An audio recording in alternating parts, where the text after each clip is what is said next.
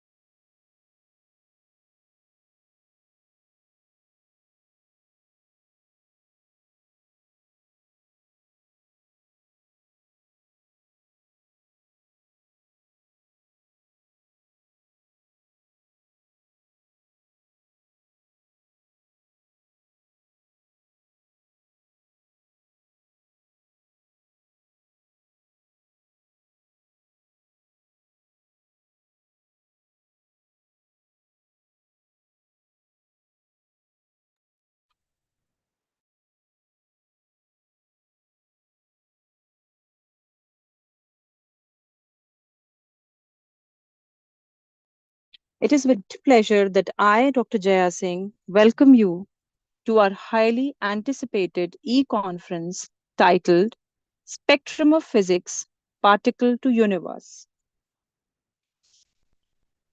Although we are gathering virtually, the excitement and enthusiasm in the air is palpable, and I'm extremely delighted to see so many esteemed participants joining us from around the world. In organizing this e-conference, we have embraced the unique opportunities that a virtual format provides. Our goal is to create an inclusive, dynamic, and interactive platform where ideas can be shared freely and collaborations can be forged without the constraints of geographical boundaries. The theme of our e-conference reflects our dedication to addressing contemporary challenges with forward-thinking solutions, and we're excited to explore these topics together. As we embark on this virtual journey over the next few days, I encourage each one of you to take full advantage of the opportunities to engage, learn, and connect. Participate actively in discussions, network with your peers, and explore the wealth of knowledge that will be shared. Now, I request Dr. Neeraj Tiwari, the convener of the conference, to deliver the welcome note to commence the events.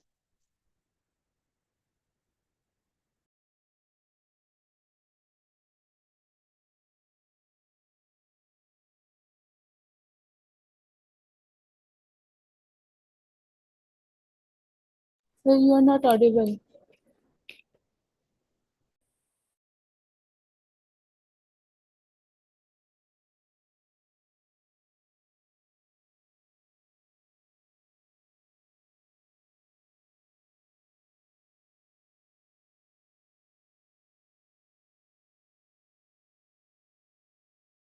No, sir.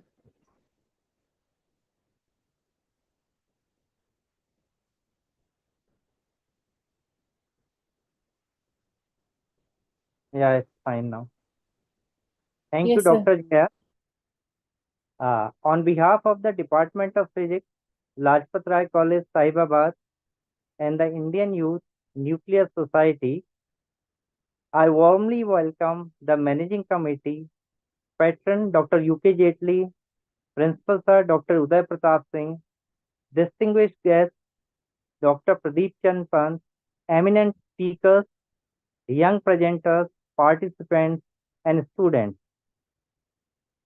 Gary Jukav wrote in the book The Dancing Woolly Masters, scientists are engaged in extremely interesting adventures that are not that difficult to understand. Technical explanations may be complex, but wondering about all that is around with childlike curiosity is full of excitement and joy. Now, what physicists do?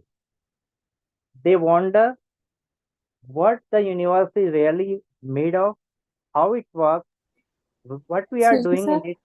Excuse me, sir. Pardon? Yes, please. Sir, there is a background noise. There is a background noise. Just can you hold for a minute? Let me check.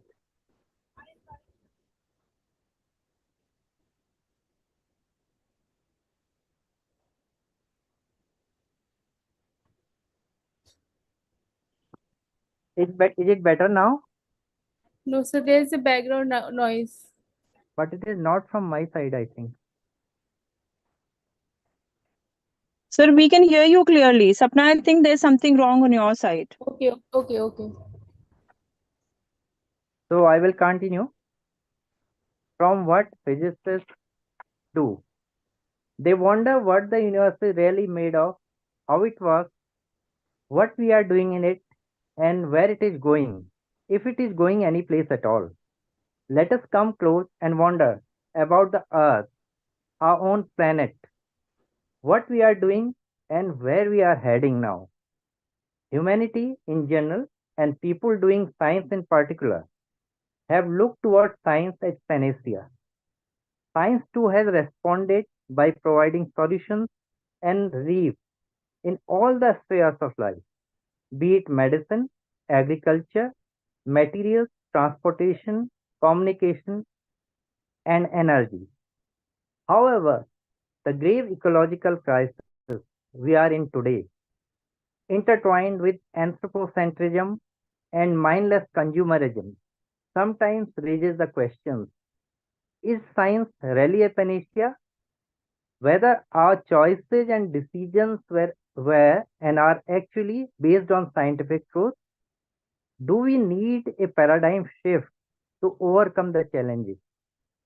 We hope that humanity and science will stand up to this challenge and work towards making the planet structurally and functionally sustainable, governed by the ecological principles of interrelatedness of all forms of matter, living or non living, and limitedness of resources and energy. With this in mind, the first day of the conference is dedicated to energy, environment, and sustainability, and it includes a virtual visit to ITER, world's largest fusion reactor project. In next 2 days, we'll embark on a journey from the large to small scale structure of the universe. We will also delve in the region of nanomaterials, metamaterials, and superconducting magnets. Deliberations on various phenomena and applications of light matter interaction will take place that will include photons, photonics, lasers, plasma, photophysics, and photodynamic therapy. The conference includes 18 invited lectures. I am very grateful to our invited speakers that they consented at our first request. I am really thank you and thankful to you. A virtual trip to ITR project is there, as I discussed earlier.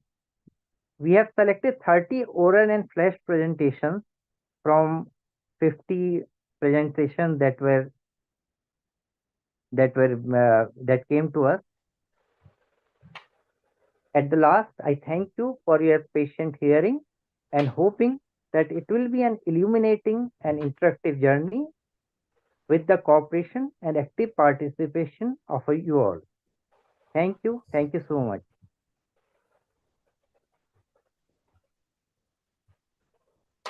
Thank you so much, sir. Your incisive tone and inspire our participants.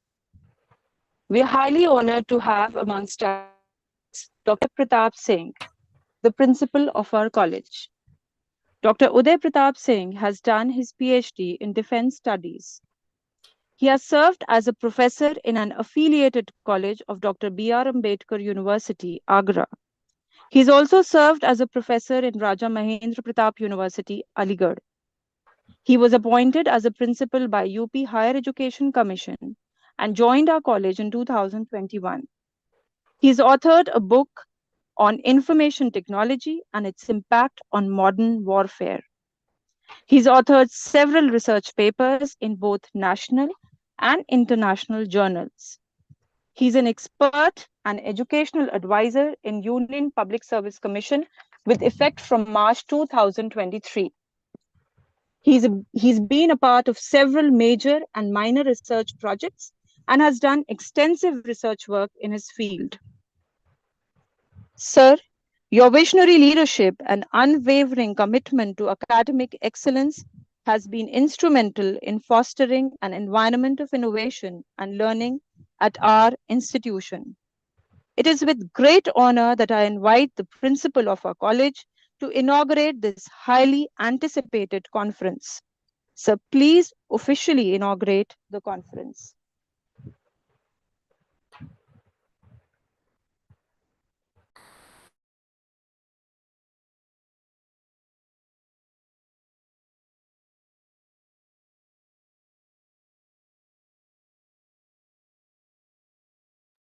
Sir, please unmute yourself. We cannot hear you.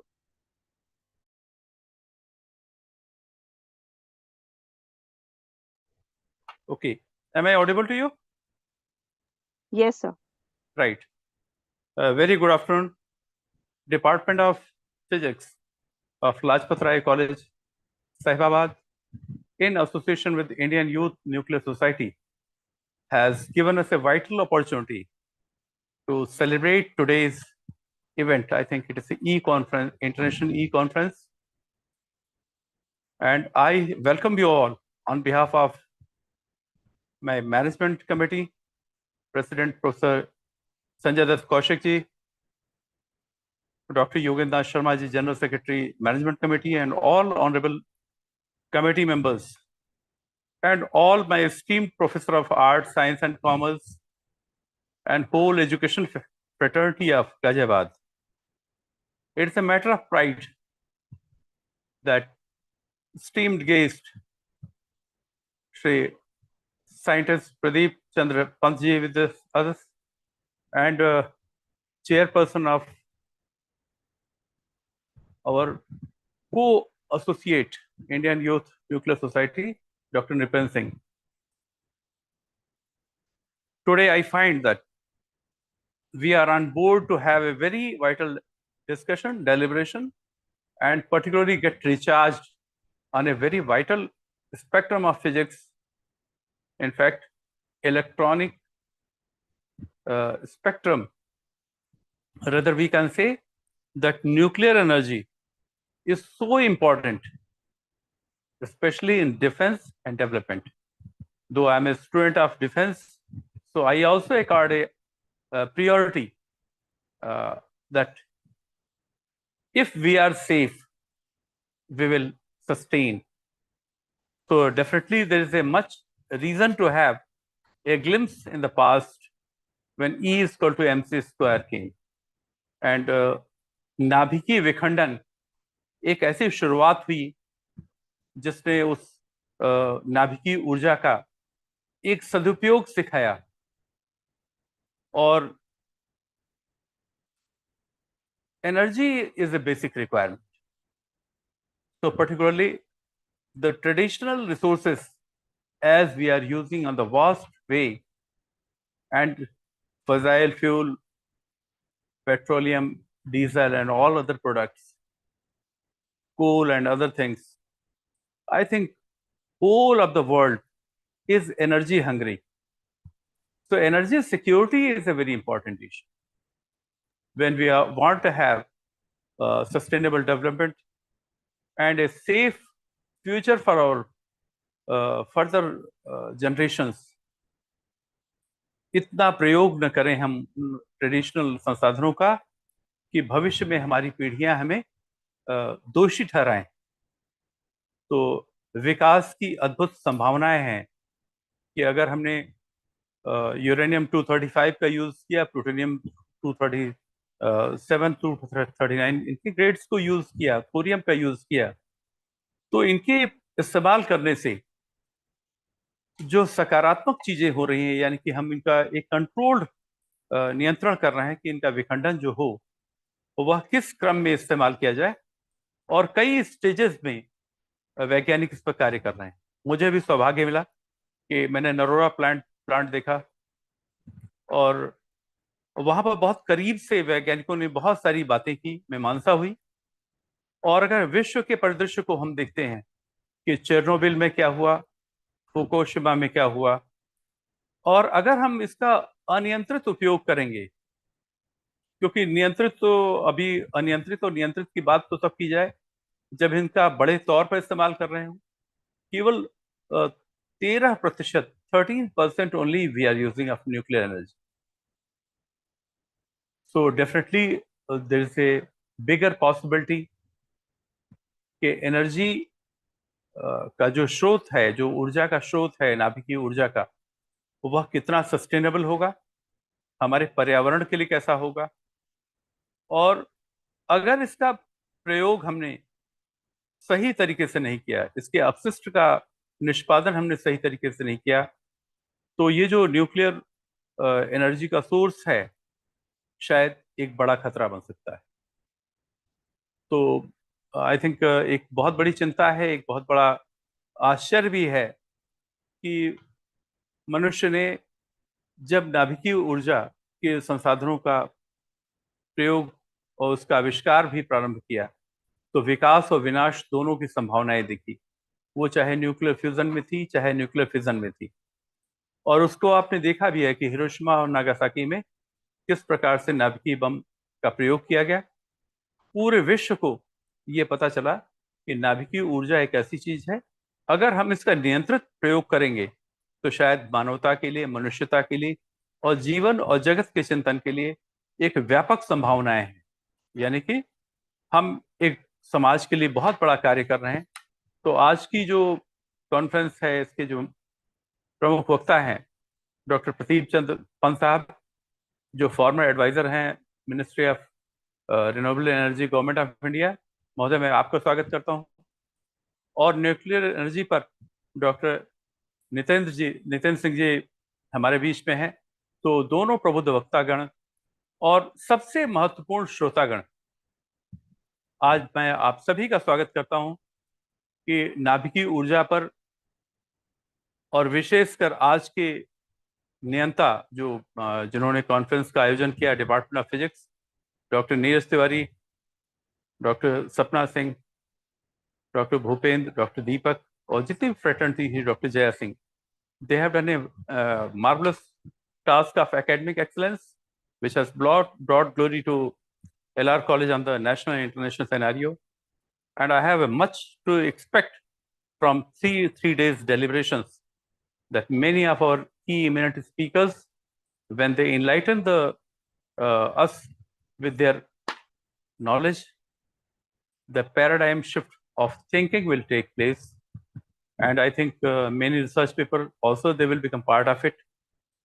So it is in fact a very much moment of proud, and I openly declare, inaugurate this e-conference. And I think time is very precious. Let me hand over mic to Dr. Jaya Singh with Jai Hind to all the my speakers, that they have provided us their valuable time. Pant साहब, बहुत बहुत धन्यवाद आपको।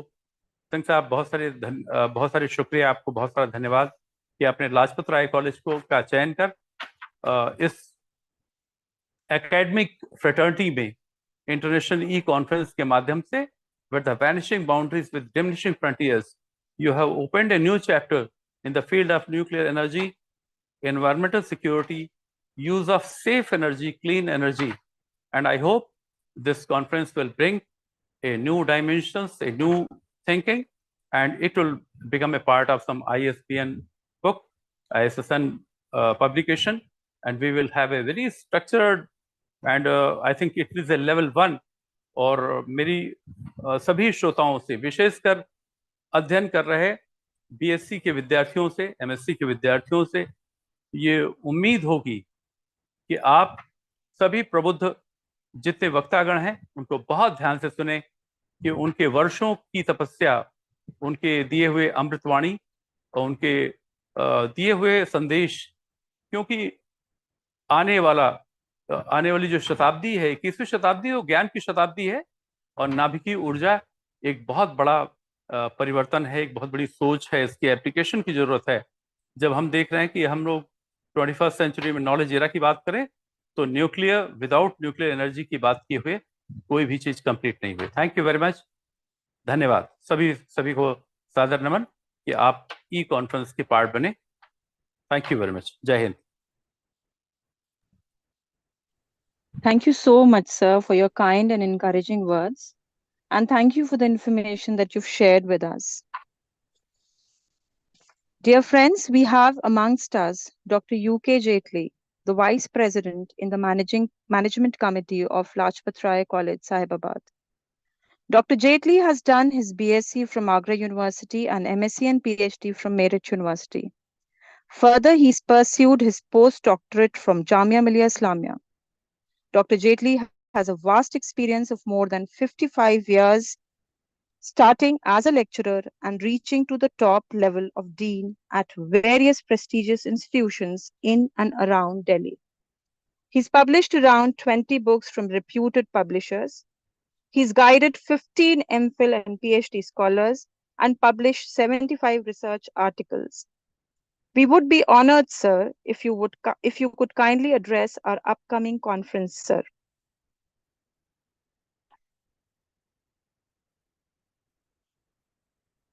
Neeraj, sir, do we have Dr. Jaitley with us?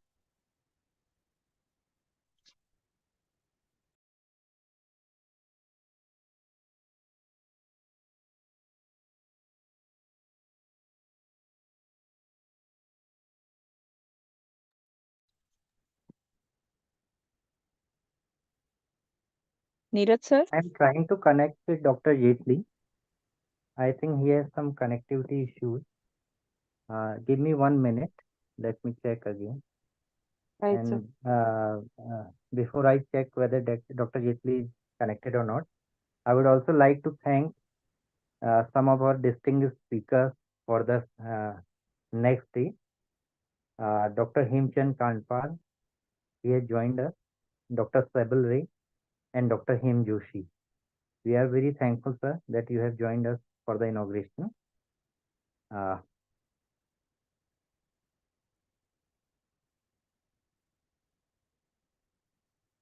I think Dr. Jaitley is not connected.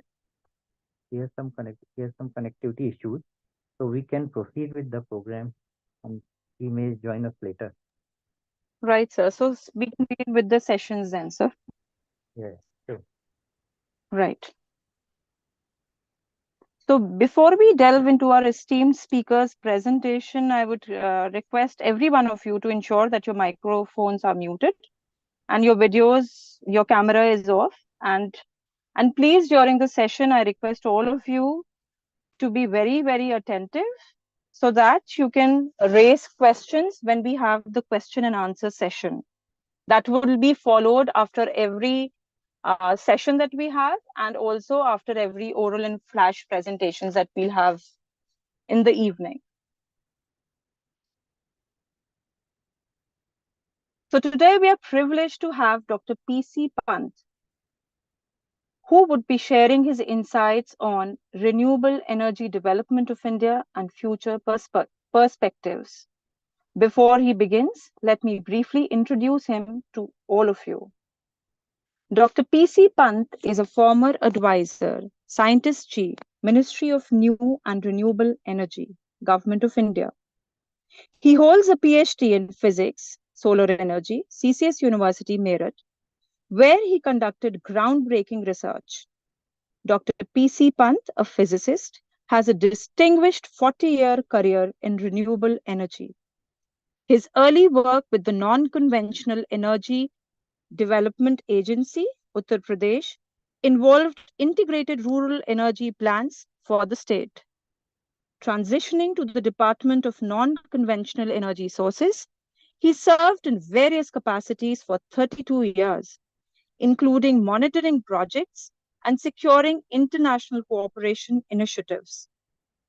He's held pivotal roles in government agencies, international initiatives, academic institutions, and professional bodies, contributing significantly to the advancement of renewable energy technologies and policy. At the National Institute of Solar Energy, he established facilities and facilitated accreditation as an ITEC training partner. His leadership in HRD activities institutionalized education frameworks and contributed to the establishment of centers of excellence. He directed the Small Hydro program, facilitating capacity addition and coordinating the establishment of the hydraulic turbine test facility at IIT Roorkee. Dr. Pant's influence extends to national committees, academic councils, and professional memberships. Sir, please honor us by commencing your speech.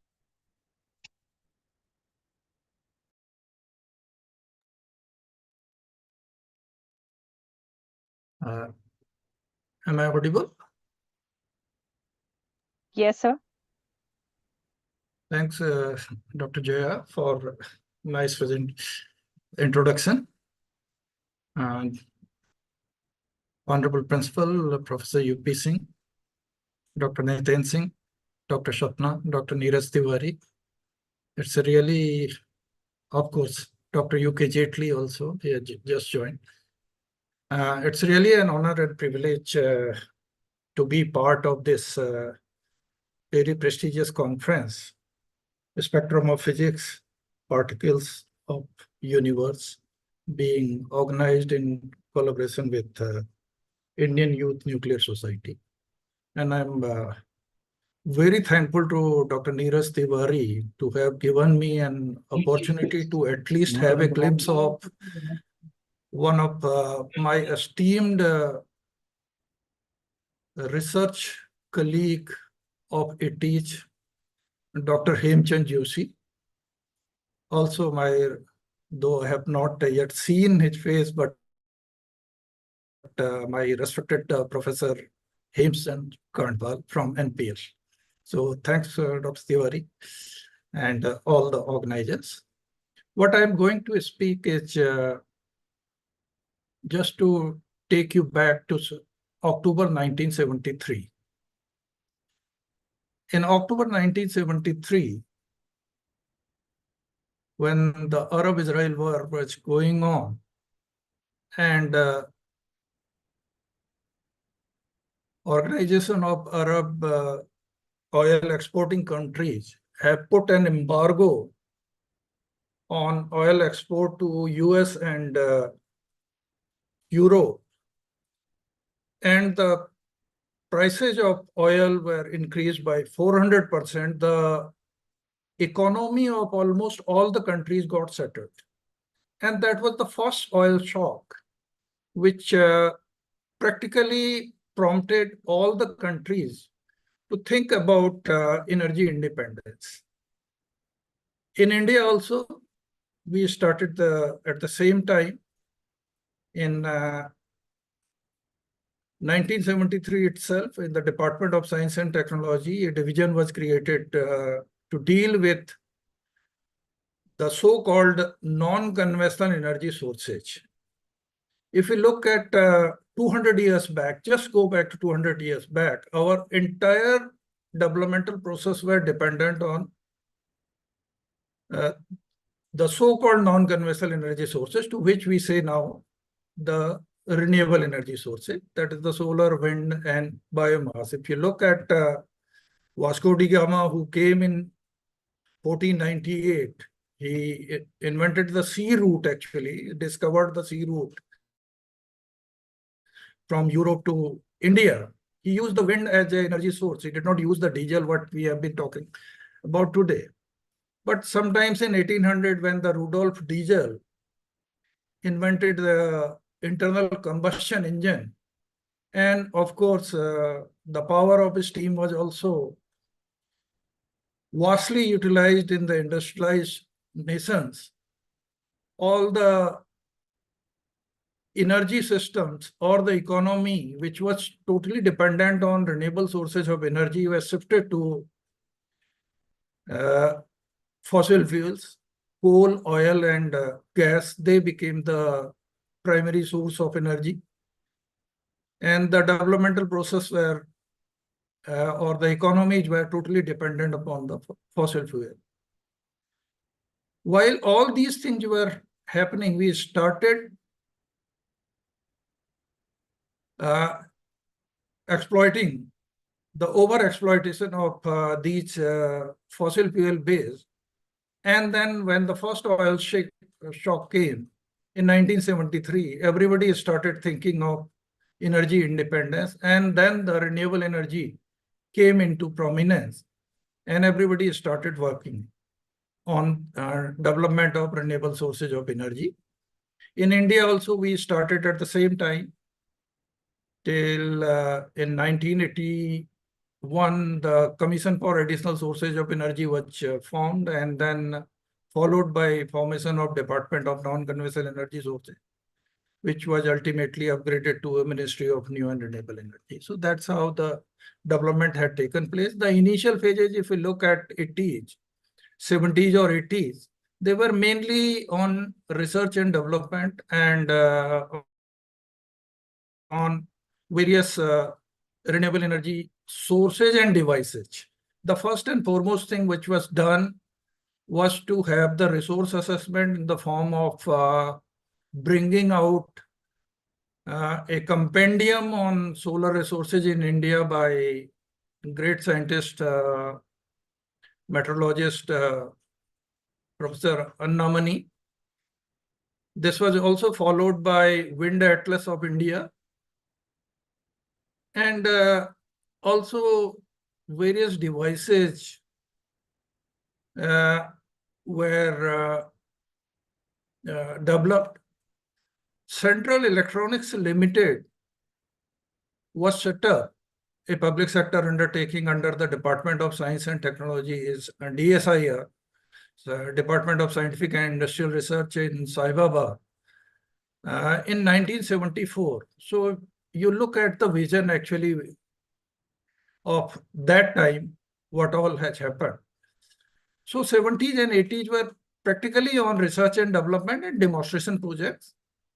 But the commercialization of all whatever we have been doing actually as part of our research activities started in 90s, early 90s, when a first IDA credit line was approved by World Bank for wind generation, grid connected wind power generation, small hydro, and of course, decentralized solar photovoltaic systems. So that was the first phase when the commercialization just started. But the paradigm shift actually which started was in 2008 when the National Action Plan on Climate Change was launched. And this all was while happening. The driving force for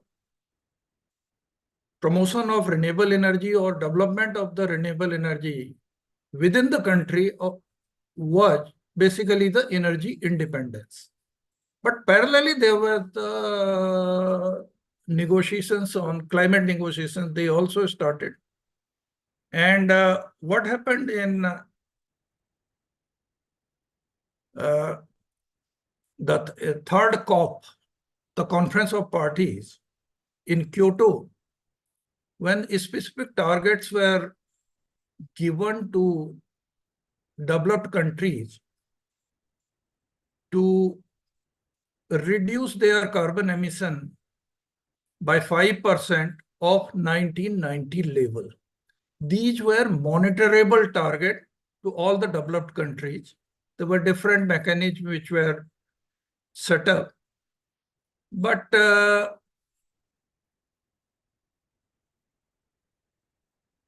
what happened when all this thing was going on, all the developed countries have also started putting pressure on fast developing economies like India, Brazil, South Africa, China, that these countries have also been emitting,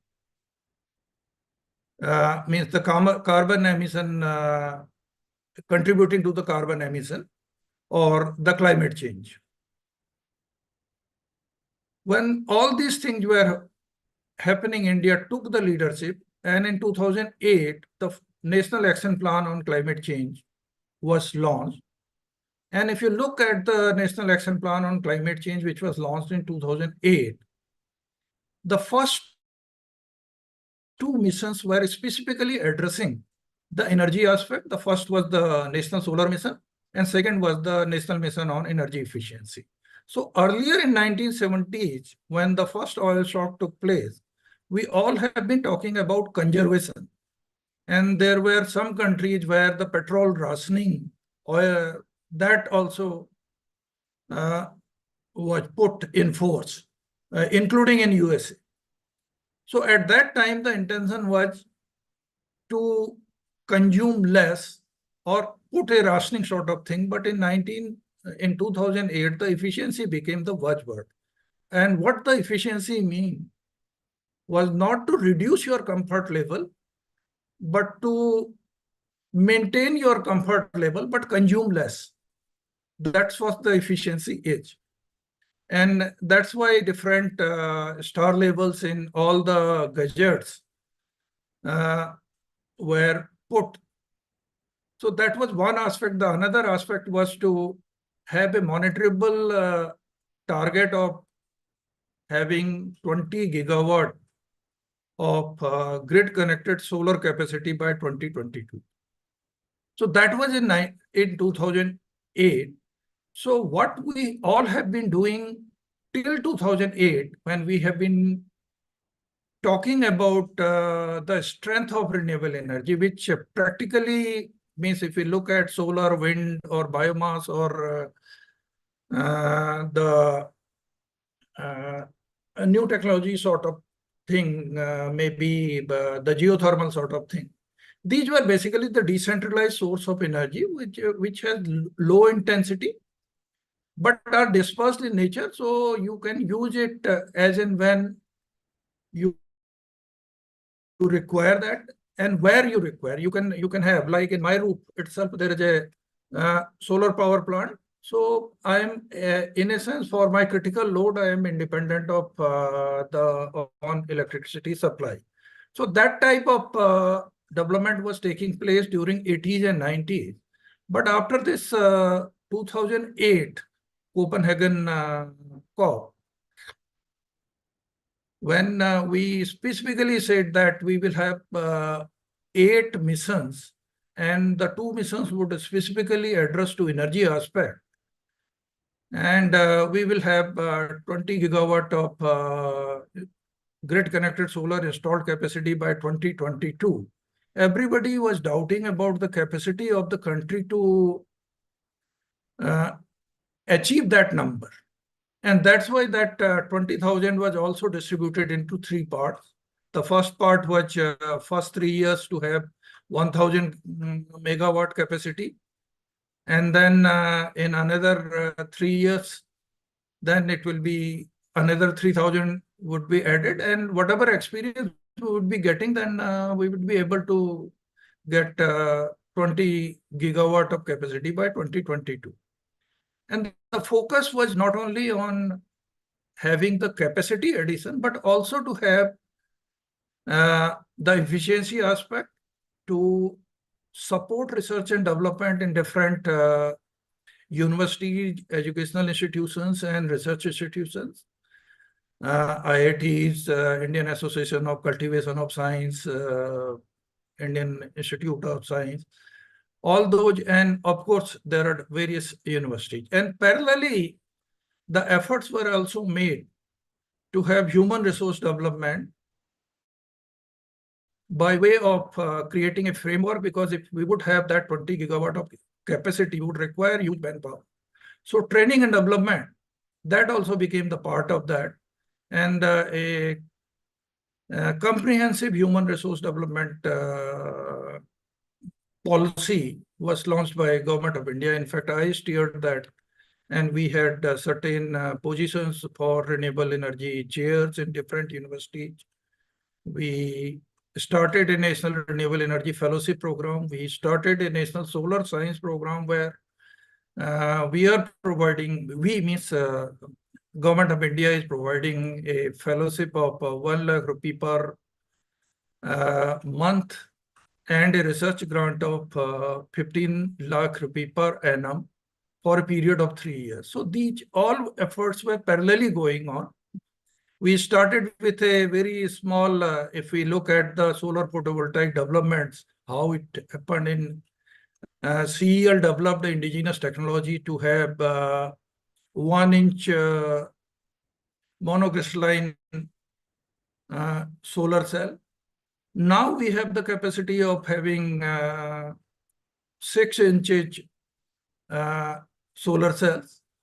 There are new technologies which are coming, which are basically the PERC type or perovskite type of solar cell. The module capacity, which was initially was of something around 10 watt or 18 watt or something. Today, we are having the modules of individual module of capacity of something around 600 watt also. So those type of developments were parallelly took place. Of course, the way the development should have taken place did not take place, and that's why now the government have come up with a policy of PLI, performance-linked incentives in which the industry is supposed to develop the manufacturing capacity within the country. Because while the 20 gigawatt, as I was mentioning, was set up a target to be achieved by 2022, and the tariff parity to be achieved by 2022. In 2015, when the Paris Convention took place, there the government of India announced to have 175 gigawatt of grid-connected installed capacity by 2022, of which 100 gigawatt would be from solar. So from 20 gigawatt to 100 gigawatt, this was a sudden jump. So a lot of debates were going on, because one aspect is to have just the capacity, but the another aspect to have the infrastructure which could support all these things. The infrastructure means whether you have the grid capacity to absorb whatever power would be generated at a particular time, because we all have to see that these sources, whether be it solar or wind, these two major renewable energy sources are intermittent in nature. That's one aspect. The second is these are definite cycle. You cannot produce solar energy at night. In fact, if we it has a pattern, means whenever the fuel is solar radiation, so whenever the solar radiation would be there, then only the generation would take place. So when all this thing was going on in Paris Convention, then in 2021 in Glasgow, we again have committed to have 500 gigawatt from non-fossil fuel-based energy system. In fact, here comes the role of what the Honorable Principal was mentioning about the nuclear. Nuclear is, of course, the integral part of overall 500 gigawatt of non-fossil fuel-based energy system. But the renewable, in fact, has the major chunk in that. The solar will have something around 280 gigawatt. The wind will have something around 100 gigawatt. And then there will be pumped hydro, there would be small hydro and biomass and all those. So all those things would take place. And when this all thing was going on, we also have to look at what we have achieved by now. What we have achieved by now is something around 146 gigawatt of installed capacity against a target of 175 by 2022. So we are lagging behind. And we have to reach to something around 400 gigawatt within the next 6 years. So a lot of new initiatives are being taken by the government. But what is the challenging thing, and what I want to flag to all the researchers who are listening to this or who are participating to this conference, is that getting a capacity or capacity addition is one thing. It's something like to cook a food and put it on a means different types of variety of food items and just put it on a dining table and tell the persons to eat. If more food is there and the capacity of you don't have the hunger, you cannot eat that. So same thing of situation may arise when you will have something around 280 gigawatt of solar capacity, and it would be generating something around 250 gigawatt of generation maybe at 12 o'clock or 1 o'clock at daytime, and you will have around 300 gigawatt of coal-based thermal power generation capacity, and it's maybe generating something around 150 to 160 gigawatt, because you cannot come down, bring it down more than that. So you will have total available power at that time maybe of 300 gigawatt. And if the demand is not there, because your demand profile and your generation profile are not matching, the generation profile is something different. And one more thing is, because for all the capacity, the renewable capacity which we all have been putting up, the fuel is free. And that's why it's makes sense that the plant should not be shut down. And coal capacity or the thermal power capacity, you can reduce up to certain level only. And that's why you will have more demand at that time, while your more generation at that time be like that. And what will happen? Your grid will become unstable. And that's why if we look at the overall scenario, what other efforts are being taken? The other efforts are being taken that we all have started working on introducing large scale battery storage capacity. And when we are talking of large scale battery energy storage systems, then the control becomes very important. So the research on the material of battery means particularly we have been working on lead earlier. Now we have started working on lithium, but the lithium availability is less, and so we have started working sodium ion batteries. And we are also working on flow batteries, zinc air batteries. So the different types of chemistries we all have been working on, but the control becomes very important. So the electronics part of it, that becomes the key actually of integrating the battery energy storage system with the grid. So that's the one aspect on which all our research fraternity have to work on. Second is now we all have been talking about the electric vehicles, because at daytime, when most of the vehicles are parked in the parking area, and at that time, they can also provide us an artificial load in the form of charging of the battery. And if need be, at a time, it can also export the power generated power from to the grid. So that type of thing. So that's why while BESS as part of integrating with the renewable energy, large scale renewable energy parks, then the electric vehicle also becomes the part of overall thing. And then we all have been talking about green hydrogen. And green hydrogen is also the part of holistic planning process. So all this thing is now being thought of. And when we have set up a target of 500 gigawatt of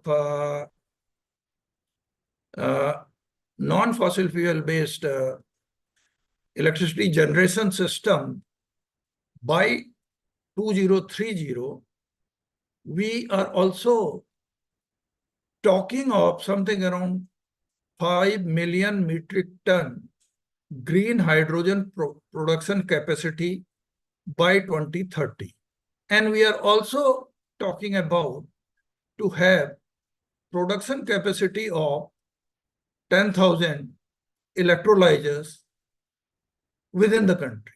So all these things combined are putting a challenge basically, because if we look at today, our per annum installed capacity, what the new capacity we have been adding to the grid is something around 2,000 to 3,000 megawatt or 2 gigawatt to 3 gigawatt. And we have to add something around 120 gigawatt in next 6 years, meaning by something around 20 gigawatt capacity is to be added. And for that, we need to expand our grid system.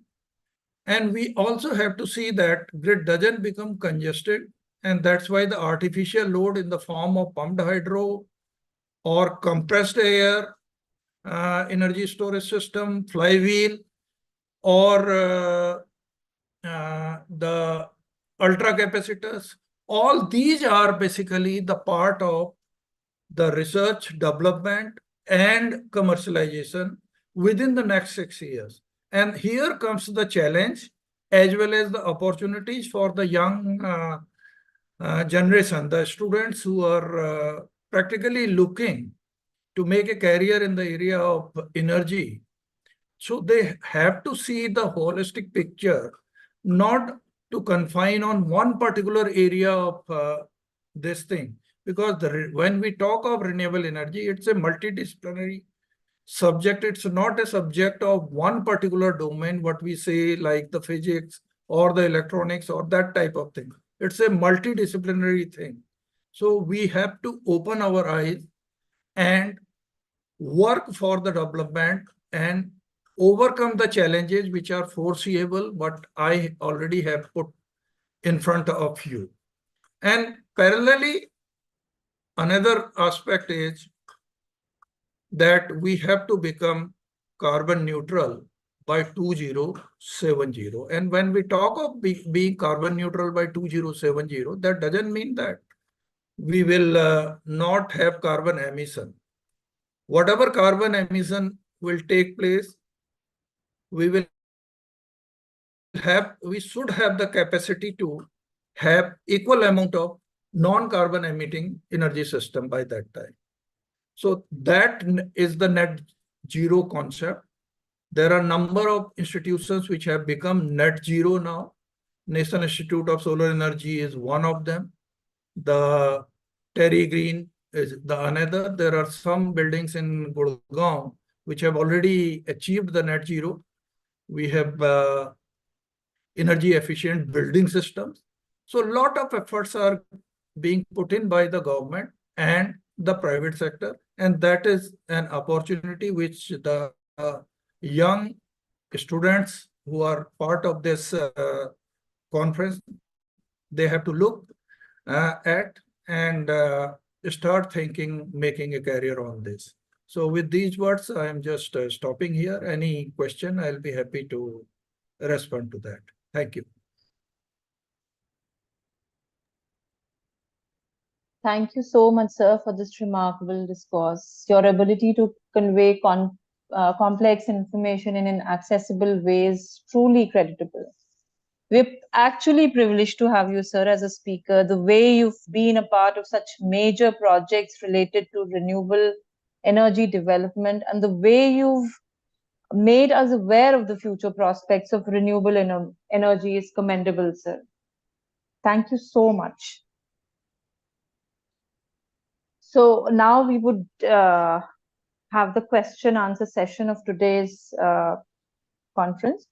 The audience, please feel free to ask any questions. You can write them down in the chat box regarding the session that has been just conducted, right?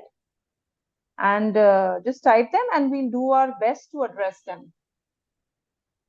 It's a request. Please, let's make the session interactive and informative.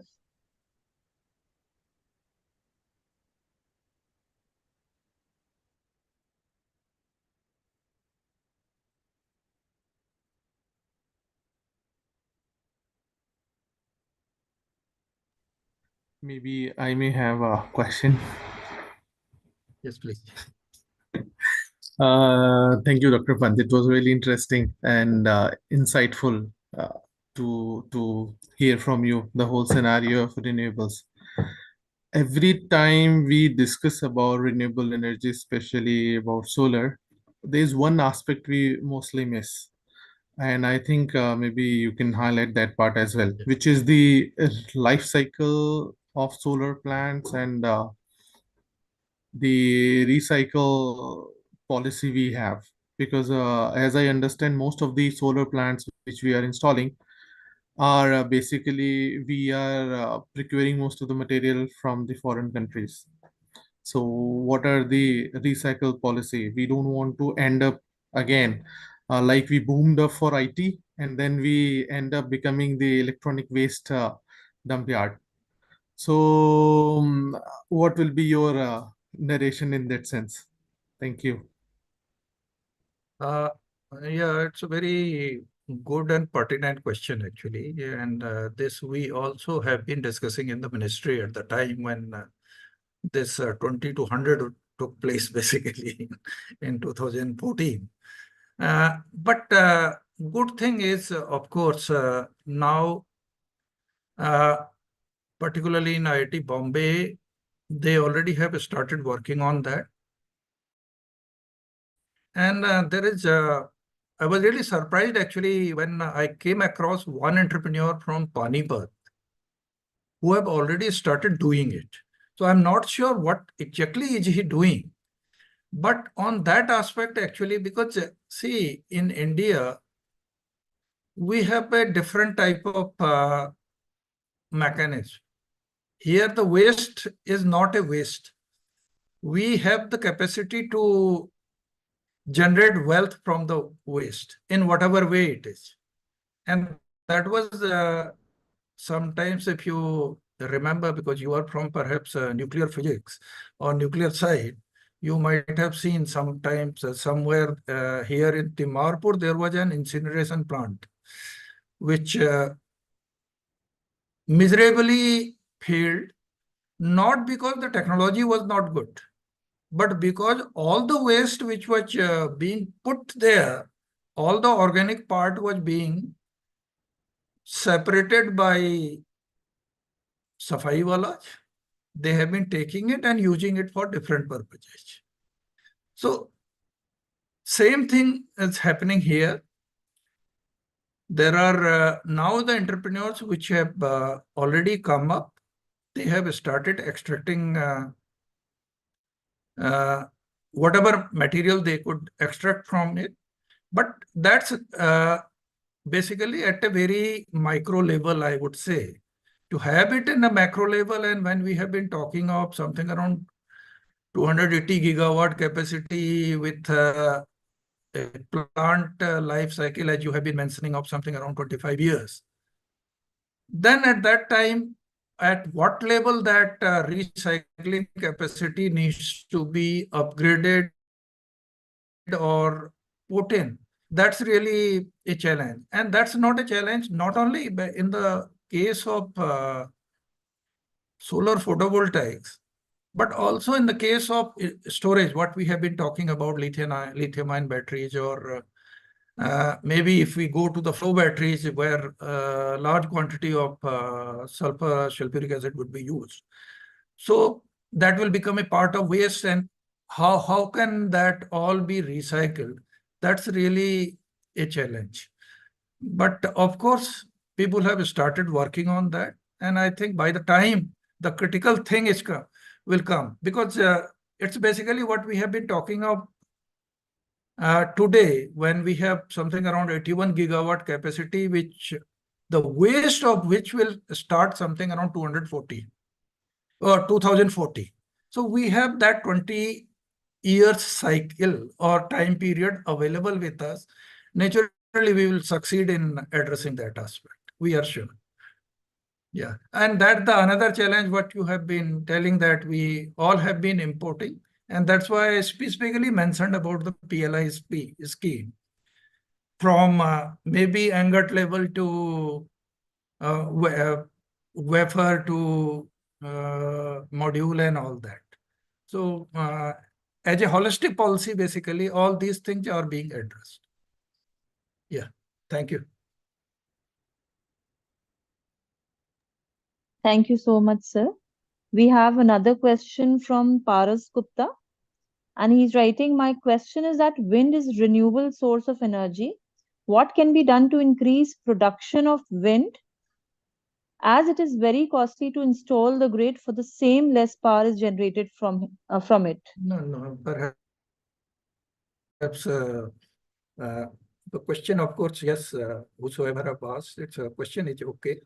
But as far as the wind part is concerned, wind to some extent, rather wind and solar both now, the efficiency have increased. Now we have a wind turbine of capacity something around 2.5 megawatt. Earlier it was 500. 5 kilowatt or 500 kilowatt, something that type of 0.5 megawatt. Now we have wind capacity, turbine capacity of 2.5 or 3 megawatt also. So efficiency level is already achieved. The challenge is practically the wind is also site specific. Unlike solar, basically solar has a widespread distribution, but wind is site specific. And another thing is basically very costly to install. No, in fact, it is lesser than now the thermal power. So that's already there. The PLF, which used to be something around 20 to 25% at one point of time, today has gone up, even up to some are claiming something around 41%. I'm not sure whether it is practical or not, but no doubt 30 to 35% is being achieved within the country. And the power generation, the tariff has also come down to something around 2.5 to 3 rupees per unit. So wind that way is already a very competitive source. And now we are also trying to have offshore wind power plant. And once that part is really started, then perhaps we will achieve the another milestone in the wind sector. That's what it is. There is I see there is another question. Is there any method by which we can use our sustainable resources in right way so that it will not create problem? In fact, this sustainability aspect, Dr. Nitin Singh had put in a different way. Because see, whatever we do, there will be one aspect and there will be the another aspect also. On the one hand, we have been talking about climate change. On the other hand, we have been also talking about waste management. The right way is, of course, not to go for overcapacity, particularly at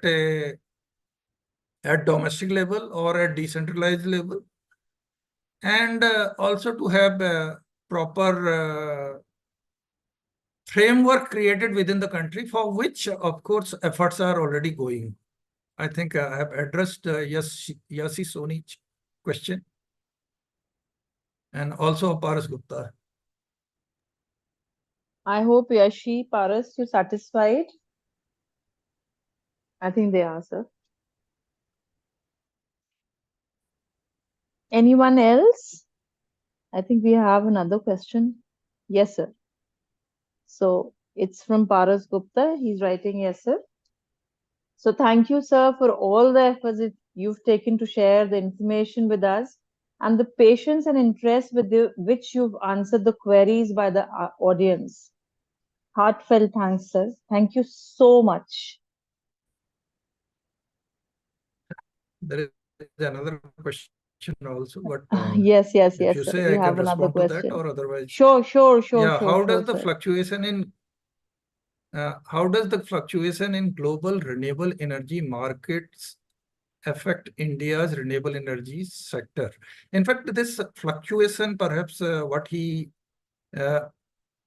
means is the supply chain mechanism, basically.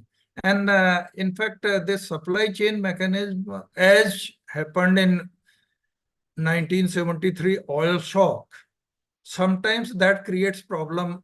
And that's why we have been talking about the self-dependence in production.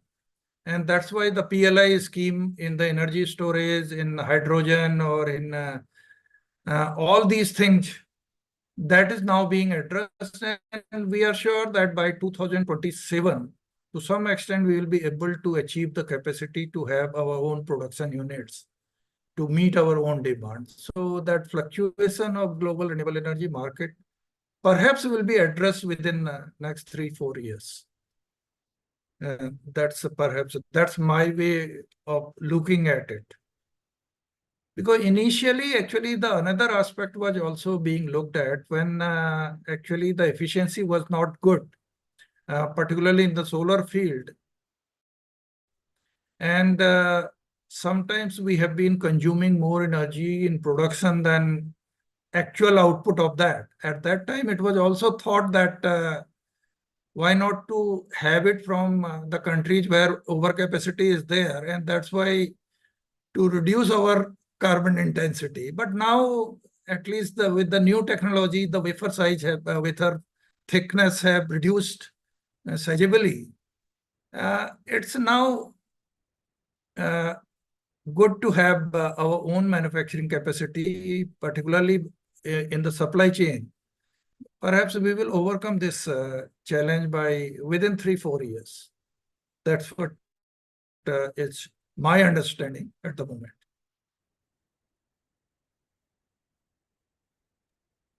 Right, sir. Thank you, sir. Thank you so much. So thanks a lot. It's really good to have be here. Thank Sir, you. sir, the pleasure is all ours. It was really, really great to have you with us.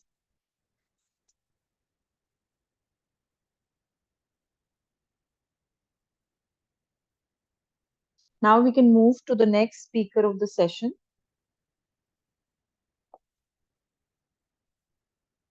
It is my pleasure to introduce our esteemed speaker for today, Dr. Samyak Munot.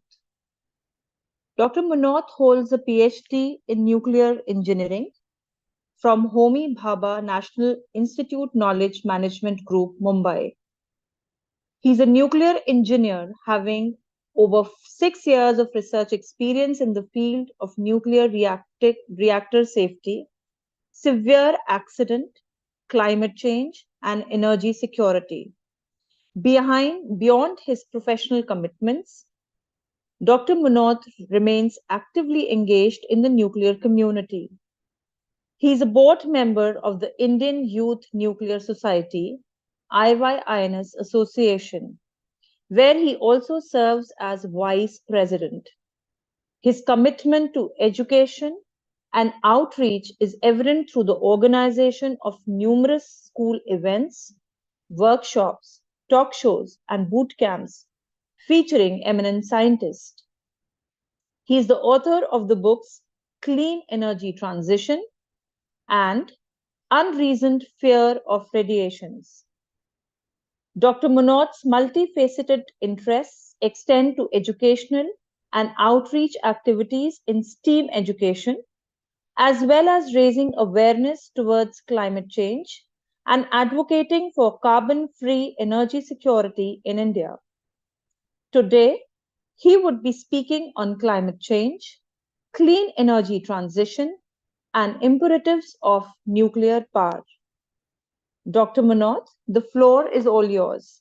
Sir, please proceed with your speech.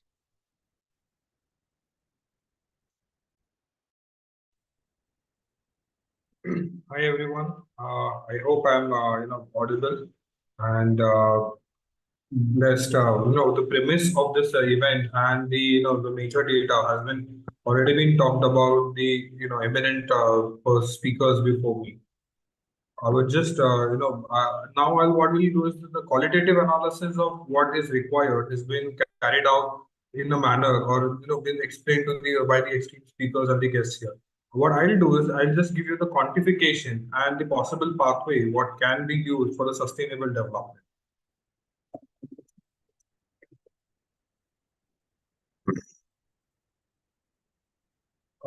Just a minute, I'm just sharing my presentation.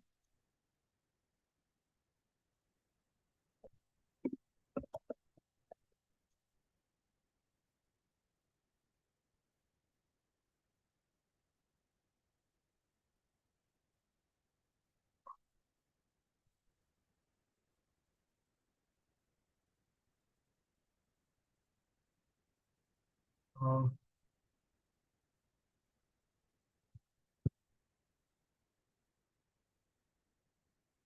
I would request Dr. Sapna, can you just look into the the permission for the sharing? It's not.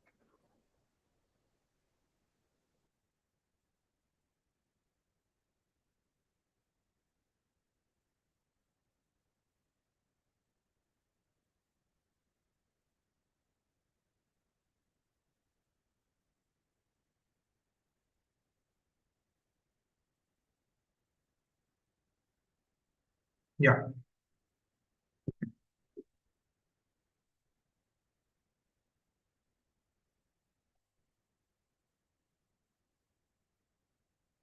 Uh, is my screen visible? Yes, sir. Yes. Yeah. So, I'll just sum up in a manner, just if you can look at the right side, these are the current highlights of the news what you have made today. Some 16 villages have actually submerged in sea level due to the climate change. 4 districts already have gone in below by 2050 we have already crossed the limits of 1.5 degrees Celsius, nearly crossing 1.5 degrees Celsius. I think there was a recent news which said that we have already crossed 1.3 degrees Celsius for now. And definitely we can say that the global warming era has ended and the global boiling era has started. This was one of the very, title which will intrigue me.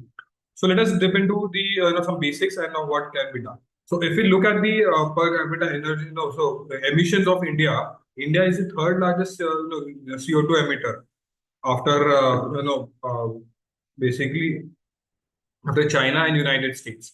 And from this, the majorly is emitted by coal in windmills.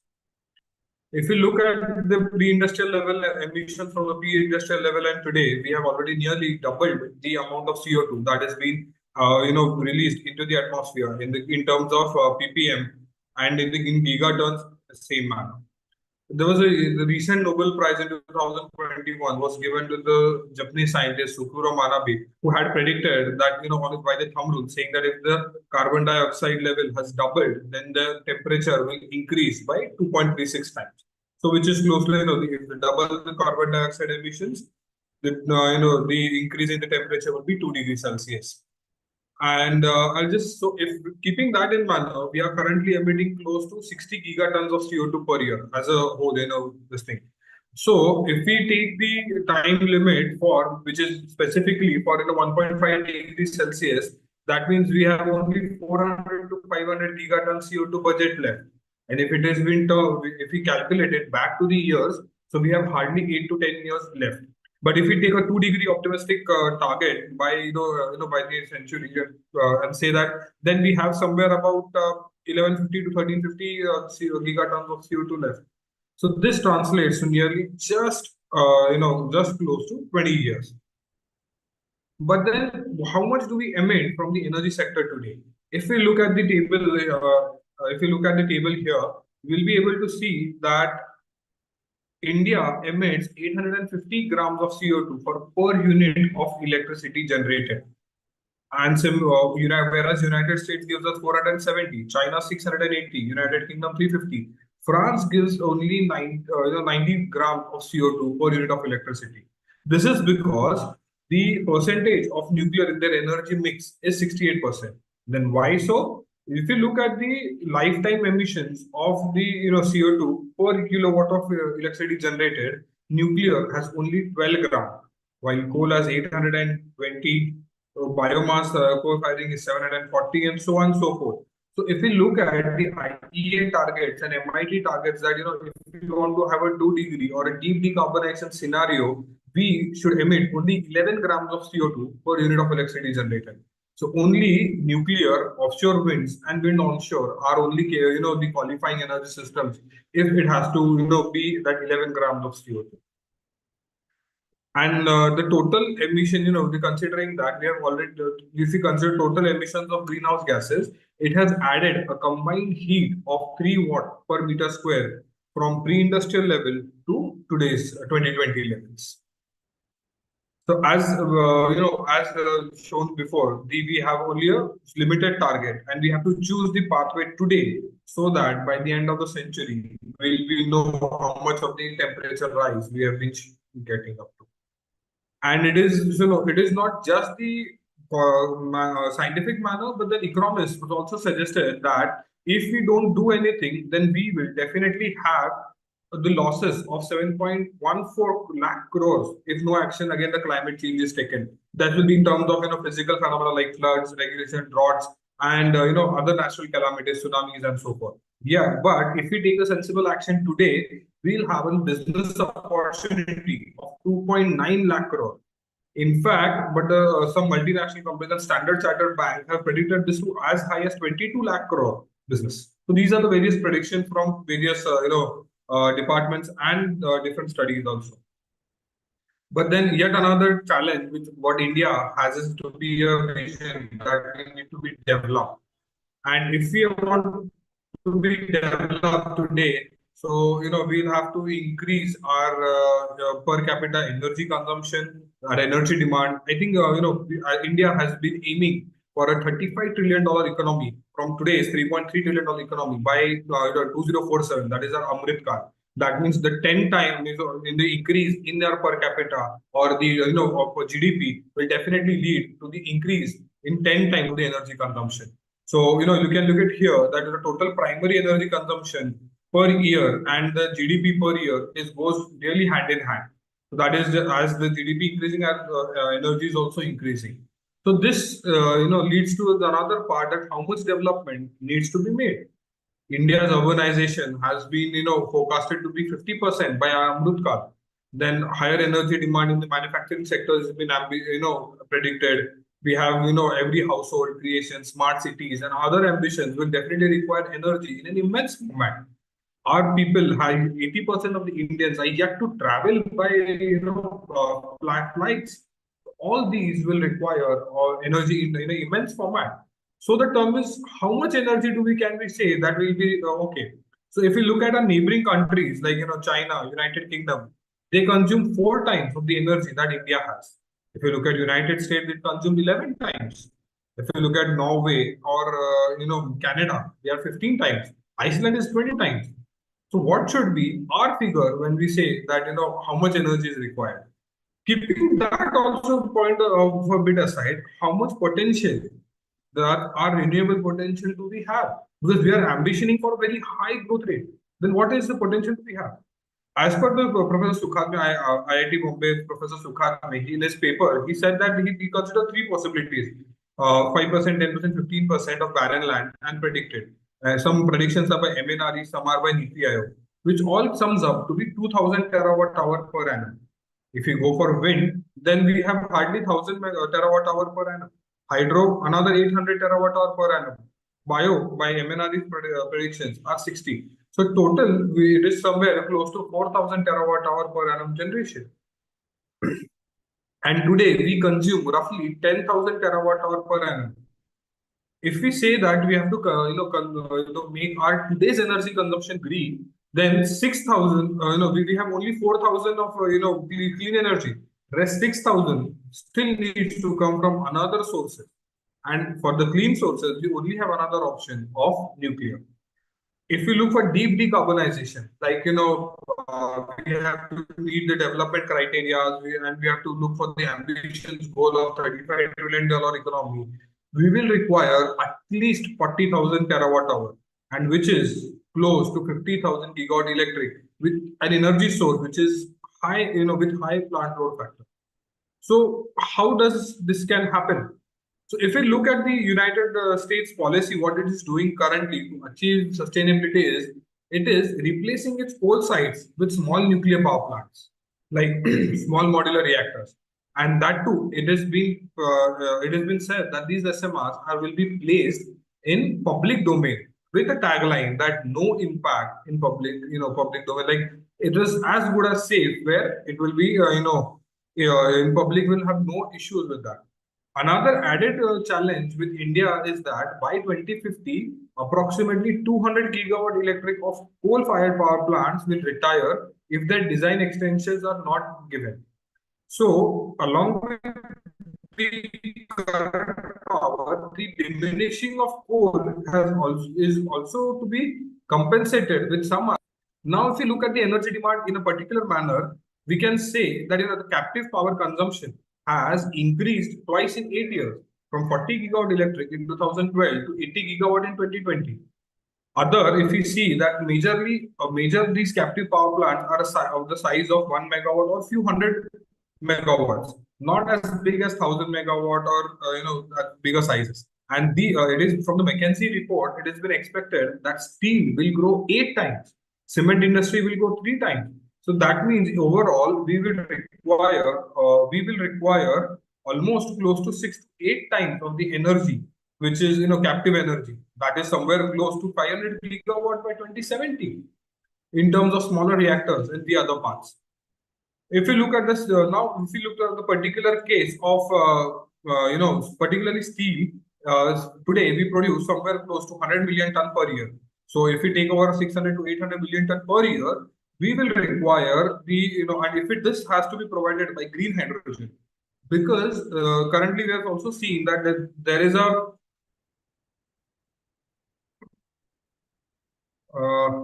currently we have also seen that there is a green hydrogen demand is increasing because carbon border adjustment mechanism is in place. That means this will basically allow other import and export to charge more on how much of the carbon dioxide is being emitted for making per kg of steel in this particular manner. So that means it is not a marketplace where you can sell steel using coal. That is why we need to have green hydrogen in place of coal there. So we'll require somewhere closer to 42 million ton per year, and of hydrogen, that is which will correspond to which will correspond to somewhere 300 gigawatt electric of nuclear. Similarly, for transport industry, if we see from 2005 to 2020, in last 15 years, it has grown at least 3 times. From cumulatively from 2 exajoules to we are closer to 5 exajoules and more than that. So if we consider a modest 4% growth, then by 2050 we'll have a 3-fold increase. That is the minimum what we is anticipating, like 3 times increase. So if we consider in this particular manner, we'll require another 100 million ton of green hydrogen just to cater our transport requirements. And if it is from nuclear, we'll require 600 gigawatt electric from nuclear. The other, the biggest challenge what we have been facing today, or this Bangalore has currently faced, is the supply of clean water. We have been already informed that we are in the water stress level, and in some years we'll definitely be in the water scarce level. Thus, we require a dedicated desalination plants in particular system so as that the clean drinking water is provided for all the parts of India. So how much, looking at this particular potential and how much can nuclear provide? So we have said that how much is currently present there. So if you look at today's current operations, we have 22 units operating, and this is closer today. They provide almost 23 units. One has recently been added to the grid. So today this totals up to be 8 gigawatt. And the ambition of the DAE is to have 100 gigawatts by the end of the century. But yet, if we consider that we want something closer to 5,000 gigawatt, and we are ambitioning for only 100. That means we require an phenomenal or pivotal change in our energy strategy. So then why don't we increase the basic question is, what if we increase the number of sites for the nuclear power plants? But it comes with certain constraints. We require basically a large size conventional reactor requires a 16-kilometer zone of emergency planning. That means, for every reactor, we'll require a 16-kilometer radius.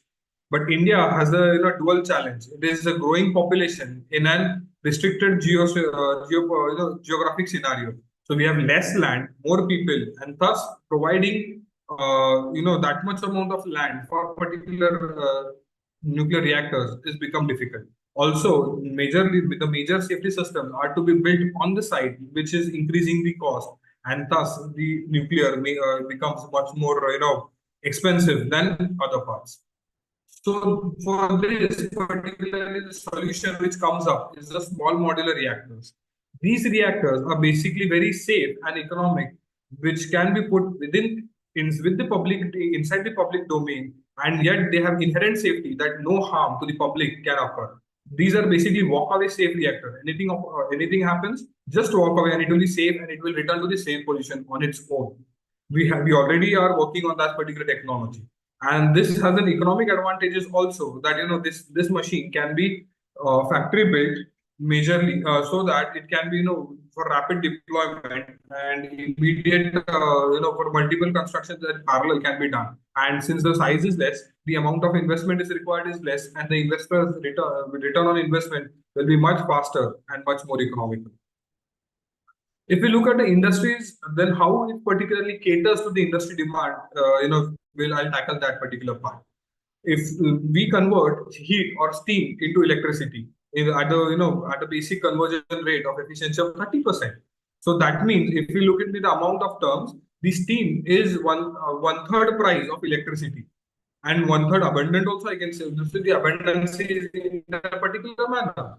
So these reactors can actually cater where for steam also separately and electricity separately. So where there's only heat is required, the direct heat provision of heat would reduce the cost of per levelized cost of heat by one third, and which makes it much more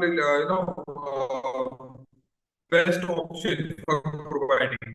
For example, if the primary output is heat, then you can see that the levelized cost of heat is only $37 to $61 per megawatt of heat. Particular scenario, then so how much would be the size of the reactor? This criteria comes from the safety criteria. So if we say that at the end of the EPZ zone, the dose limit is 1 millisievert per year. If this criteria has been shifted to plant boundary, that same criteria if we get at the plant boundary, then back calculation suggests that the size of 300 megawatt thermal or somewhat closer to 100 megawatt electric is much more suitable for small modular reactors. That means the reactor of the capacity of 100 megawatt electric in multiples can be placed in one domain in one series, and yet will be more safer than a larger reactor of the same cumulative same size. If you look at the footprint, what is required, it is only 250 by a schematic footprint. It is the anticipated footprint, which is only 250 meters by 250 meters, much smaller than the other conventional area. So it can be placed in captive scenarios, like for a smaller portion like Talcher power plant. The current existing coal-fired power plant is generating 460 megawatt. Yet, if you place some SMRs like 4 into 100 and plus 2 into 100 can be fit in this particular area, we'll have 600 on the same land. Thus, we are increasing the energy produced per unit area also. If we look at thermal power station, it currently produces 1260 megawatt. But the SMR criteria, what we said, can make 14,800 megawatt. That is higher. If we look at the current Nalco power plant, which is a captive one, it is anticipated that 6 into 400, that is 2,400 megawatt electric can fit in this particular area. And one of the best sites, one is like SMR models Upur site, which is closer to the in a southern region. It is said that 12.8 gigawatt can be fitted in this particular area. Beyond that, current policies have also agreed for micro, like reducing the fuel load, radioactively simplified its regulation and stated that these can be placed if we choose particular highway. The highway corridors can be used, filled with micromodular reactors, and these can have a particular aim of creating green hydrogen, or a dedicated application oriented can be generated in this particular manner of the micromodular reactors. Just so, so how much of the comparison of the socio-economic I've tried to take into consideration of socio-economic impact also for the business and booming, and how much of the energy energy is required, money is required, and employment and direct and indirect employment social benefits are also targeted. So if we consider 25 crores per megawatt electric for SMRs and MMRs, this total captive power investment is closer to $1.25 trillion. And for green hydrogen, the total will require somewhat $1.5 trillion. That means if we total this up, this is closer to today's total GDP. But it provides thousands of direct employment in the reactors as well. And more than 5,000 per reactor indirect employment, like townships are built, construction is built, maintenance is there. When townships come, it comes with some grocery stores, other things. So these indirect employments also increases. Along with that, welfare and CSR activities are also very much prominent there. So a nuclear reactor not just brings the energy to the table, but it is bringing business, social economic benefits, employments, and local vendors into the picture, because the number of what it is required is in tens thousands. If we're going for the smaller reactors, definitely we'll have to have thousands of reactors in place, not just couple of 10, 20 or so. So it will require not just large industry players, but also MSMEs, local vendors, Make in India, definitely increasing the per capita and the GDP, what we are intending to. So at the, then how much energy can nuclear particularly provide? If we look at this particular stage, initially the Dr. Bhabha had planned a 3-stage program, where initially we are using uranium in PHWRs, generating plutonium, and then using plutonium in stage 2 for generation, and thorium along with that, and generation of uranium-233 for stage 3. So by the end of the final stage, it is envisaged that 10 gigawatt electricity from the first stage and 42,000 gigawatt electric years, that means almost close to 4 lakh terawatt hour from second stage can be generated. And if we are targeting the energy production, and we are targeting 1,55,000 gigawatt electric years, which is closer to 14 lakh terawatt hours from stage 3. So if we consider 100 years, we'll be able to provide 18,000 terawatt hour per year for 100 years continuously, just by domestic nuclear reserves. And this can be enhanced using our import of the fuel, what we are currently doing. Just to generate a scenario of how much rate difference, what we are talking about, LCOE, levelized cost of electricity. Today, so this study was carried out by NALCO, and that not NALCO, in NIAS Bangalore. They said that the supercritical code is somewhat costing 5 rupees 46 paisa. But the moment we add carbon capture storage system to capture greenhouse gases, the cost becomes 11.16 11 rupees for 16 paisa. Natural gas is costing 2 rupees 78 paisa, but the moment we add carbon capture storage, the rate goes to 8 rupees 48 paisa. Solar PV is giving 2 rupees 47 paisa, 48 paisa. But the moment you add the battery, it goes to 11 rupees 47 paisa. Wind 2 rupees 40 paisa. The moment you add storage, it is 11 rupees 40 paisa. Nuclear, however, is giving currently the cost of 5 rupees 20 paisa.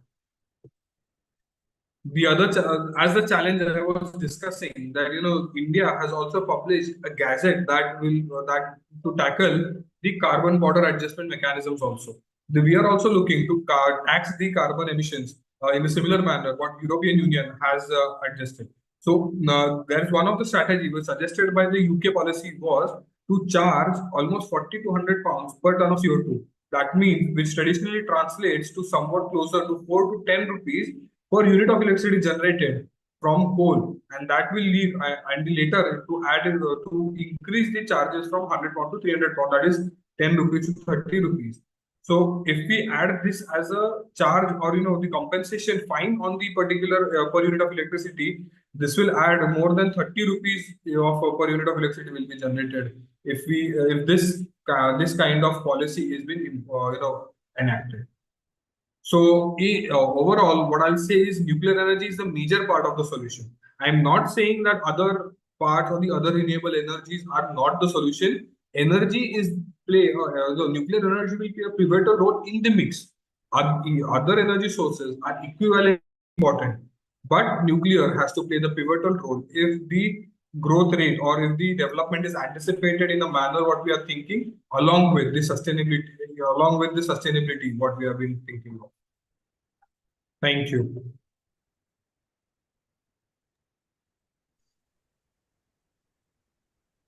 Thank you, sir. I express my heartfelt gratitude for this captivating presentation.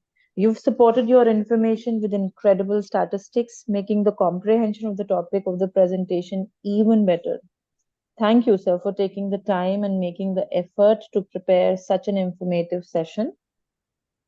Now, I would ask the audience to please put up your queries.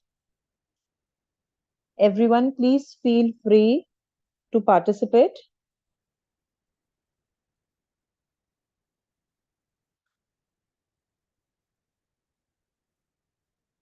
So we have one question in the chat box that is from Pawan Pathak. And he's writing, what role does public perception and education play in the acceptance and support of nuclear power as part of the clean energy transition?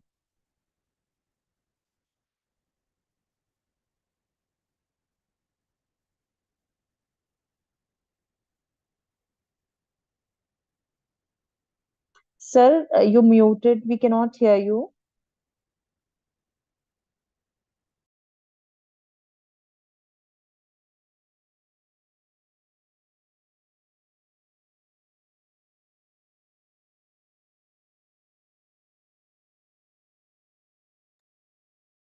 Sir, you still muted. Yeah, sorry. Yes, Public perception plays a huge role in this particular nuclear expansion scenario because what we are talking about is that nuclear playing or nuclear reactors to be placed closer to the public domains. Like, if you see a coal-fired power plant, it has it has people living around outside 1 kilometer of the energy, 1 kilometer of the restricted zone. We only have 1 kilometer available area outside the plant. So if you are going to replace coal-fired power plant with nuclear, then we'll have to ensure that public are not scared of it. This perception plays a very bigger role. And basically, I would also like to stress that people, nuclear is a carcinogen or in any form of radiation which will have, directly lead to a cancer and eventually death. This is a mythic, this perception is definitely a myth. It is just the cherry picking of science. We have been working on this particular domain also and published a book of the unreasoned, it's called the unreasoned fear of radiation. And several facts and formulation, facts are being presented there, stating that the radiations are not harmful below certain level, that is 200 millisievert. And if you want to, just take a scale of that, outside reactors, we have a limit of, we keep limit in the scale of microsievert. And what we are claiming is 200 millisievert. That means it is the 1,000 times even extra stringently safe what it is claiming. Just for a fun fact to add this here, very few public know that if you eat a banana every day, you will get more radiation than staying closer to a nuclear power plant for a year. That is actually the scale of nuclear radiation outside the reactors, and that is the safety what is maintained for the reactor specifically. Thus, the public need to be aware that this was one of the political scenario or the nuclear, so basically having to predict and to show that the nuclear is a carcinogen or is a radiation phobia was an oil conspiracy before, so that the oil industry should flourish and nuclear will have with a limited domain.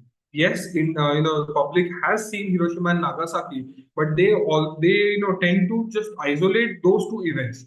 If you look at that event closely, those were intended for bombings. And that is where the destruction was anticipated. And to be going more deeper, you can say that 85% of the energy from the atom bombs were blast and heat energy, which would have been in any other form of bomb that would have been dropped there. So this particular comparison people are not aware of, and that is the reason why the fear has been ended. Not just fear, I'll say it is a phobia. That is, people have unreasoned fear kind of been settled in the mind. What are the most contagious impact of nuclear energy to our environment? In this particular manner, I will say that we follow such a stringent safety in terms of nuclear mining, from mining to management of disposal of waste fuel, also in such a manner that having a leakage or an environmental impact is close to zero. And also, I'll stress here that India always goes for a closed fuel cycle, unlike other countries of once through cycle. That means what it happens is India recycles its spent fuel and removes the radioisotopes which are useful. This what it allows us to do so is the at the end of the complete cycle we are left with only 1% of the fuel what we started before, or 1% of the waste what we started before. Thus, we have a very smaller amount of nuclear waste compared to the other countries, and that too have the geological repository storage can be done. The other part is that public opinion to be built for decisive decision making. Nuclear energy specialization to be promoted institution. Definitely, the youth of today will have to be the torch bearers, and because they are the bridge from the yesterday's generation and to the upcoming generation, so that the correct information about the nuclear energy will be transformed to all the generations, and in good policy decisions can be made. Because understanding of how much is the people how much the phobia is there will devise the policies on how much nuclear expansion will take place. Why, instead of only working to curb emissions, can't we work on building back forests to genetically engineer trees to increase CO2 uptake and O2 release? Definitely, we can work for that. We have to work for that. That is one of these solutions. But today, the amount of CO2 that has been already posted into the environment is a bigger challenge. Reducing it in a domain we have to reduce it drastically and significantly. Also, the emissions are inevitable in a manner. If we want to develop, then emissions are inevitable. So we cannot we cannot go back. Or else, the simple thumb rule is, if we are not emitting, then we are not developing. Then we'll have to stop our development here itself. Is it safer to use coolant pressure for reactors? Might the pressure vessel fail? No. The safety analysis are so well and the safety codes are so high that it can definitely it is measured, and it will not fail in that particular manner. Even if it fails, there are multiple domains. The nuclear reactor works in defense in depth mechanism and also in redundant. Even beyond pressure vessel, also there are multiple safety layers which contain domain. And for the specifically, if you are looking for small modular or micro modular reactors, the severe accidents can be, the reactors can be designed in such a manner, then severe accidents are eliminated by design. That means the probability of happening is zero, technically zero. And thus, such kind of failures will not occur in smaller and heavy reactors. But in comparison, I'll stress here that that does not mean that bigger reactors are unsafe. They have their own purpose to serve. Smaller reactors have their own purpose to serve. Since the energy demand is much higher, we'll have a different. We need to have all the possible scenarios. Sir, how safe is the process of mining of fissile ore in India? Definitely, the SOP is much more policy driven, and each and every safety measures has been taken. We have been mining uranium from since a very huge amount of time. And India is this country where not even an incident has been reported. Accidents are very far away. That is the reason why we have a very secure and safe security culture around in India. So definitely we are looking towards a very good and promising scenario of the nuclear development. How does nuclear energy affect climate change, and how do we make nuclear energy safer? Okay, I'll give an analogy which I gave, before. One of my friend gave me. He asked today if Airbus is coming up with a newer kind of aeroplane today. Do you go and ask them? So you have a newer model. Is it much more safer? And if it is so, then does that make your earlier model unsafe? The same analogy applies here. Nuclear energy is already safe in every aspect, in every domain. In fact, a report from USA says that we are expending much higher just to make nuclear reactor safe beyond limits. And that is the reason why. And for the climate change, how does it affect? It is in the life cycle of a nuclear reactor, it is emitting only 12 grams of CO2 per unit of electricity generated, as compared to 812, close to 850 grams of CO2 from coal or other fossil fuel ones. So if we have more energy from nuclear, then the overall emission from the energy sector will reduce. And if you have the other, so the provision of heat, hydrogen from nuclear, then the subsequent subsequent GHG emission will also reduce.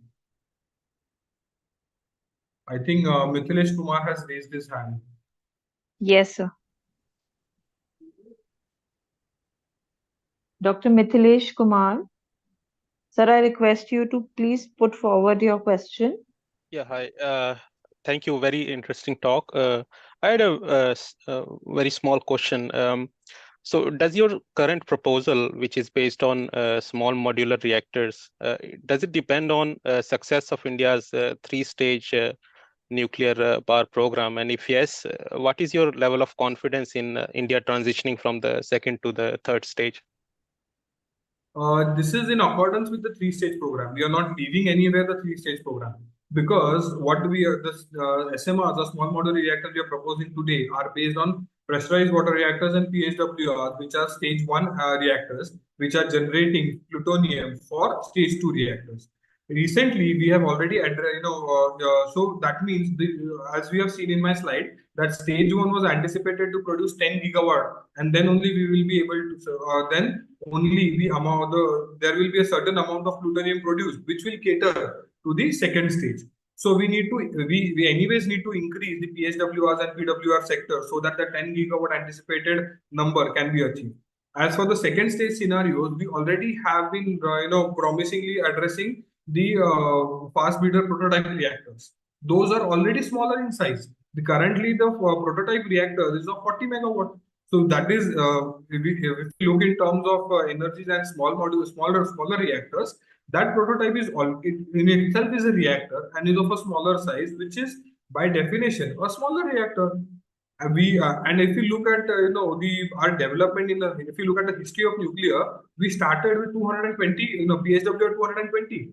By definition, today it becomes a small reactor. So we are not deviating anywhere from our previous history. We are just continuing it and modularizing it so that the safety is enhanced, and then it can be placed in public domain and rapidly multiplication can be done. Currently, we were making one reactor at a time. Rather, we are saying that if the modularization is being done, then a factory assembled assembly line can be given so that the deployment is faster.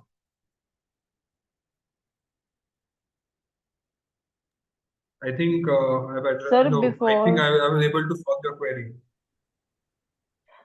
Sir, we had Dr. Nitendra Singh, he had put his hand up. Sir, has your query been resolved? I think his chat was in the chat box. No, Mithilesh Kumar has had asked the question, and Yeah, Dr. Neeraj Tiwari is raising his hand. Sir, there was sorry, I one had previous hand raised as well. That was of Dr. Nitendra Singh. I think he's put his question in the chat box though. No, I just replied to a comment. Nothing.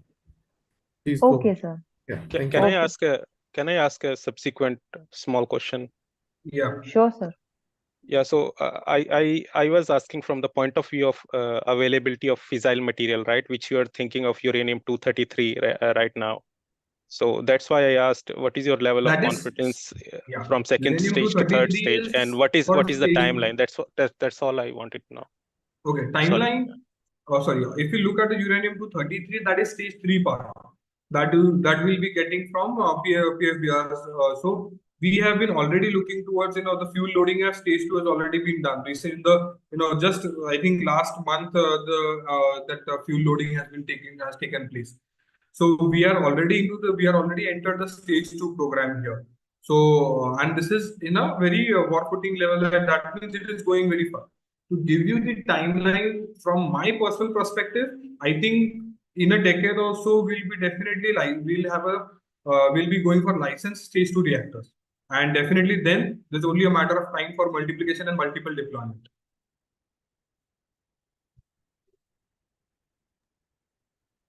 Dr. Neeraj And if Tiwari you're- has also yeah. raised his hand.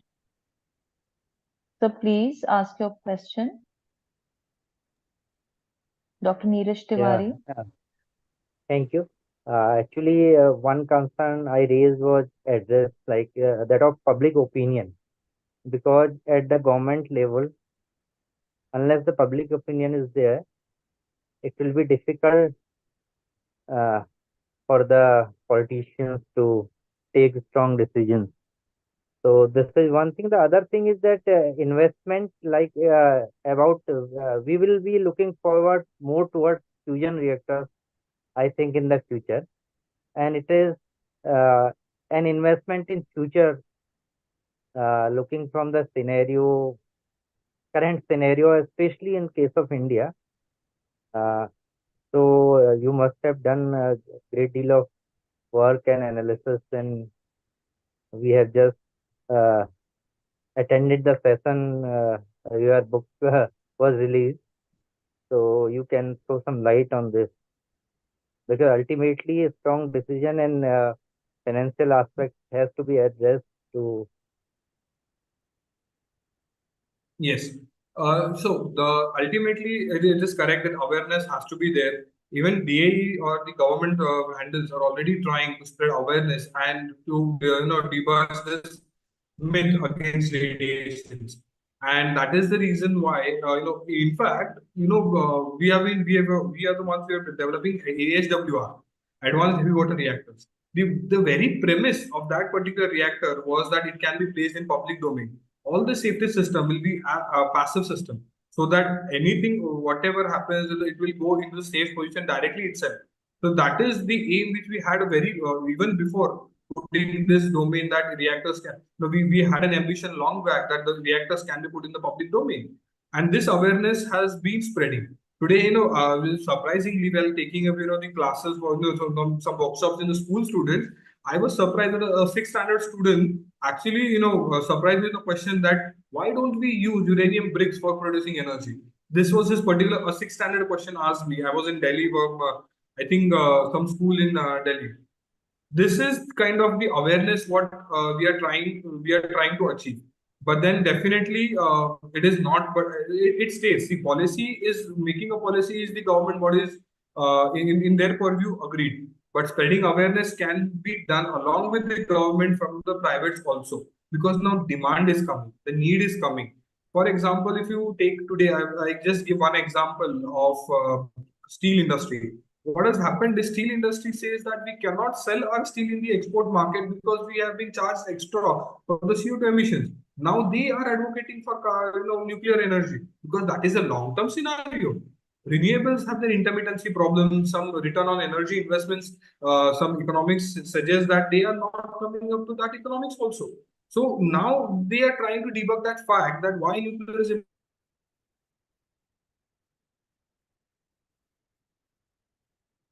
the major highlight was 21 countries said that they'll triple their nuclear domain, 3 times what they have been already producing.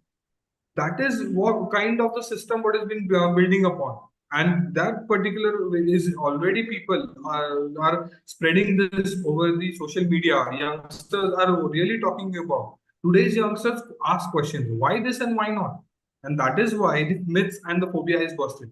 Along with that, it is, as I said, that it is the responsibility of young generation people along that to actually read at the facts and spread the particular one, because we are the bridge between the the policy makers which are sitting, which are the past, and the coming generation, the future.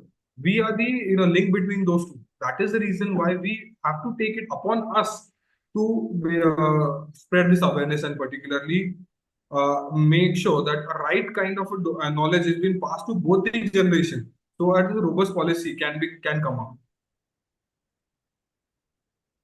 Thank you. And I think IYNS is also doing a great deal of work in this direction. Definitely with support of institutions like you and giving us this platform is the way that we have been targeting to take this venture forward. Thank you. Thank you, sir.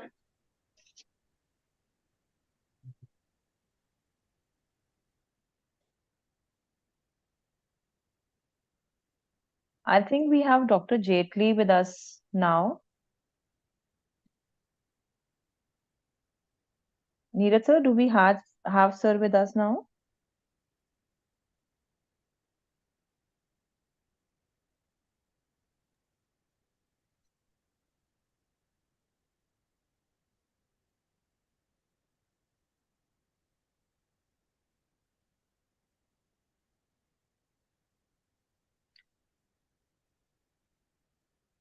Dr. Jaitley, sir, are you connected? I think he's connected. Sir, I can see him. He's joined the meeting, but since he's not responding, so can we start with the next presentation then? Okay. Yeah. He has sent a small address that we can read out. It is okay.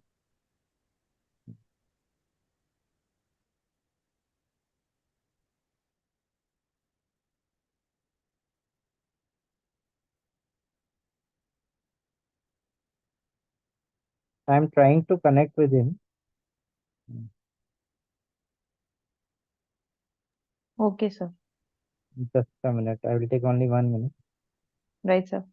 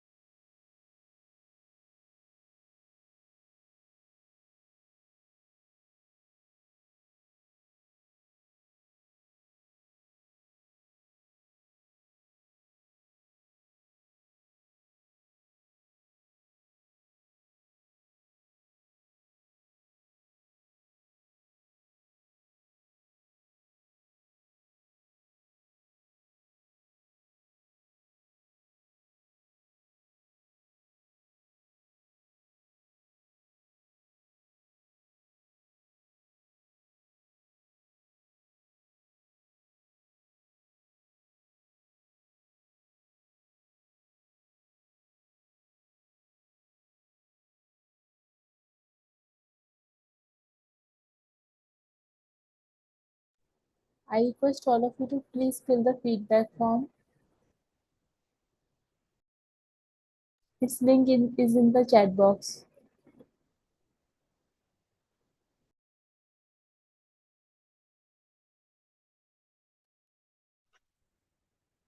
It seems we don't have Dr. Jaitley with us at the moment. So we'll begin with our next session.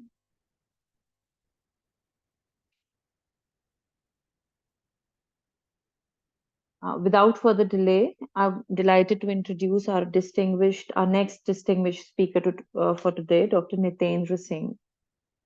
He is a nuclear engineer with expertise in nuclear safety and design, working at ITER organization as a project associate responsible for the safety assessment of tritium breeding blanket systems. He holds a doctorate in nuclear engineering from Homi Bhabha National Institute, India, a master in nuclear engineering from University of Paris, France, and a master of technology in nuclear science and technology from the from the University of Delhi, India. He has management diplomas in nuclear energy management from IAEA, Austria, and in nuclear knowledge management from the Moscow Engineering Physics Institute, Russia. His technical expertise includes nuclear severe accident management, nuclear safety design, and passive systems, tritium breeding blanket systems, and advanced nuclear reactor core design. He is the only scientist in the country who has performed the hands-on experimental program on melt-water interaction towards the design of indigenous core catcher. In addition, he is an avid speaker on advanced nuclear systems, fusion technology, nuclear and fusion policy, and climate change actions. He is the founder of the Indian Youth Nuclear Society, IYNS, and the Women in Nuclear in India Association, that is WIN India, and he has co-founded the Women in Fusion International Organization. Sir, we are so eager to hear from you. Please commence your discourse as per your convenience. And the title of today's session is Role of Nuclear and Fusion in Clean Energy Transition. Thank you, Ms. Chair. Thank you so much for this kind introduction. And first of all, I'd like to congratulate and thank the team of Lajpat Rai College, especially Dr. Neeraj and Dr. Sapna, to host this interesting session. I think my job is already made easy by my fellow speakers, Dr. Pant and Dr. Munod. I think they have very nicely highlighted the role and policy required in the discussions already ongoing in the country regarding renewable energies and nuclear technology per se. And I really enjoyed the questions session, and during the question, someone actually addressed the fusion as well. So I won't go in the policy kind of discussion because as a student, I feel we should be focusing more on why all of this first is all about, why the people or policymakers are actually trying to figure out whether we should go for fission, whether we should go for fusion or solar or wind, and what is the key question here and where we actually get to play our part. So that's the narrative with which I would like to engage with all of you. Nothing so complicated, I would say. I would try to keep it as simple as possible. So first of all, why we are doing it? My main concern comes from the climate concern. All the fellow press speakers have mentioned and highlighted the role of climate change. And they have also mentioned that what is going to happen in the current scenario or current global scenario of global warming or temperature rise or greenhouse gas effect. But there are few points which I want to share with you. First of all, on your left, my left at least, I hope your left as well.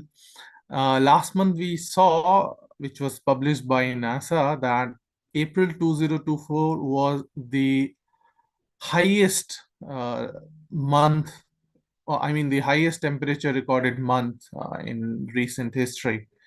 which is already plus 1.32 degree since the pre-industrial average temperature which we have seen. And this is a matter of concern because we want to limit it to 1.5 degree by 2030. And why we want to do this, maybe you can understand on the figure on your right. Just to give you an example, if we reach by 1.5 degree, then the average drought length per year will be about 2 months.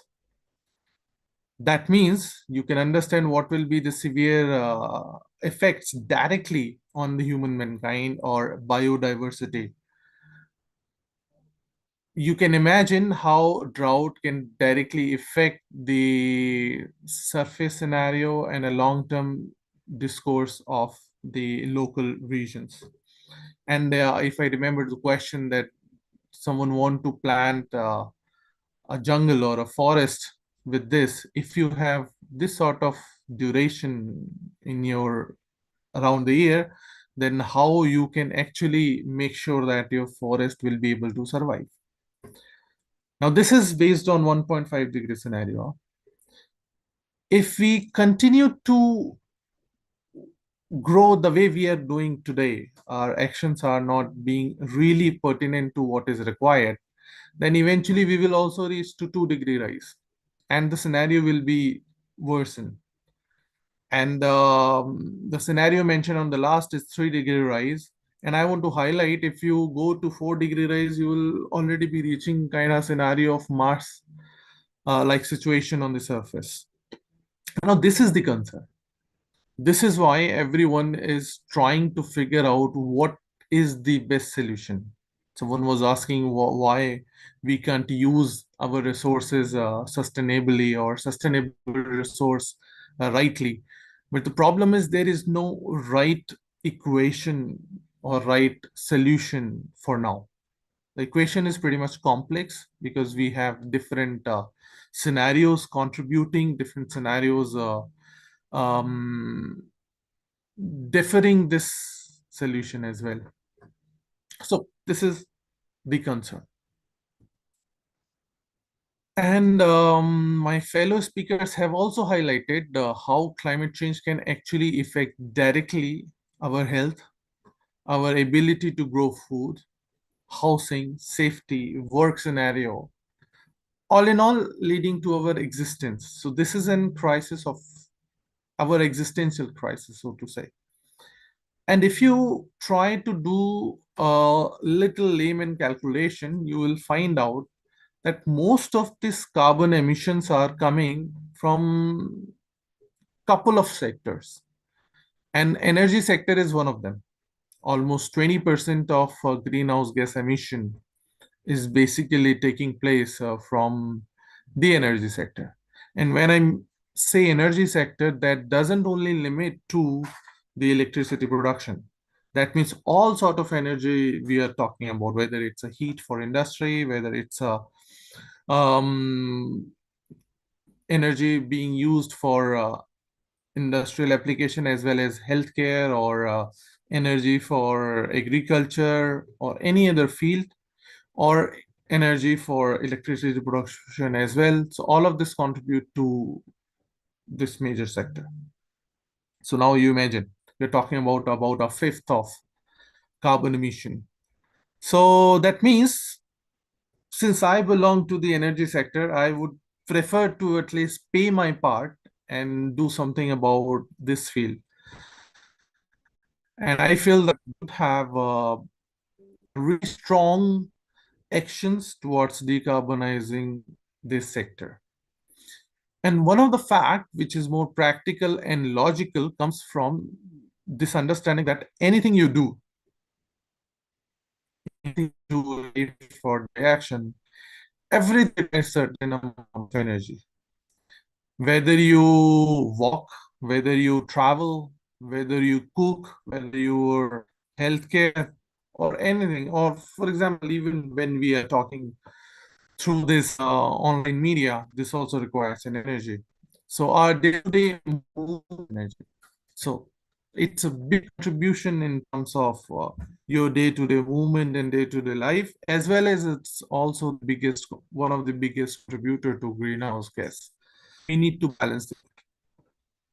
And this was one of a good narrative which was highlighted at COP28, as Dr. Pant mentioning, where all the nations were discussing together what would be the best possible scenario.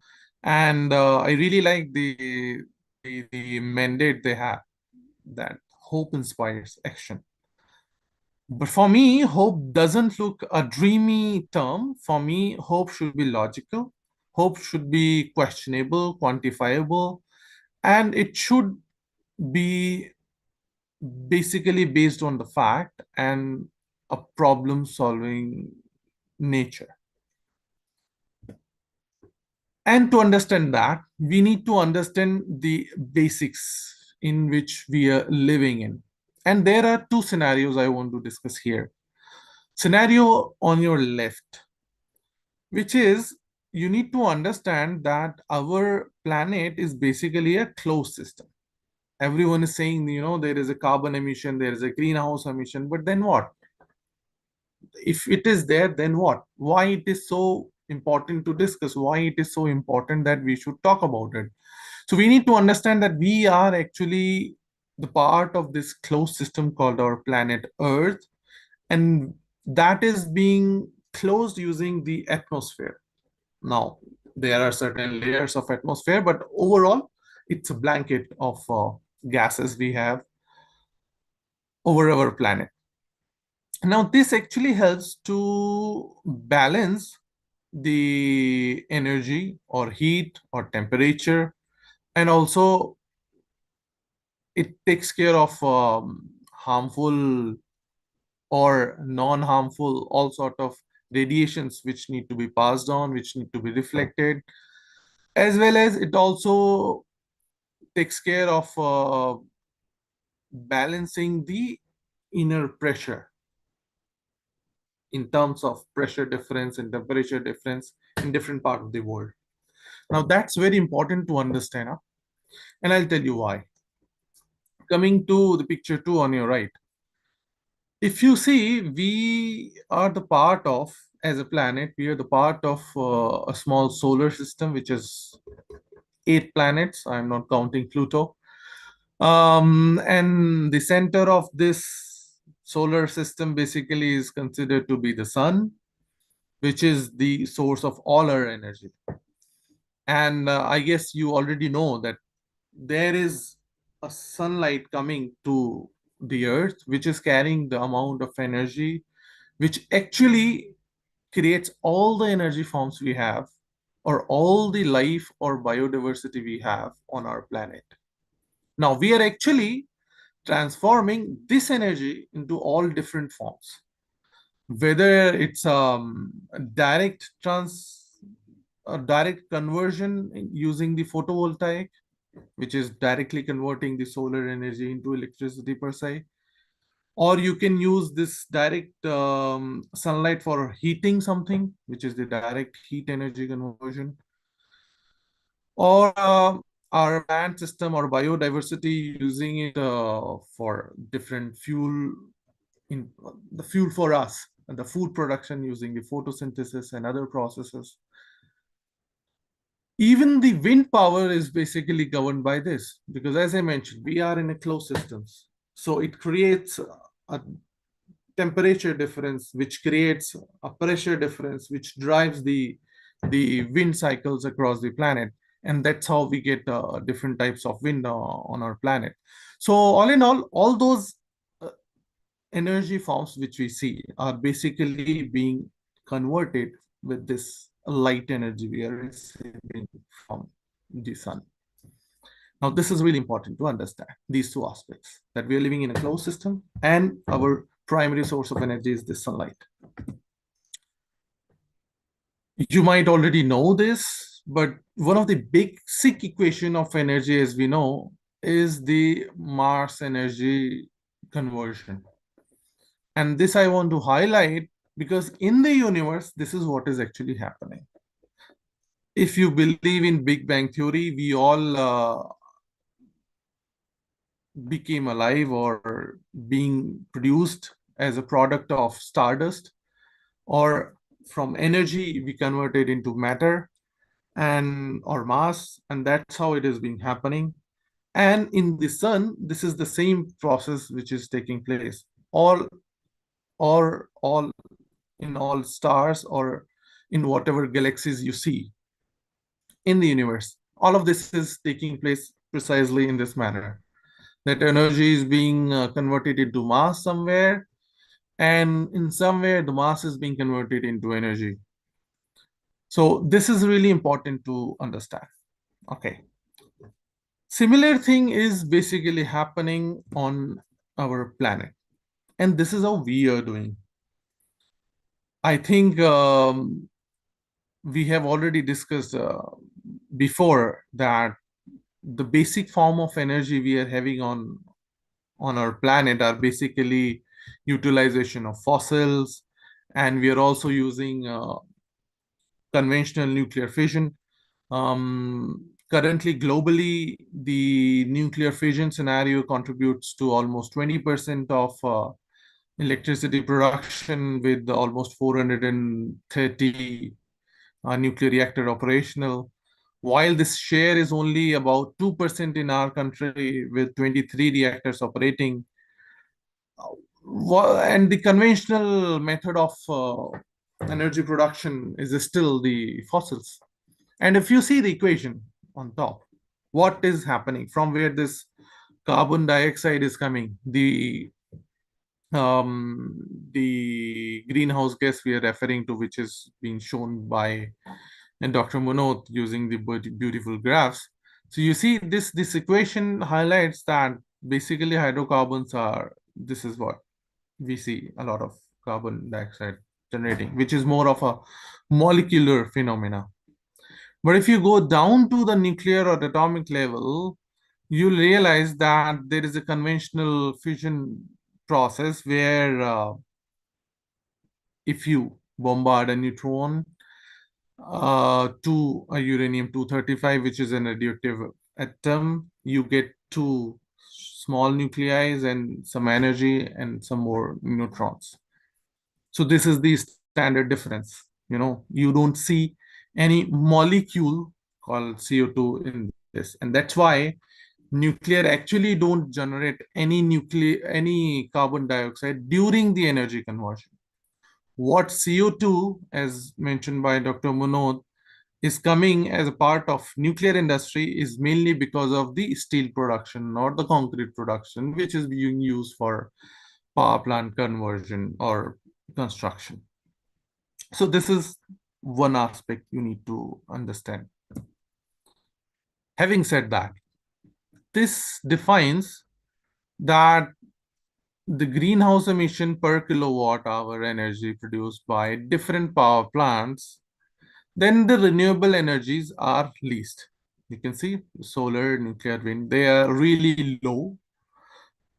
Why? As mentioned by Dr. Pant, that for solar and wind, we are not using any fuel as such. So since there is no fuel, no burning, no breaking of atoms or molecules, so no as such emission. So that's why the least emission is coming from renewables. And why? Because they don't have any as such fuel which is converting to molecules. The only contribution to CO2 emission coming because of their structures. So well understood. So we can understand why we don't need fossils but needs renewables. Okay. Now coming to the comparison of solar, wind, and geothermal, and there is one more hydro in this which is missing, and nuclear, which all are the renewable or low carbon energy sources. The concern comes, for me, there are two factors, or rather three, I would say.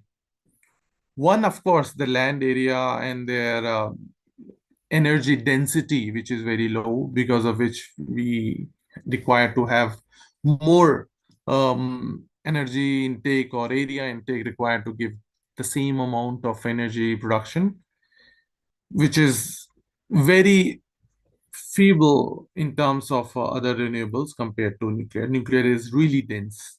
So that makes one. Second thing is the reprocessing capabilities are limited to wind and solar mainly.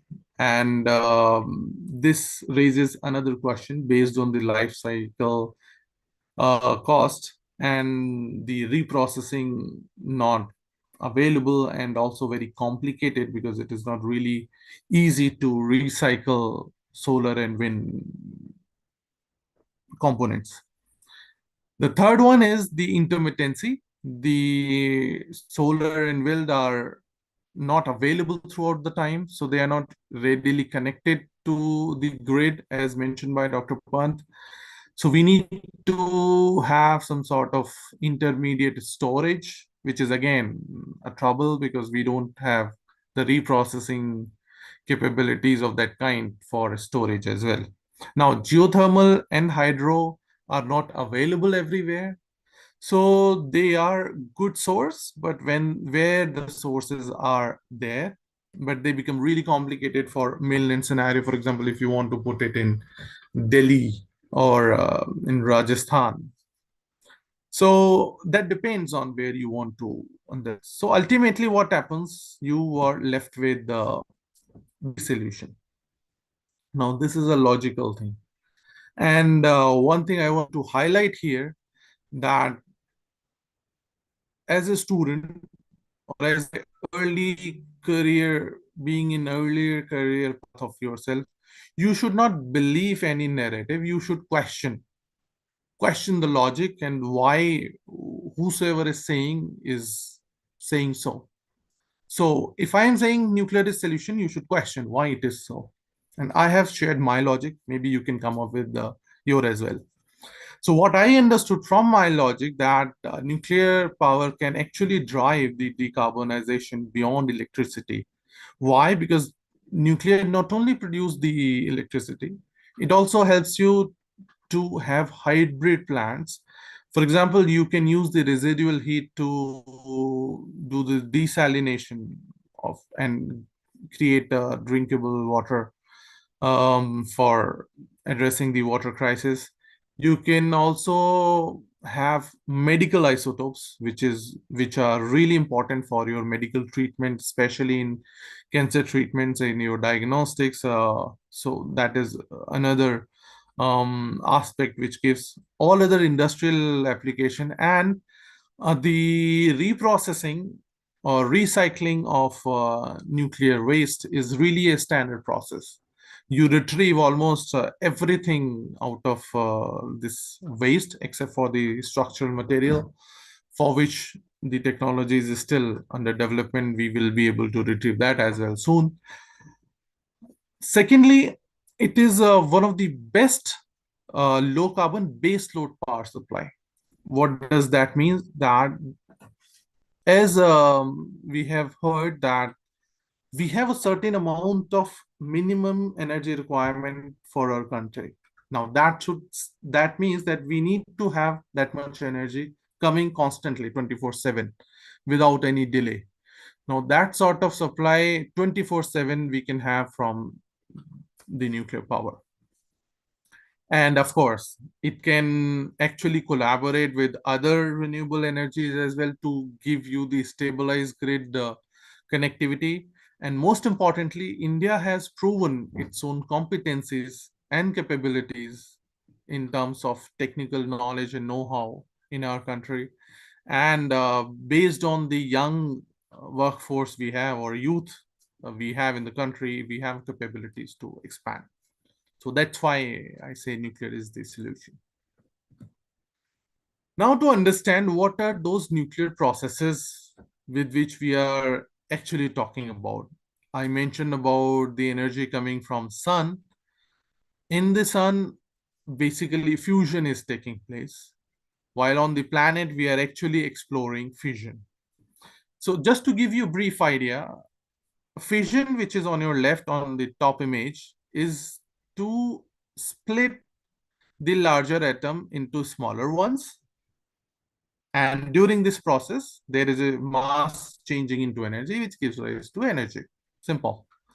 In the other one, there are two smaller nuclei which try to join together, become one.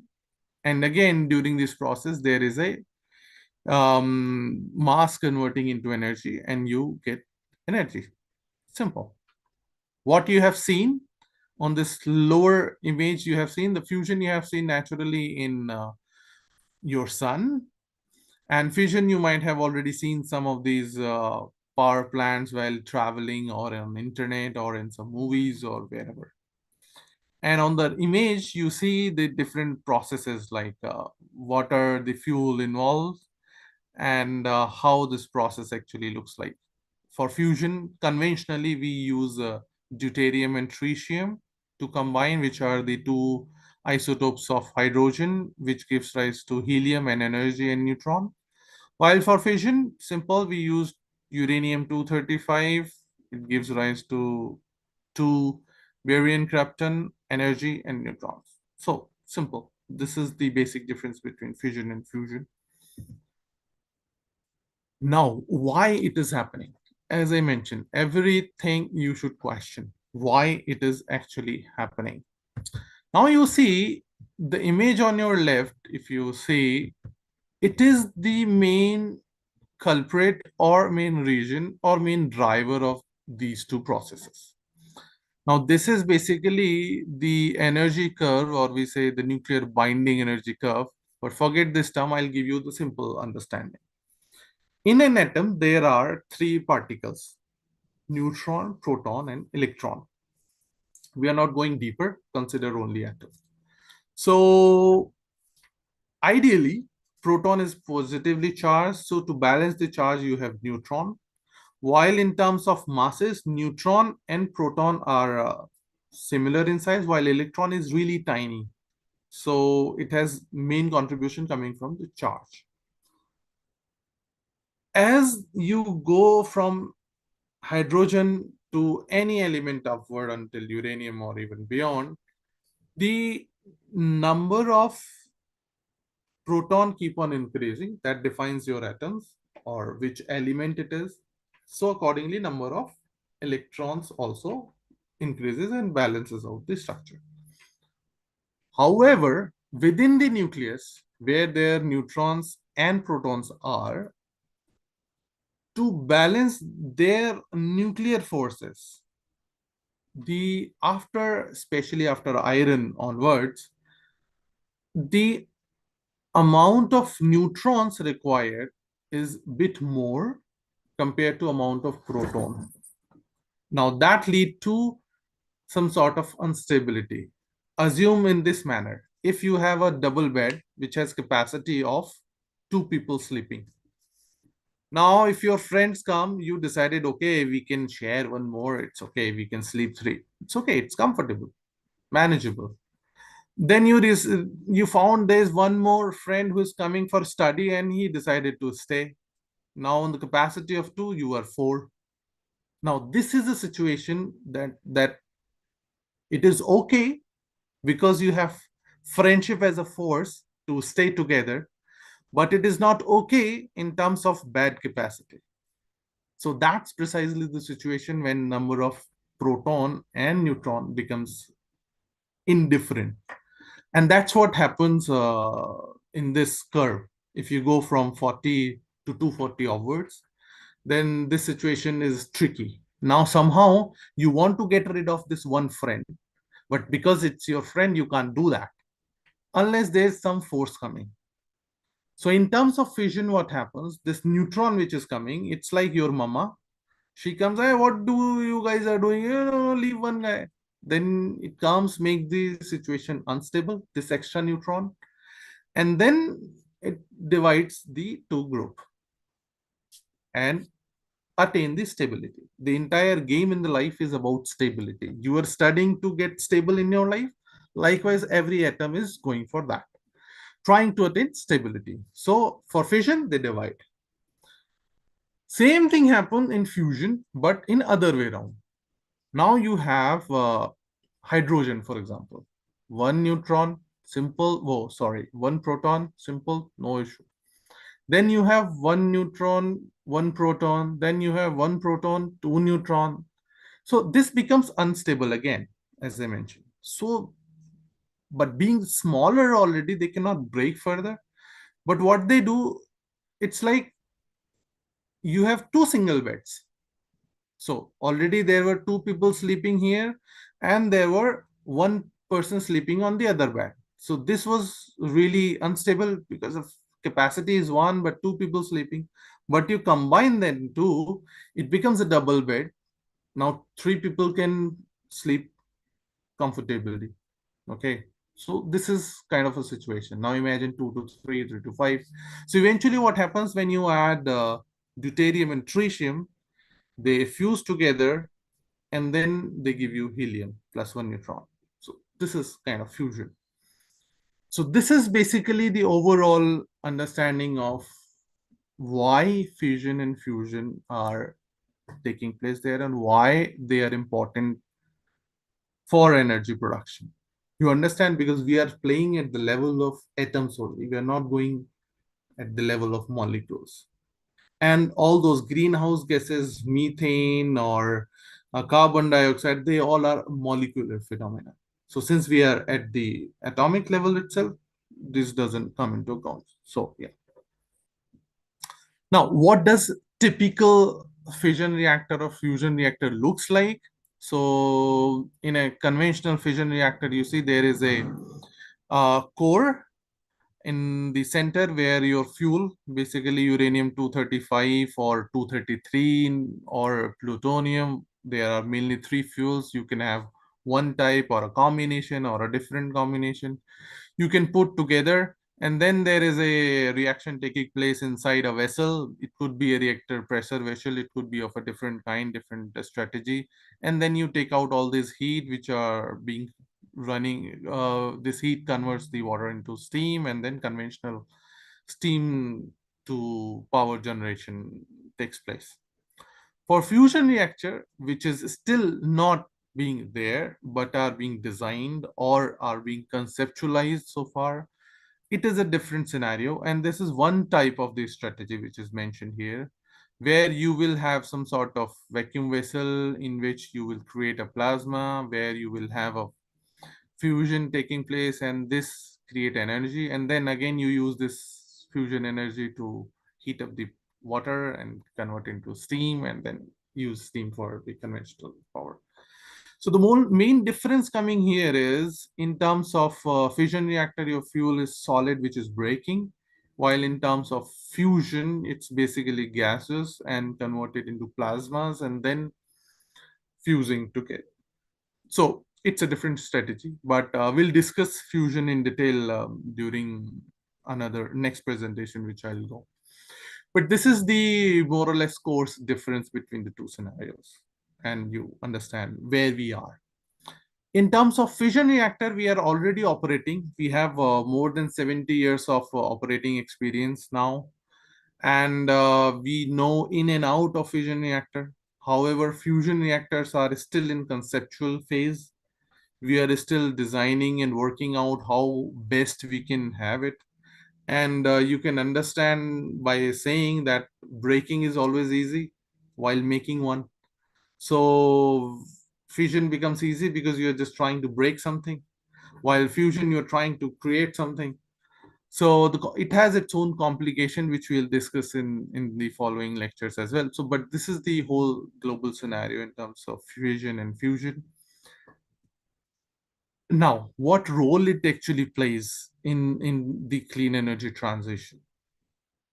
As mentioned by my fellow speakers as well, there is no one solution we have, because I always say when we were ruining the planet, we used every possible way to do it, whether we used plastics, we used fossil fuels, we depleted our resources just like anything. So when it comes to solve anything, now we want to rely on something specific, not gonna possible, not is going to happen. So what we need is all the possible solutions, all together. However, each one of has its own role to play in a different timeline or in different manner. And everyone is currently talking about net zero. Of course, that is required, that we should reach to one position where we will be um, maintaining whatever we are producing and whatever we are absorbing, or somehow that net zero. But I feel that reaching to that is not the goal. We Once we reach there, we have to minimize this as well. We have to bring it down to the pre-industrial level if we really want to stay sustainable or surviving for a longer duration. Because after 2070, the life is not over. It will not be us maybe, but our children, our future generations. So we have to create something for the future. So that's why this requires a well thought strategy, which means that we should have some immediate actions. That means that we should deploy the currently available nuclear reactor technology along with all the renewable sources we have together, so that we can address this 1.5-degree rise before 2030. If we can try to minimize this, because whatever we do today, the results will be visible after 20 years. So if we delay this process, by after 20 years we will be already in a different levels of greenhouse emission, which is not good. And we should also take the advantage and of experience which we have of almost 70 years. We have a supply chain ready for the faster deployment for all the energy sources together. So do it fast so that we can decarbonize multiple sectors altogether. Coming to medium term, as I mentioned, again, nuclear is the scenarios, but we should also figure out what sort of new technologies we can bring so that the cost can be minimized. They can be deployed at a faster rate. They can be deployed at a different terrain altogether. So we should also explore the different technology as mentioned by Dr. Mono, the small modular reactor, micro reactors, or all other innovative reactors comes to your mind. In addition to this, we should have some sort of long-term strategies as well. Of course, plantation is one. This is no doubt about it. But you cannot have a practical solution by planting only, because as the population growing, as the development goals are growing, we also need to have some sort of energies as well. So fusion energy has shown really credible results in few years or few decades, and they are actually now moving from lab scales to the industrial scales. And we should, as a youth or as a student or as early engineers or scientists or thinkers, we should also follow this up, that what is going to be in the future. And the fusion is basically in ready for to be deployed in coming years, in that sense that we are already trying to explore all the industrial scale implications and limitations and challenges about it. So we should invest in this technology as well parallelly today, so that by the time this net zero or beyond zero time come, we should be ready with this technology to take it further. And when I say invest, that doesn't mean the investment of money only. That means the investment of your thoughts, investment of your knowledge, investment in education of it, investment of discussion and awareness about it, and of course the industrial and policy investment into this. Now, this summarizes what should be or could be the role of nuclear and fusion should be in terms of clean energy transition for the globe. So that's all for now. Thank you so much. I'll be open for the question, and then we continue for the ITER visit. Thank you.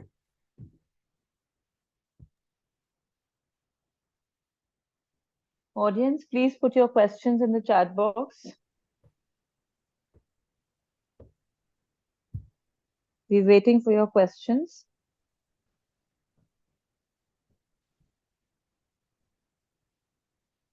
How climate change affects our entire existence, how energy sector is affecting climate change substantially. You've made us realize, sir, the significance of nuclear technology in such a simple, extremely simple way, that even the a less informed individual regarding the subject would understand your presentation so well.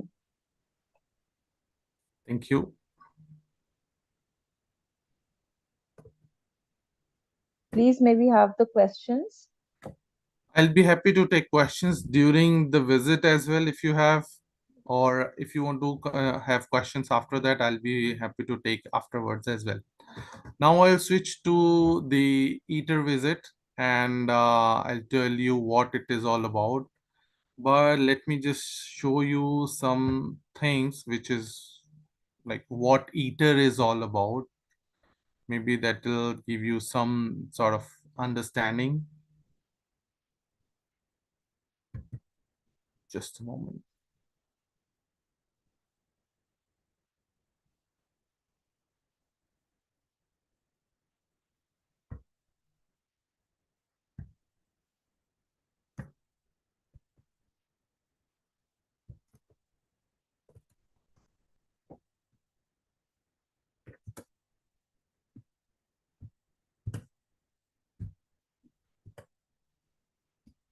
So give you the scenario what ITER is all about. ITER is basically a big project to explore how fusion energy can be extracted in terms of industrial scale power plant.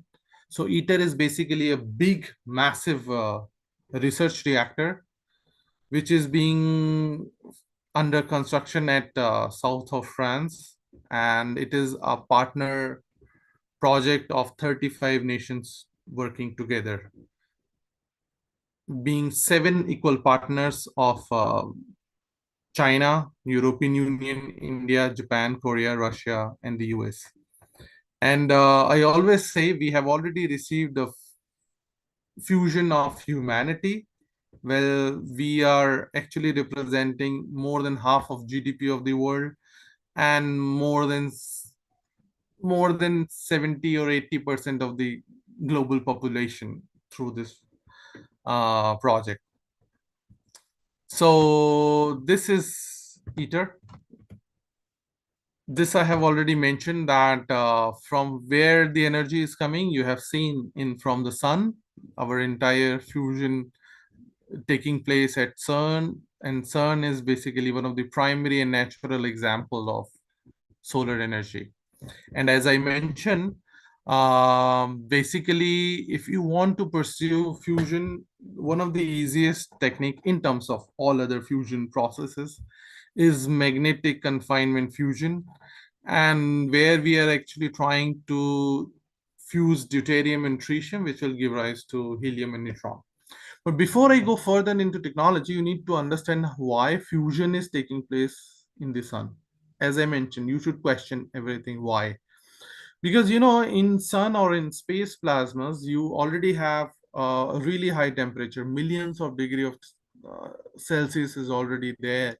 There is a huge forces. The gravity creates a huge force around those structures, which create that sort of different forms of stars or sun or big plasma nebulas and all.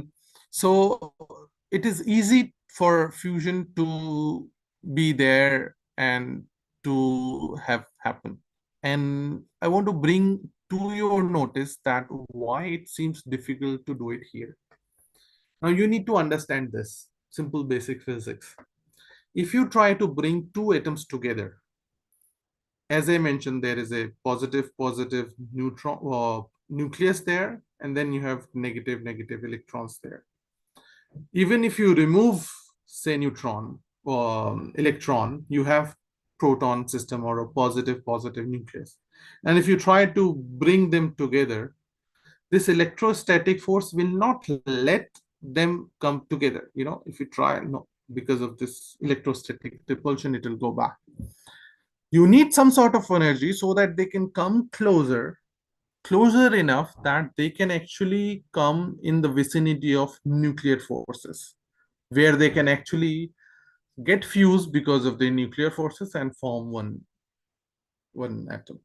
Now, this energy which is required to bring these things together is something we need to provide in terms of heat, in terms of energy, or by increasing the temperature of, say, millions of degrees Celsius. At ITER, we are targeting for 150 million degrees Celsius temperature rise, which is 10 times of the temperature of the sun, so to say.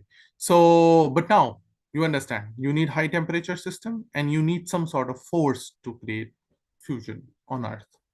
Okay. So what ITER is basically trying to do is to achieve this deuterium tritium burning plasma to generate 500 megawatt of fusion power. In terms of energy, we are not converting it into electricity, so we are just generating power. And to demonstrate the integrated operation of fusion power plant as a big power plant, what are the processes, what are the operation procedures, what are the maintenance procedures, and all sort of thing. We also want to demonstrate the closed fuel cycle, the recycling of fuel, or the regeneration of fuel here, because we are not recycling in that sense, but we want to close the fuel cycle. Whatever is being consumed, if we can regenerate through some process. So tritium breeding as well. And also the demonstration of a safety characteristic of a fusion power plant. That's the main objective of ITER. And this is how it looks. I will explain more during the visit after a while. And how does it work? Simply, you create the vacuum. Why vacuum? Because you don't want to have mixture of gases. You only want two gases, deuterium and tritium. So you create a vacuum, you put the DT gases, you create the plasma, you heat the plasma, and perfect. Perfect recipe, you get the fusion. Easy peasy. Then what's the problem? Now the challenge comes from the holding this plasma, because if you give so much of energy of a plasma, it will keep moving, it will expand, it will no longer stay in this your vessel, so forth. So for that, lazy humans came up with smart ideas, and they created magnetic field in such a manner so that it can replicate the strength of a gravity on this planet, so that you can keep hold of your plasma in a certain shape or in a certain manner. And for which ITER uses three different type of magnetic field system. The poloidal field magnets, there are 6 of this kind. You see these circular rings. This is a toroidal field magnets, which are this D shape of magnets. They are 18 in numbers. And a central solenoid, which is fabricated in 6 sectors. It is one of the largest magnet ever being produced on this planet. Now, all three together creates, this helical churning kind of plasma magnetic field, which squeeze the plasma to create a high density plasma systems, which you can use for fusion. So this is how this magnet actually looks like in reality, and you can see the size comparison with humans, which are standing below. This is one of the 18 toroidal field magnets to be put in. This is the poloidal field magnet. They are 6 in numbers of different kind or different size. And the largest one is basically 24 meter in diameter. All those magnets are fabricated and they are all on site. The TF coils were fabricated outside the country and they were brought in here, while these PF coils, so poloidal field magnets, were fabricated on site in this building which you see here. They are 6 in numbers, and central solenoid, it is being now assembled in the assembly hall. It is the biggest magnet ever with 13.1 peak Tesla field. and they are fabricated in 6 sectors. 4 of them are already on site, 2 will be coming soon. And to power these heavy magnets, we have a dedicated power supply system, which is already operational at ITER. We have our own world's largest single unit cryo plant, because, coming to the basics, we have magnets, then why we need cryo plants? For 2 reasons. One, to basically operate those magnets at cryo temperature. Why? Because you cannot have solid magnets which can create such a strong magnetic field and in such a shape. So what you use electromagnets. You pass through a current through a conductor which creates a magnetic field, and then you use this magnetic field to do that. However, there is a limitation. Because we need high strong magnetic field, you need to have high current. Now that means higher the current, higher the resistive losses, higher the heat production, then lower the efficiency. However, if you can have superconducting conductors, then your resistance is minimized, then you don't have energy losses at this low temperature operation of 4 Kelvin, which we are having here at ITER for all the magnets. So all the magnets are superconducting electromagnets operating at 4 Kelvin. So we have our own cryo plant. It is already ready in commissioning. Now, all those structure which I have shown should be maintained at cryo temperatures. So all of them need to be put in a refrigerator, and that's how this big refrigerator looks like. We call it a cryostat, and this is a 30-meter wide, 30-meter high vessel or a structure, or the biggest refrigerator, I say, and it is being fabricated in 4 sectors. 2 of the lower sectors are already inside the pit, 2 are already manufactured and are on site. And you see, this was one of the India's contribution to ITER, and you see it is being fabricated here. You can see the image, the size comparison with human being already standing on top of it. So the key components are, you got to have the cryostat, this one. You got to have vacuum vessel.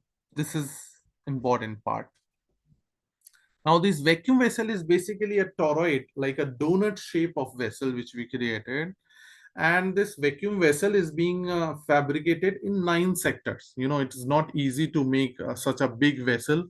So we are fabricating it 9 equal sectors, 40-degree each, and then it will be welded inside the pit. So you need vacuum vessel where you will create the vacuum, and then you'll create the plasma where the fusion will take place.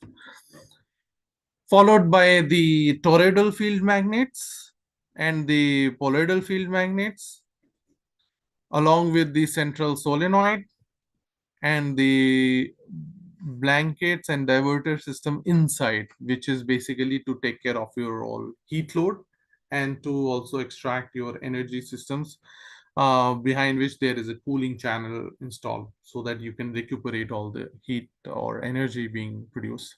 So simple recipe. So now what you have your plasma. You can create the plasma. Now heating the plasma requires sort of energy transmission, which you do it using electromagnetic waves like microwave. We have big microwave, like really big, massive microwave to heat it up, and then high energy neutral particles and RF heating, all those combined together at a different stage of heating, and we somehow make it to reach by 150 million degrees Celsius. And voila, you get your fusion done. Now, as I mentioned, we are not creating electricity out of it. So we take out all this heat using a huge cooling water system, which we have, which was also supplied majorly by India, of 1,200 megawatt. So 500 megawatt we were creating, but we have a 1,200 megawatt of heat rejection system, so that not only this heat, but other heating systems can also be cooled down. this. This is also operational. Now, as I was mentioning about the tritium breeding or the closed fuel cycle, this is what is to be done. So in future, when the fusion power plants will be operational, as I was mentioning in my previous presentation, then you will be basically having the energy which will be creating steam, and then you will use this steam to create energy and convert it into electricity. Simple. But you want to retrieve the tritium which you have used, deuterium and tritium in the beginning of cycle.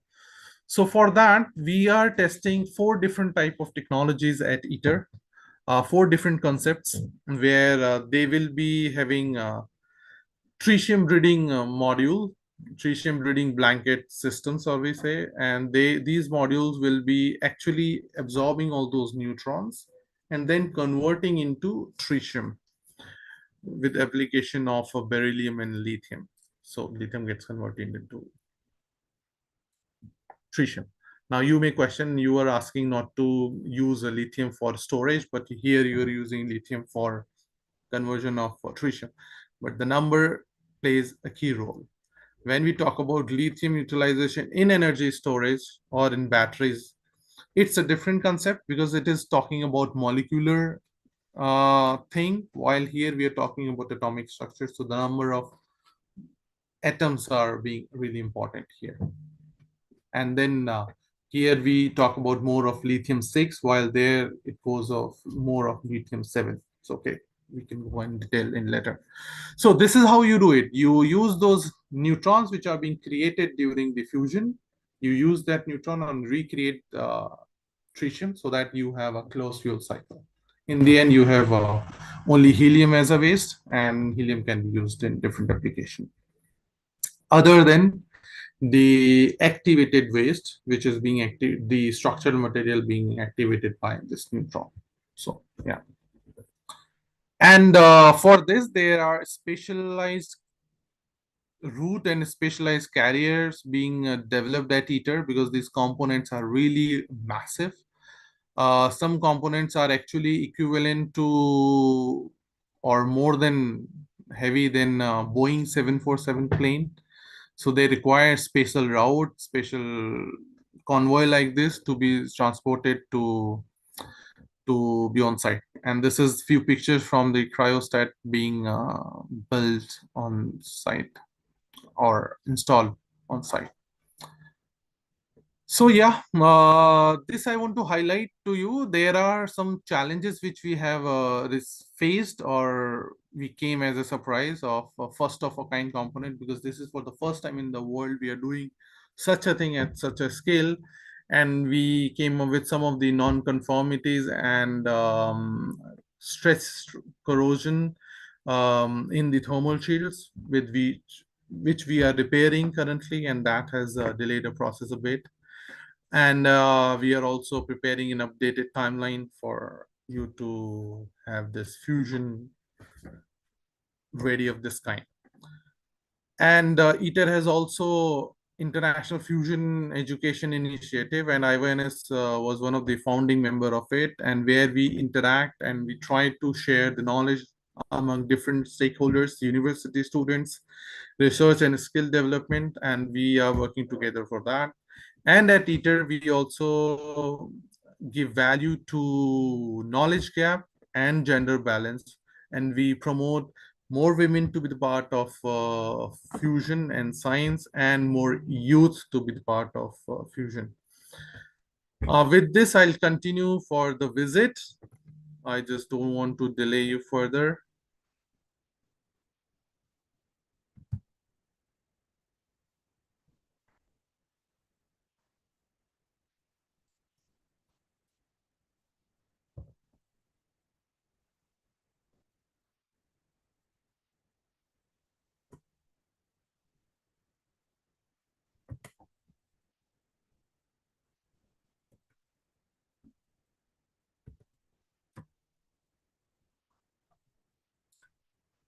So this is how the site looks like.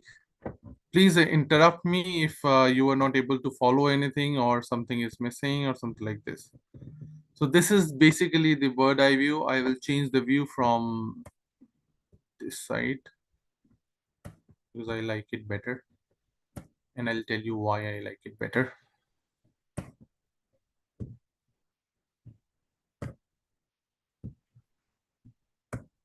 Hello, Nitin. There is a mark on your screen, like pen type mark. I don't know why it is.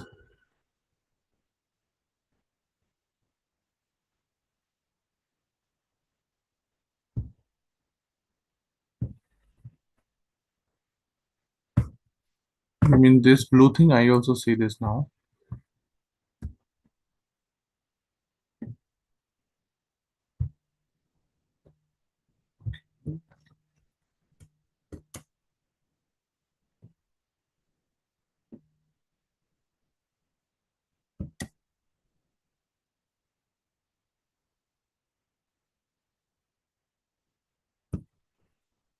I don't know why it is there. No problem. It's okay. It won't affect you much.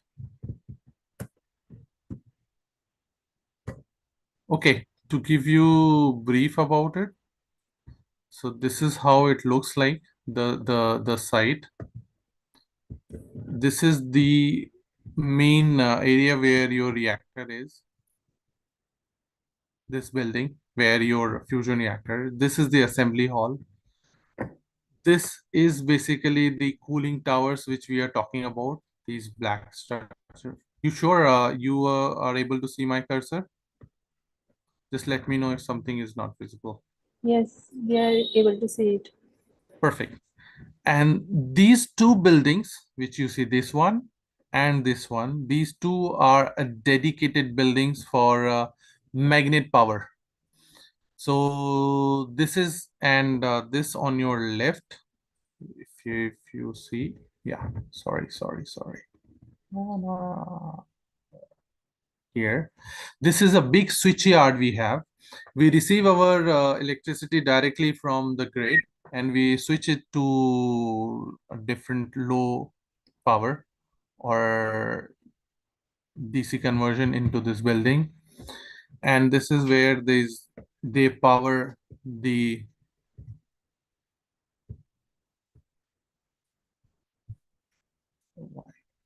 yeah, they power the magnets. All those magnets are being powered by these two buildings. And there is a direct bridge which is now being constructed, not visible here, directly to this building. This building is basically the cryo plant, which creates all those cryo places. And these are the cylinders where all cryo gases are filled, liquid nitrogen, liquid helium. And there's a bridge here as well, which is called cryo bridge, which transfer all your cryo fluids to the reactor building. And this structure which you see here, you might be able to see this circular ring. This is the upper cylinder of cryostat, which I was mentioning. The one of the sector of these four cryostat. This building was responsible for the fabrication of colloidal field magnets, the colloidal ring side like magnets, which I was showing you, were fabricated here.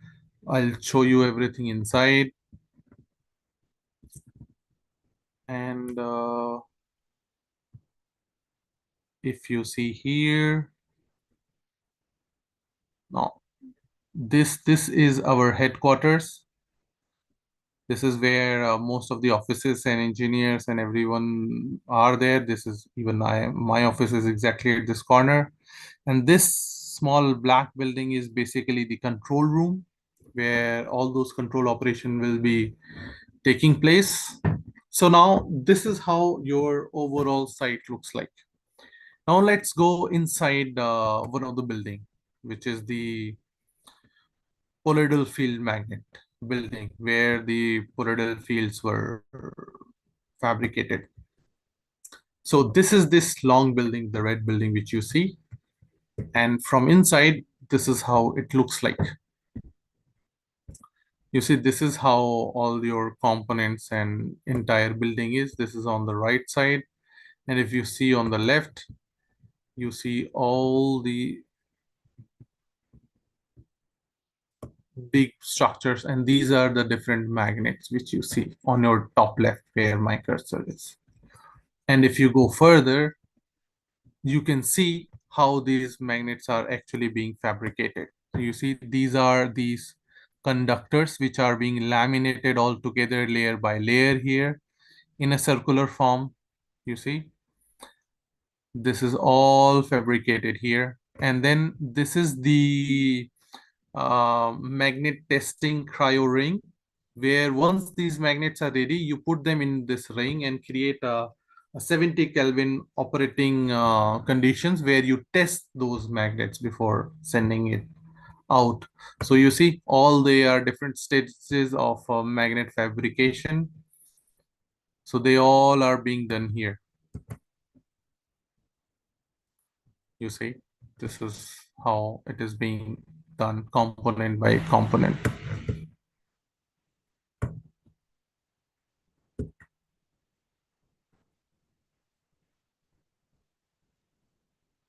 The specialized tools created for that. And now coming to cryo plant. This, as I was mentioning on the map, these are the big containers we have where all those cryo fluids are being stored currently. This is the cryo bridge I was referring to. So this is the cryo plant where all those cryo gases are being processed and then sent to the reactor building, you see. Now this is the reactor building, this is the assembly hall, and this is the cryo plant.Ese are the magnet buildings on your left.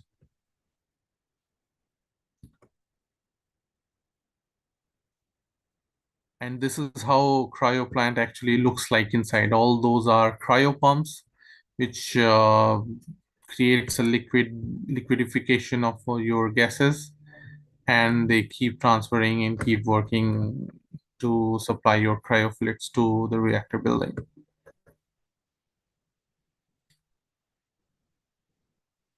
These are all different views of cryo building, you see.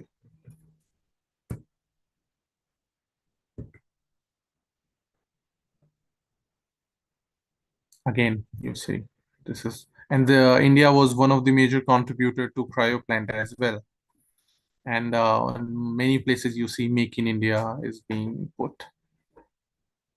This is another view of bridge, cryo bridge, which you see on top here, connecting to the main building. Now coming to the heat rejection area or the cooling tower. As I was mentioning, it is a 1.2 gigawatt or 1200 megawatt of plant, which takes out all the heat from the system. So it's a big, massive plant already being here. And this is the control room we are talking about. We'll go to each building one by one. You see, there's a big, massive piping everywhere, and you see the structures and the dimensions of this project. You can see the comparison of people. And this is one of the biggest cryo plants. The cooling plant in the energy sector. Again, different views, different kind. You see there are big channels of cooling water passing through different stages, all of them combined together. A big network of engineering in structures. And the most importantly, cryostat workshop. So cryostat was so massive that you cannot transport it after fabricating in a workshop. So what was done, these sectors were fabricated in small pieces, like 54 pieces, and then they were brought here for final welding. So they were actually welded right here in the cryo workshop. And you see, this is some glimpses of the process where they were actually welded. And you see the people, the welders or skillmen, they are actually doing the job right in this cryo workshop. You see the scale.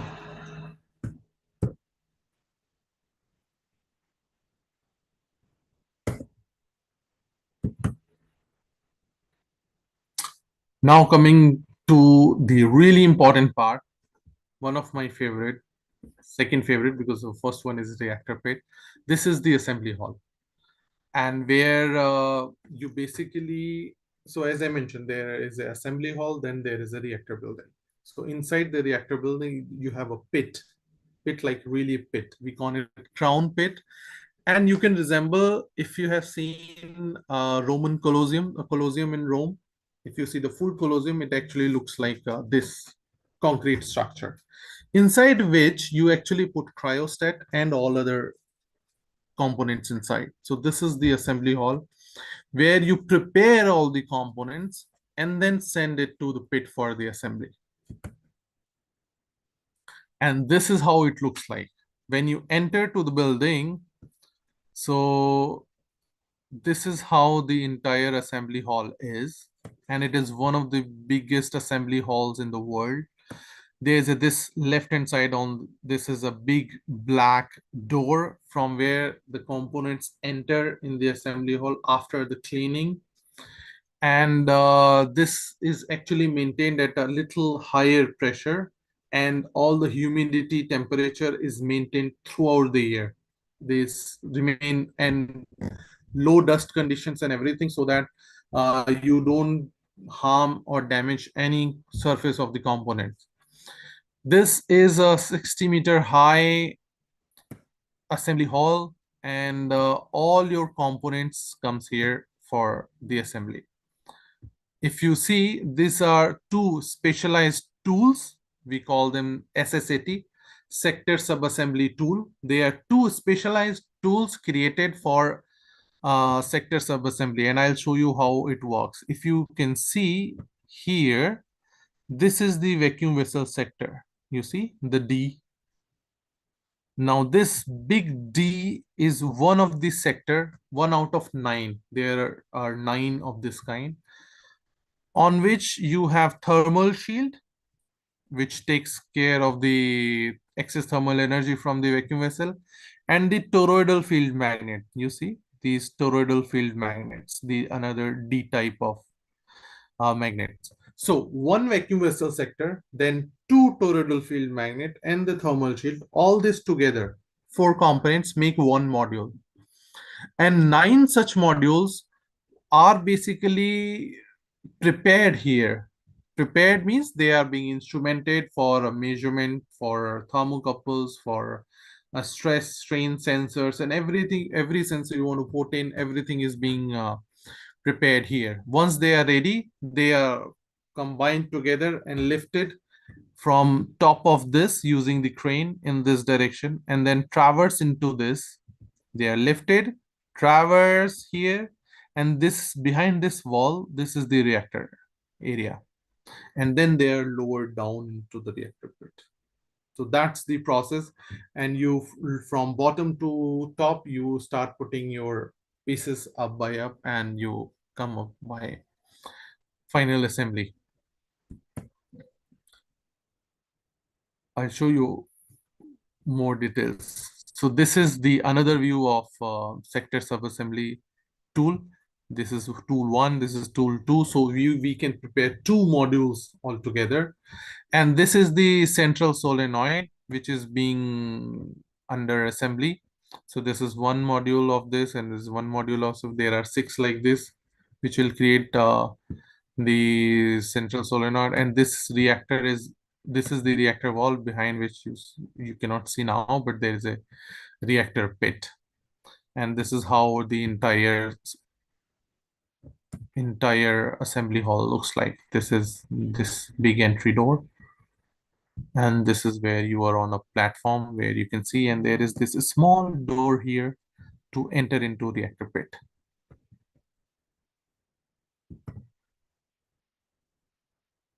And this is how the vacuum vessel sector actually looks like, the one which I was showing you before. You see this big D-shaped is the vacuum vessel sector. And on the back, this side, and on this side, these two are magnets, the toroidal field magnets, which actually comes like this, combined here together. And inside this, there will be shielding blankets, and within which there will be, in the center, there will be a plasma creation. And you can see the reference, size reference with the human in the background. And this is the tool, as I was mentioning, you see. It is the toroidal field magnet here and other one here, which is being prepared together.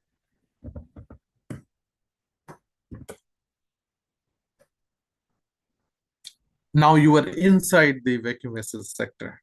Okay, you see these are all instrumentation, which you can see. These are the ports.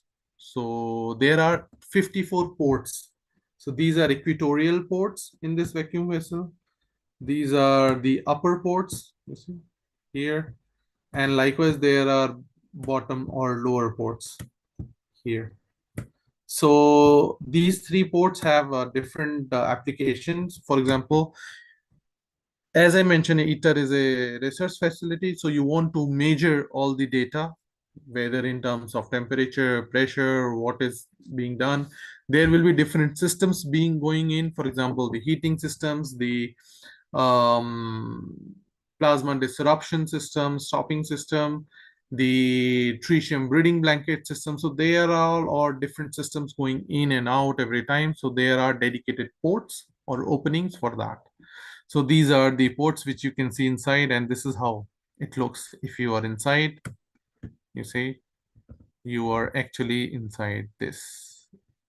So on your left, you see there's another vacuum vessel sector which is being prepared. These are the equatorial ports like this. These are the upper ports. These are the lower ports. And you see, this is all you can have a look at. And this is how actually it looks like. On the either side, you have two magnets. This toroidal field magnet here on your left, as well as on your right here. So you combine them to make the module. Now you enter into the pit, the reactor pit I was mentioning. As I was mentioning, this is the wall, and behind this wall, this is where your reactor pit is. So this is the reactor pit. So from here, you pick up the component, you traverses here, and then you bring it down here. So this is how the reactor pit actually looks like. If you go inside, you are inside the pit now. And as I was mentioning, when you create a good module, then you actually lower it down inside the pit. And this is how it looks like. So if you see the top view, this is exactly like the Colosseum. And you see different ports of Colosseum. They have all different ports. So these are the upper port number. These are the upper ports number. These are the equatorial port, and they are the lower ports of each system. And this is the view when there was this vacuum vessel sector already inside. Now you see in the center, this is one of these vacuum vessel sector. But if you rotate, you see this is only one, but there will be 9 of this kind. So it will be completely filled.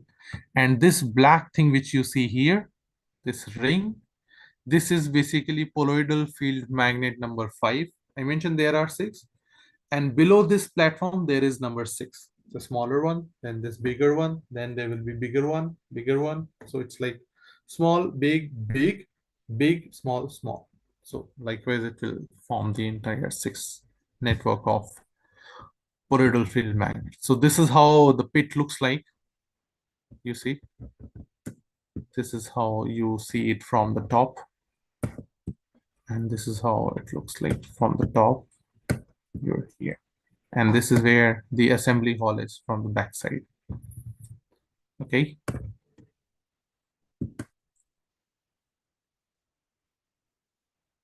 Now we go little lower inside the pit, and that's how it looks. So now you see, this is the alignment tool, which is kept inside exactly in the middle of this pit to align all the components which we are putting, whether it's the magnets, whether it's a vacuum vessel or any small components. You have metrology completely fixed to make sure the precision all the time. And we have a specific range of precision from certain components from few microns until few centimeters based on the size of an component and the accuracy which is required. And you see now you are inside in the middle equatorial port. So this is how the port looks like. And this steel structure which you see here, this is basically the cryostat, which is until here only. It is nothing is here. This is the concrete structure. This is the lower cylinder of cryostat. This is steel structure which you see, which was delivered by India. So this steel structure is cryostat. This is the lower cylinder. Upper cylinder will come here. And then once everything is done, there will be a top lid coming on top of this, the lid which you saw in the cryo workshop. And this is how it looks like inside the pit. So you have this vacuum vessel sector, one of the 9 thing. Then you have this toroidal field magnet, one this side and one on another side, 2. In between they're sandwiched as the thermal shield, which takes care of excess heat from the vacuum vessel. And inside this, there will be inner components coming like blankets and shielding blankets and cooling pipe and all. And then in the middle here will be the hot plasma. And what is interesting to see, I tell you, inside here we will have 150 million degrees Celsius. Okay. And here in the magnets, you have 4 Kelvin. That means minus 269 degrees Celsius. So you see the difference. Within couple of meters, you have a difference of 150 million degrees Celsius to minus 269 degrees Celsius. So that's what makes fusion challenging as well as interesting to work. Now you are exactly in the middle of it. You see how the pit looks like when you are inside. This is all these equatorial ports. This is, see, this is how it is connected to this port. If I can show you, like this is the port, these are the port, these are the port, and exactly in this as well, this is the port. So this port is connected to this half port is connected to this, and this is equatorially connected to this port. Likewise, you make all the connections for the port for different components. Now coming at the base, when you go down, you see this is the toroidal field magnet number 5. This is number 6. If you see here, little tiny somewhere in the middle. So this is 5, and this is how it looks like. And you see from the bottom, you see this is the hanging sector. So this entire toroid vacuum vessel will be coming hanging here in the surface, and you are below it. And this is all entire pit looks like from bottom. You see, like a crown. So we call it a concrete crown. And once this entire assembly will be done, all modules will be downstairs, we will remove this alignment tool and replace it by the central solenoid. The central solenoid which you saw outside in the assembly hall, under assembly now. Once these 6 modules are stacked, this entire central solenoid will be traversed here and put it down after all these 9 modules are there.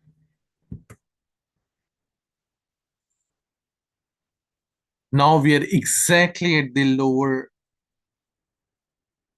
valley in the pit. You see, exactly in the bottom. This is the PF coil number 5, the toroidal field magnet, and this is you are exactly in at the bottom. And behind these walls, you see this is toroidal field number 6. This here. And from here, if you see on top, this is how you see the entire crown. This is the alignment tool, all the ports and everything. And you see there is a dedicated dress to work in here to maintain the cleanliness. And there are special structures which are seismic pads on which the entire cryoset is sitting, and also really precision instrumentation being used for this, for each component. Now this is the control building, which is under construction right now. This is how it looks, currently empty. This is where the brain of entire system will be. Everything will be operated from here. And from here, if I can show you a bit, this is another structure which is under construction now. This is basically the neutral beam heating system.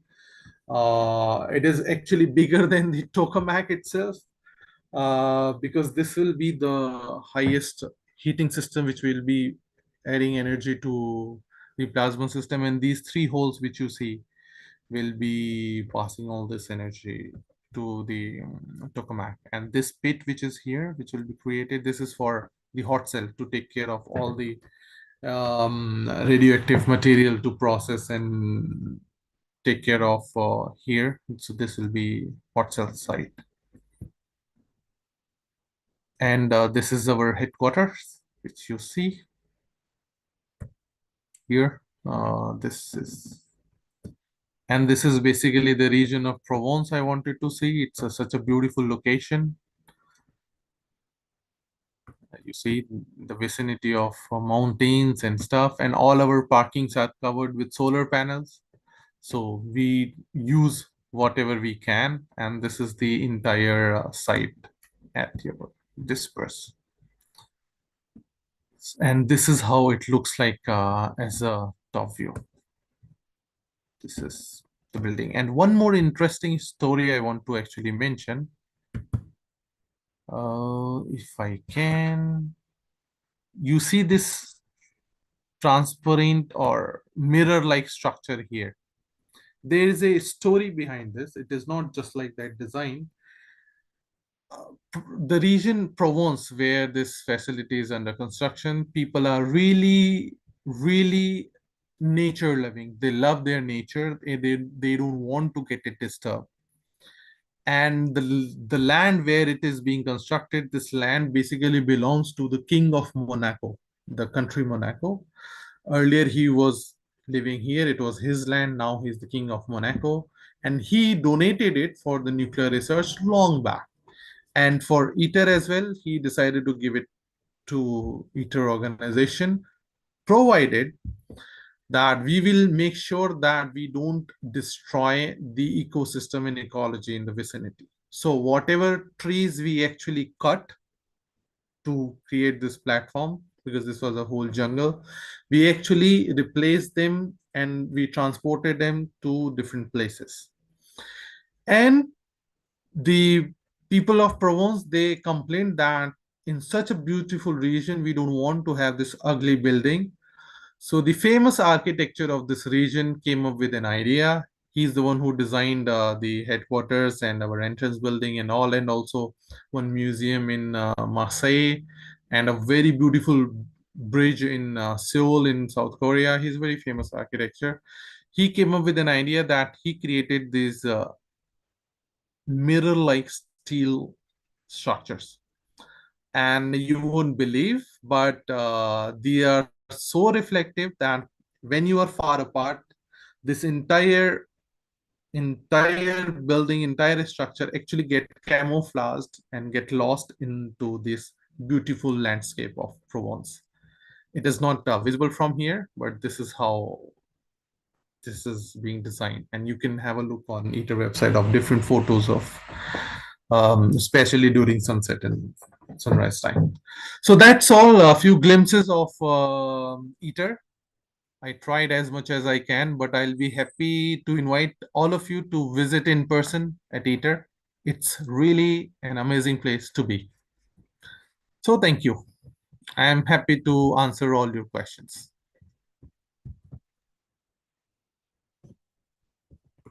So audience, please come up with your questions.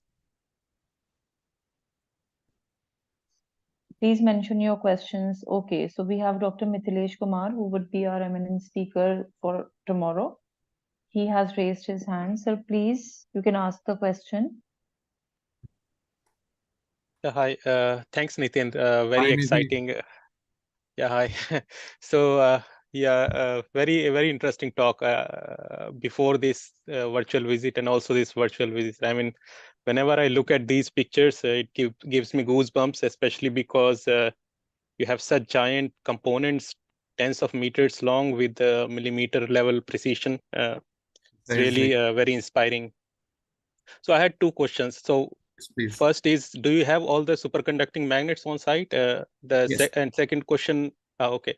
So second question is about the Q value. I mean, should we be reporting Q value considering all the auxiliary components, or only the Q value across the plasma? I mean, Q equals 10 is a very catchy number, but I Yes. mean, it doesn't allow us to compare with the other energy sources, right? So Yeah. your So, comments. Thanks. no, precisely, we are not accounting all the entire heating system. The Q equal to 10 is basically the energy required or utilized for the heating plasma. So it is the plasma energy input to the plasma, and the energy output to the fusion power we received. So it is the same. We are not accounting the another auxiliary system energy requirement in this Q. Yes.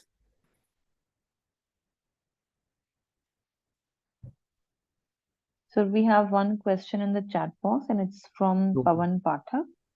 just to mention the audience, Mithilesh is a real expert of all those superconducting magnets used to be used in fusion industry. So just feel free to throw him questions on that. And it is really nice that you have an opportunity to interact with him, Right, sir. especially for physics and engineering students who are here. Yeah, yes, Right, please. sir. Sorry. So we have one question from Pawan Yes, Pathak, and please. he's asking how sustainable is nuclear fusion as long-term energy solution, and what potential challenges could arise, just a second, arise in the future as fusion technology. Yes. I'll take other way around. We have challenges already. And as I mentioned in the beginning, because to have fusion, we need to do some action. And that's why those actions are a little bit complicated in that sense. And I'll have already given you some areas where you can figure out how. For example, we are talking about millions of degrees of Celsius temperature, and we are also talking about superconducting materials all together within the same vicinity, along with a really strong magnetic field. Now, these conditions are not really simple conditions, and this situation within few meters of vicinity is really challenging, and it's really stressful in terms of material development. So material is really one of the biggest challenge I see in terms of fusion. First, second thing, which is more of a operational challenge, which I see, there are different strategies which are being studied for fusion, having neutronic fusion, aneutronic fusion. Now, what does that mean? For example, the example which I mentioned, which we are pursuing at ITER, is deuterium-tritium fusion, which is basically deuterium and tritium combining to give you helium along with a neutron. Okay, there are reactions where you don't get that sort of neutron in the end. Now, what is the implication of that? The implication is this neutron is always nasty. So this neutron actually interact with your structural material and activate it. It can create the radioactivity in those structural material. So currently with this fusion, this sort of reactions, we are creating an activated structural material, which we want to reduce for commercial cycle. So people are exploring that if we can go for aneutronic fusion, there is a reaction with boron where you don't have any neutron coming out of after fusion reaction. So they are different challenges, but of course, going for aneutronic fusion, you need to have higher input energy. And as Mithi was asking for having a Q equal to 10. I mean, if you really want to have more power output than the power input, then you prefer to use the reaction which is having low energy input requirement to create this sort of bonding between the fusion bonds or between the fuels, so to say. So this is another challenge. On a practical note, which is even bigger challenge, is the perception. Globally, people think that fusion is still a lab product. It is still a lab project, and it will be like 50, 100 years away. But this has to change. Fusion has matured enough that it should be pursued as an industrial development. And when we talk about industrial development, that doesn't mean that we only need to focus on plasma particle or the material development. It is the overall plant structure we are talking about, and that's how there are different concepts coming in the global scenario, where they can come up with new ideas where you can expedite the fusion possibilities in the global sense. So this is another challenge in this sense that it should be looked at. And one more challenge, which is again a policy driven or a practical challenge, that means the regulations. Currently, fusion is regulated under the conventional fission rules, which is a little bit subjective, and this need to be resolved because fusion has different way of operation compared to what fission has. So there should be a difference in regulations which we should pursue, and this should be done fast, because as fast as we change or address this change in regulation, the deployment of fusion will be way faster compared to the fission industry. So in terms of technical challenge, you have many in terms of material primarily, and the processes, plasma control, plasma understanding. These are all physics challenges. In terms of additional materials, superconducting magnets are really strong area to be addressed, and global industry is focusing on that part. Currently at ITER, what superconducting magnets you have seen, they are bulky, they are massive, because they are being designed based on the technology in 90s. But with the current technology, current new superconducting materials, we can design smaller but more efficient magnets. So these sort of things are challenge as well as aspiring to focus on. So these are the main focus areas to be pursued.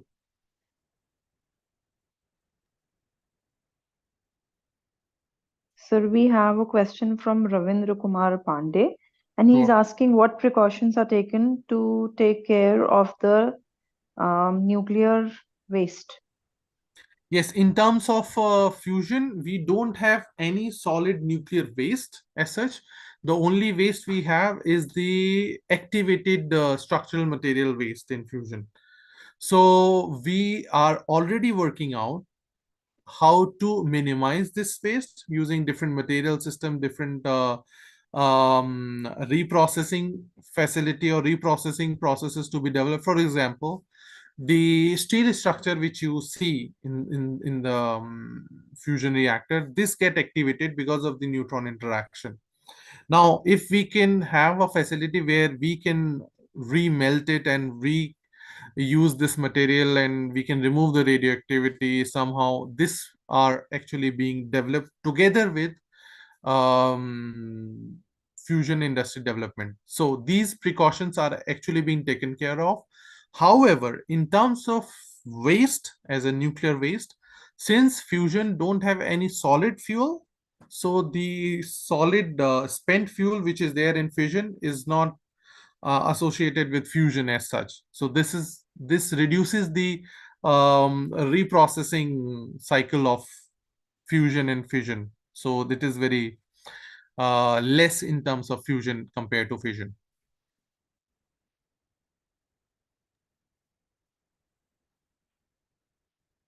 So then there's another question from Mohammed Jain. Right, sir. Nilesh is, will nuclear fusion method be a useful technology for production of electricity? If yes, then why in India electricity is generated by nuclear? nuclear fusion, or you mean to say nuclear fission? So Why globally, not? nuclear fusion Yes. is not operating as a power plant anywhere in the world. And in terms of technology production, everyone is at the same level, more or less, across the globe in terms of fusion technology. Some are a bit higher, some are a bit lower, but they all are working together to realize fusion.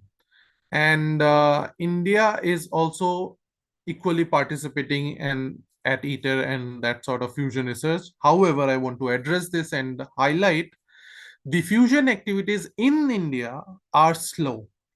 Maybe this is a question youth should ask or students should ask or raise to different platforms, that why are we not contributing more to Indian fusion research or Indian fusion energy program.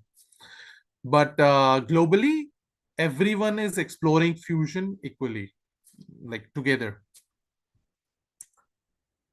Coming to next, does fusion produce radioactive waste the way same fission does? Actually, no.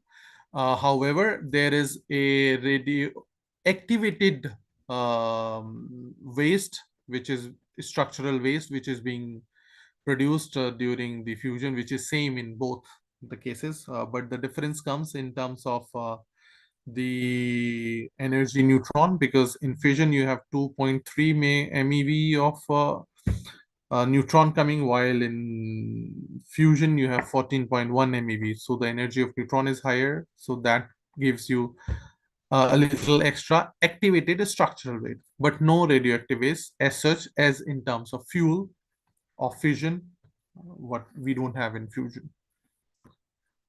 What are the primary challenges that scientists and engineers face in achieving practical nuclear fusion? As I have mentioned, they are mainly in terms of structural material and testing of structural material, and of course, all those plasma control and all which I have mentioned. So yeah, thank you, Ira. And sir, Dr. Sapna Singh is raising her hand. I think she has a query. Yes, please. Sapna? Hello, Nitin. There is no query. Just I want to thank you for your beautiful presentation. With It pleasure. was, it was really a very good opportunity to see the inside of such a huge project from the comfort of our home. My students were really very excited to see this virtual visit. And especially you explained everything, the complex component to E is equal to MC square very beautifully. I appreciate it. And in short, it was very enlightening. And I thank you for your full cooperation during the. Always a pleasure, Sapna. Don't worry. Thank you, I'm happy. Nitin. And feel free, everyone, whosoever has a question, not even now, maybe later, feel free to write to me or share it with Sapna. We can discuss anytime. Or if you have like really a big amount of question, I'll be happy to come and interact with you again whenever we can. So Sure, we are waiting.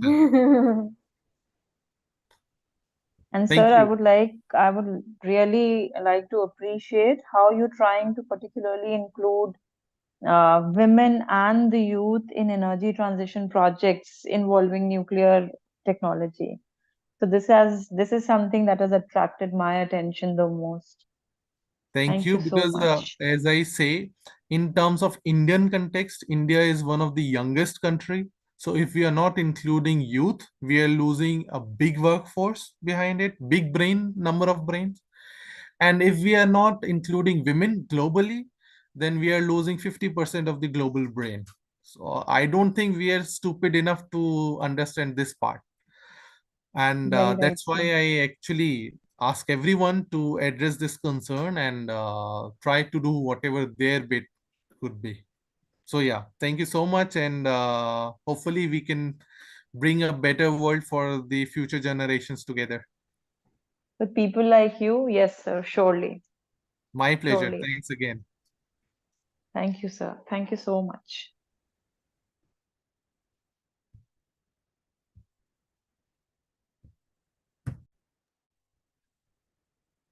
Dear attendees, I'd like to take a moment to outline, because now we have the slot booked for oral and flash presentations. So I'll just take a moment to outline the format and timing for our presentations today. For oral presentation, each presenter will have a maximum of 8 minutes to deliver their talk. And following each oral presentation, there will be a 2-minute question and answer session. And in case of flash presentation, there's going to be a time limit of 5 minutes. And each flash presentation would be followed by a 1-minute question answer round. Right? The presentations would be carried out as per schedule, which has already been given to the participants. But in case of any technical issues, the order might be changed. So I request each participant to be ready, right? To be ready, so that, because if there are any technical issues or something, we might change the order, right? So please be ready to present your work at any time during your session. And now I would just let you know the judges which would be there for the judges of the presentations for the category energy, environment and sustainability. We have one of the judges, Dr. Nitendra Singh, who just spoke. He's our eminent speaker. Then we have Samyak Manoj sir. He's also one of the speakers that we had today. And then we have Dr. Sapna Singh. And I'll just briefly introduce Dr. Sapna Singh to you all. She is a PhD in nuclear engineering from Homi Bhabha National Institute. And she's done her master's in nuclear science and technology from Delhi University and MS in nuclear energy from University of Paris. And she's presently working in the Department of Physics in our college, that is Lajpat Rai College, right? And then the judges in the category of high energy physics would be Dr. P.S. Negi. He's a researcher in the field of high energy physics, and he's done his PhD in high energy physics from Kumayu University. Currently, he's a professor and head of Department of Physics, Meerut College, Meerut. And then we have the second judge as Dr. Akhilesh Ranjan. He did PhD from IIT Kanpur in 2008. He was a research assistant at IIT Kharagpur for 23 months. He joined Manipal Institute of Technology, Manipal, in 2012. At present, he is working as an assistant professor at Department of Physics. His area of research is hadron spectroscopy. And then the third judge is Dr. Nitendra Singh himself. So let's just begin with the presentations. And the first category would be energy, environment, and sustainability. And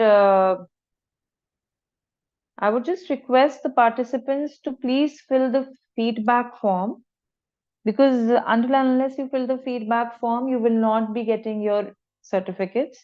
So please make it a point to do that. Right? Okay. So we have the first presentation from M.R. Ramesh. It's an oral presentation. And Mr. M.R. Ramesh is from Indira Gandhi Center for Atomic Research, Kalpakkam, Tamil Nadu, India. The topic is Energy, Environment and Sustainability, a roadmap for future India. Mr. M.R. Ramesh, are you there?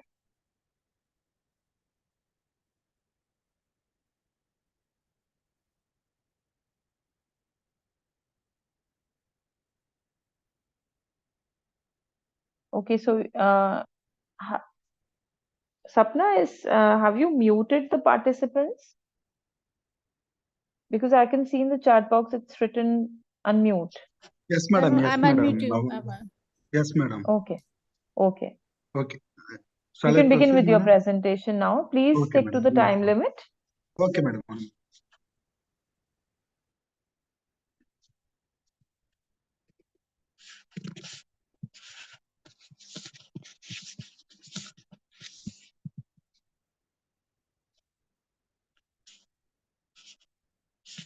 Madam, is it visible? Yes, it is. Okay. First of all, I thanks for giving opportunity for sharing my topic, energy, environment, and sustainability, a roadmap for Future India. I am MRMS from Indira Center for Atomic Research. The introduction: India is one of the world's fastest growing economies with energy consumption rising considerably. The energy landscape is diverse, comprising coal, oil, natural gases, renewable energy, and nuclear power. Despite a significant strategy in the renewable energy deployment, fossil fuels continue to dominate Indian energy mix. Coal remains the primary source of electricity generation, contributing to the environmental pollution and carbon emission. The environmental challenges faced by the country, India grapples with the myriad of environmental challenges by rapid industrialization, urbanization, and population growth. Air pollution, water scarcity, and deforestation and biodiversity loss are among the pressurizing in concern. Poor air quality, particularly in urban centers, has reached alarming level, contributing to the respiratory illness and premature deaths. The water scarcity aggregated by the climate change and unsustainable water management practice and threaten agriculture productivity. The importance of sustainability in driving future development. The sustainability lies at the heart of Indian future development paradigm, offering a holistic approach to addressing energy, environmental, and socio-economic challenges. It embracing the sustainability entails transitioning to a low-carbon, resource-efficient economy that fostering inclusive growth, social equality, and environmental stewardship. The energy landscape in India, the current sources to energy and their contribution. India energy mix primarily dominated by the fossil fuels, particularly coal, which accounts for approximately 50% of country total energy consumption. Oil and natural gas follows, contributing around 30% and 8% respectively. The nuclear energy plays a minor role, contributing to the 3% of total energy mix, where renewable sources such as hydroelectricity, wind, solar, and biomass collectively contribute approximately 4%. The challenges associated with the conventional energy sources, the composition of fossil fuels release greenhouse gases and other pollutants, contributing to the air and water pollution as well as climate change. The potential of renewable energy in India, recognizing the limitation and drawbacks of the conventional energy sources. India has increasingly focused on expanding the renewable energy capacity. In recent years, India has significant strides in the renewable energy deployment, driven by the supportive government policies, technology advancements. The country has set ambitious targets of renewable energy capacity addition, aiming to achieve 175 gigawatts of renewable energy capacity by 2022, including 100 gigawatt of solar, 60 gigawatt of wind, and 10 gigawatt of biomass, and 5 gigawatt of small hydro powers. The environmental concerns. The air pollution remains the major environmental concern in India, primarily driven by the industrial activities. The consequence of air pollution was severe, leading to the respiratory diseases, premature mortality, and environmental degradation. The water scarcity and pollution. It have significant challenges to India's sustainable development. Rapid urbanization, industrialization, and agriculture round of contribute to the contamination of water source and public and ecological balance. The climate change poses unprecedented threat in the Indian ecosystem. It mitigation measures such as transition to renewable energy, enhancing energy efficiency, and implementing sustainable land use practice are essential. The sustainable development imperatives. The importance of the integrating sustainability into development goals. By embedding the sustainability principle into the policy frameworks, India can steer development pathway towards the resilient and equitable outcome. These include setting ambitious targets for renewable energy deployment, implementing green infrastructure projects, promoting sustainable consumption and production patterns. The role of technology and innovation for fostering sustainability. Leveraging technology and innovation can accelerate progress towards sustainable development goals while enhancing economic competitiveness and creative new employment opportunities. The economic benefits of embracing sustainable practices. It offers significant economic benefits for India, including cost saving, enhancement competitiveness, and job creation.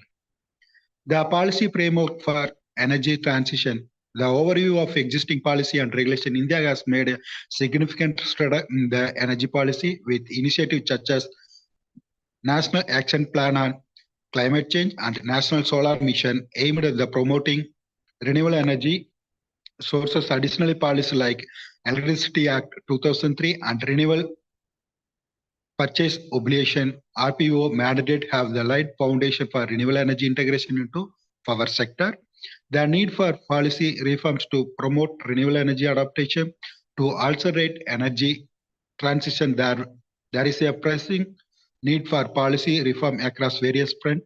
First, there should be a shift towards a market-based mechanism such as carbon pricing and feed-in trapped in the incentive renewable energy deployment. The strategy for environmental preservation. The promoting clean energy technology such as reducing the greenhouse emission and mitigating climate change. India has made significant strides in the renewable energy deployment, but still immersive potential for expansion. Government incentives and subsidies can encourage investment in clean energy infrastructure.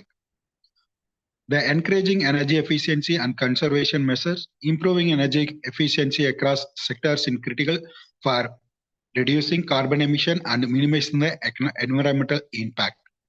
It includes the public awareness campaign and education programs can promote behavior change and encourage individuals to adopt energy savings habit in their daily lives. The strengthening environmental regulation and enforcement. The strengthening regulatory framework and increasing enforcement measure can deter environmental violation and promote responsible resource management. Additionally, enhancing monitoring and reporting mechanism can facilitate that in the manner of transparency. The community enhancement and awareness. It includes the importance of public participation and sustainability initiative. The first involving the community ensure that the policy and initiatives are reflective of local needs and priorities, leading to more effective and sustainable outcomes. The education and awareness programs for environmental conservation. These initiatives help individuals understand the importance of environmental protection, it impacts and the action of ecosystems. The role of civil society and NGOs promoting sustainability. These organizations often serve catalysts for change, working closely with their communities to address environmental challenges and promote sustainable development practices. The summary of key findings and recommendation. Through the rigorous analysis, we have identified the imperative need for India transition towards renewable energy source, mitigate environmental degradation and enforce sustainable practice across sector. The recommendation include incentives, renewable energy investment, energy efficiency measures, implementing the strengthened environmental regulation. The call to action of the stakeholder. The government agencies, business and the research institution, non-profit organization and individual to unity in concentrate effort towards sustainability. It is imperative to transit sector interest and improve. The collaboration should be underpinned by transparency, insecurity and commit to a long-term sustainability goals. The stakeholders are encouraged to foster knowledge exchange, innovation partnership and capacity building initiatives. The vision for India as a global leader in energy. Looking ahead, envision India emerging as a global leader in energy, environmental and sustainability by harnessing its rich renewable energy potential, adapting cutting-edge technologies and embracing sustainable practices and chart pathway to inclusive growth and environmental resilience and social well-being. Our vision encompasses the future where clean energy power, vibrant industries, green spaces, and in urban landscape, ecosystem are restored by the and protected, and communities proper in harmony with the nature. Thank you, madam. Thank you, Mr. Ramesh, for this wonderful Wonderful. presentation. I would just encourage the audience to feel free to ask questions, if any.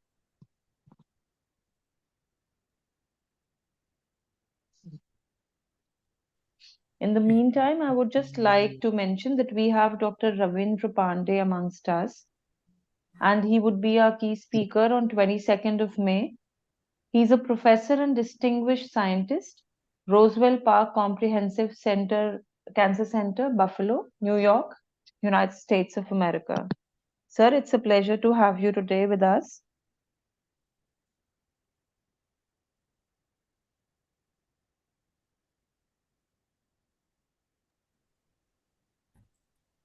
If I may ask one question to Mr. Ramesh.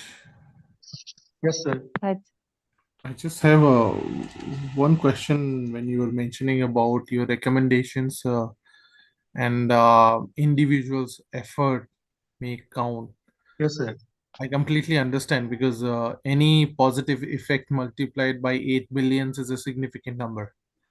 But you have not mentioned what sort of, I mean, your presentation is really broad, which covers sir. a whole lot of scenario. Well, I would have been happy if you have focused on one particular thing, but starting its position until the execution would have been more interesting. So just wanted to know what if you have to change one contribution from an individual side, what it will be to make livelihoods more Because sustainable. we first we want to understand the our environmental ecosystems, because it already the so many problems in our day-to-day lives. So we go for the solar energy like that in the eco with the environmental. Then for that we want to understand the present situations. So we move to the electricity consumption, want to reduce, and carbon emission. These are the key constraints to individual participation, sir.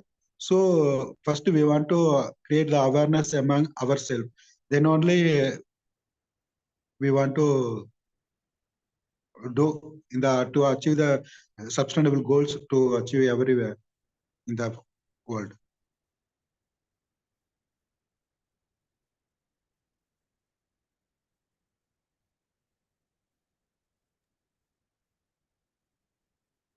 Prakash Tiwari Yes. also has a query. Yes, sir.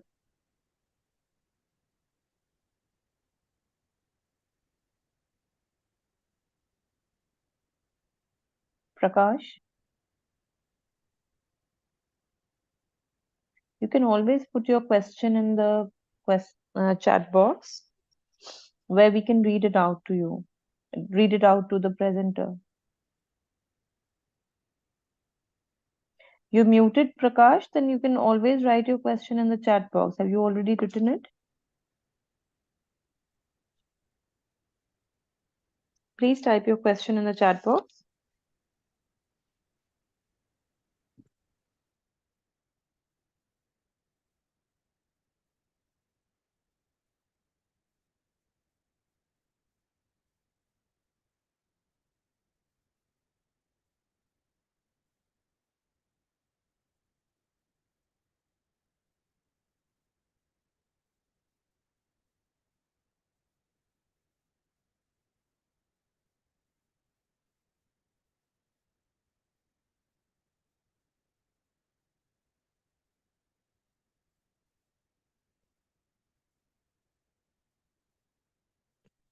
Sir, in the we given the data in the natural and the coal based and the fuel like that. We are given the already we are achieved in the pathway for to achieving the Indian contribution in the every for different types of energy, sir.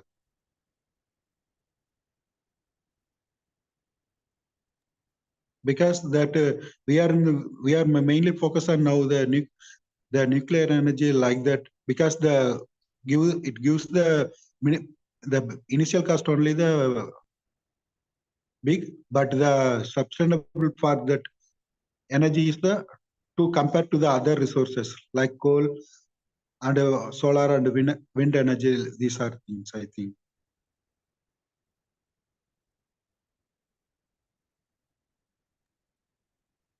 Thank you so much, Mr. Ramesh. Yes.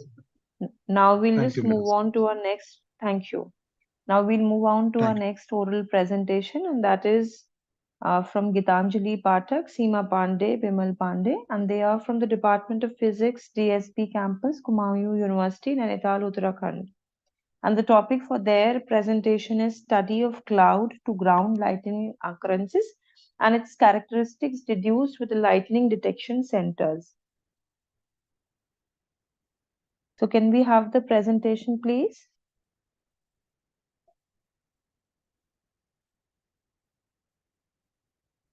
Is this team there with us?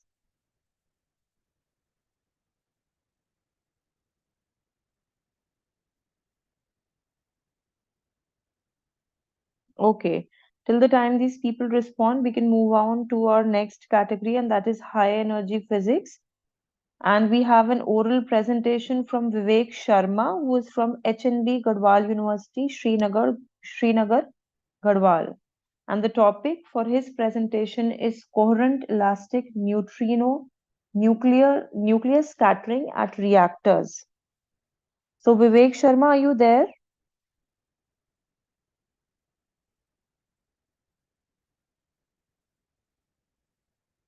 I think Vivek Sharma is not there. Let's move on to the next presentation, and that too is an oral presentation, and that is from Garima, Dr. Garima and Punetha. I think And Vivek these, started sharing his screen now. He is okay, present, ma'am. Vivek Sharma. We have to unmute him. okay.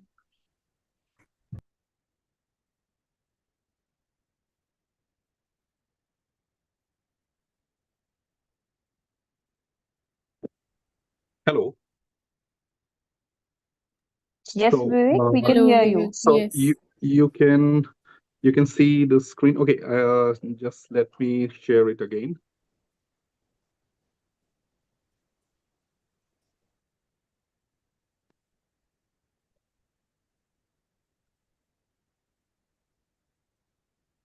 Okay, just a minute.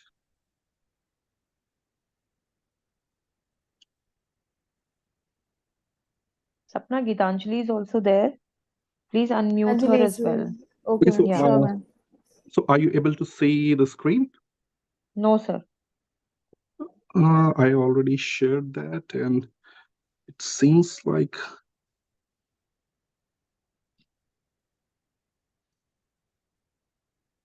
now. Are you able to see? No, sir, we still cannot see it. Okay, just a minute. Let me do it again.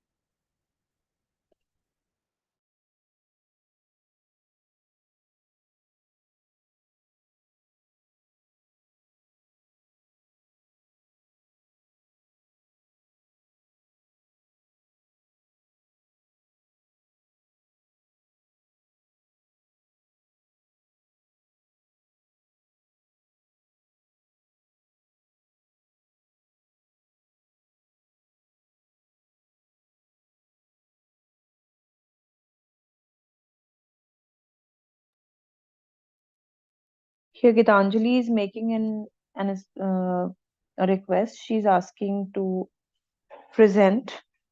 Vivek, till the time your technical issue is resolved, we can have the presentation of Gitanjali Pathak.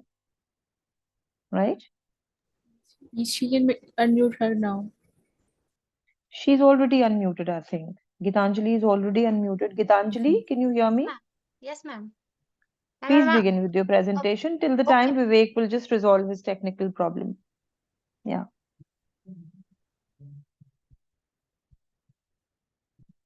Ma'am, is the screen visible? Yes. Okay. So, good evening, everyone. My name is Gitanjali Pathak, and I'm from Department of Physics, DSB campus, Kumaon University. And the topic that I'm presenting here is a study of cloud-to-ground lightning occurrences and its characteristics deduced with the lightning detection sensors.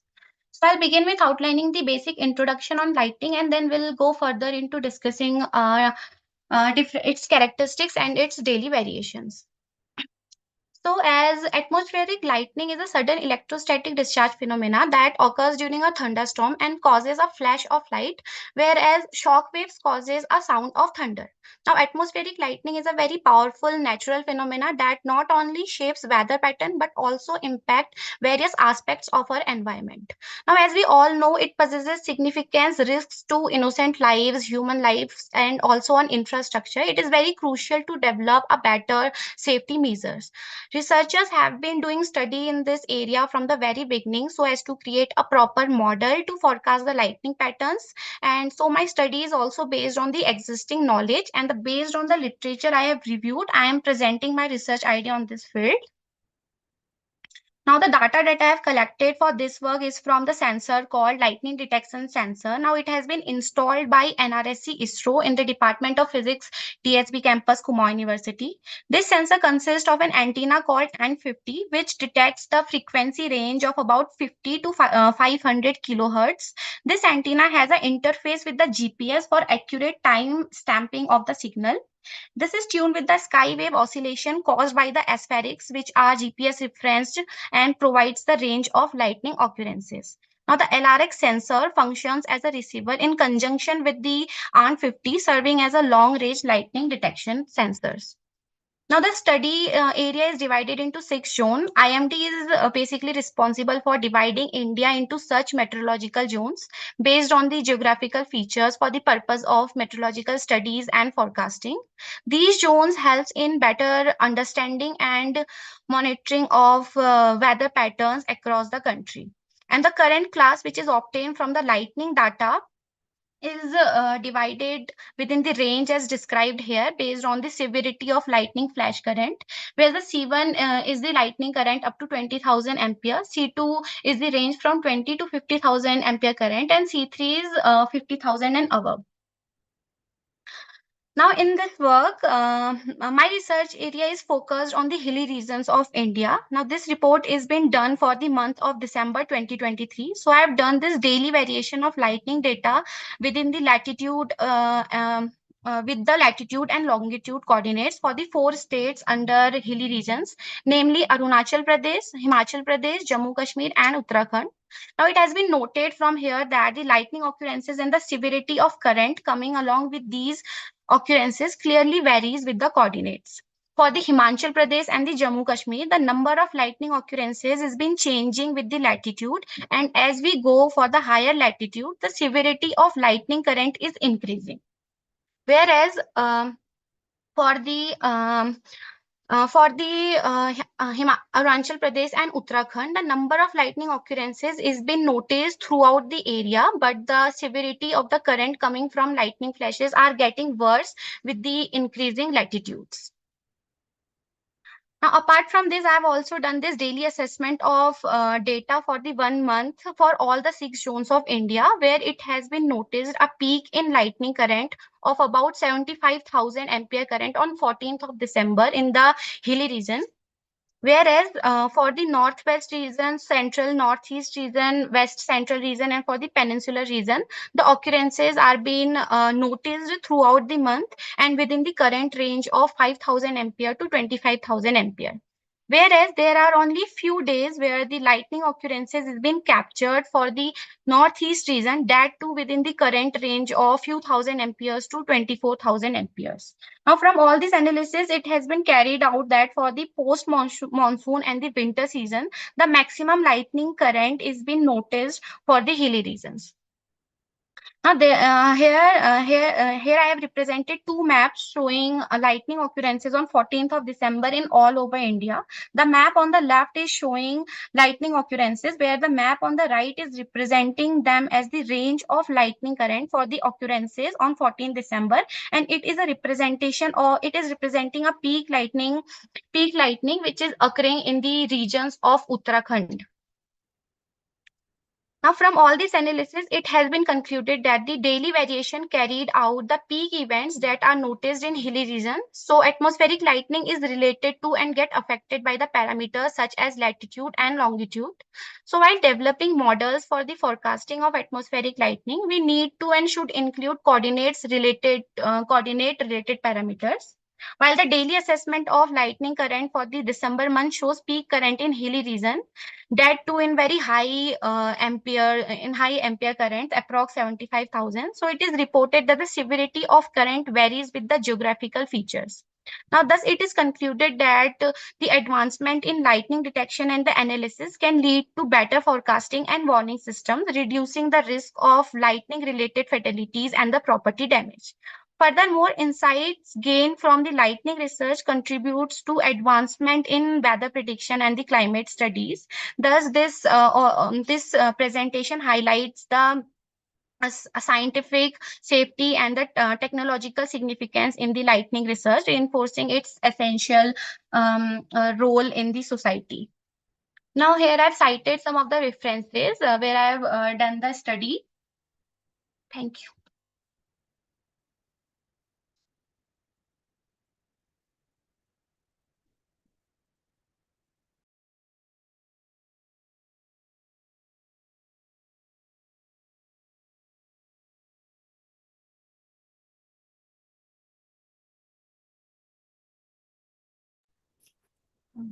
Nice presentation, Gitanjali. I just want to know, are you also planning to do some modeling related to this, or just data analysis? Ma'am, I'll be doing modeling. Later on? Yes, ma'am. Okay. If I may go for a question, a quick one. Gitanjali, recently you have seen there is a big solar storm coming and there will be few more solar storms coming. Are they also affecting your lightning model? Have you thought of that as well? Or Yeah. something like that? Yes, sir. So actually, I'll be using parameters on these geographical features. Like I'm in Uttarakhand, and we frequently notice cloud busting and the lightning strikes, that too of very high amperes. So I'm thinking of including parameters such as longitude, latitude also, because as of now the modeling means I've not seen much work which also includes the modeling based on the geographical features. So for the Uttarakhand region, I'll be doing my research in this. Okay, just check with the wind velocities as well. Just Yes, sir. thank you. Okay.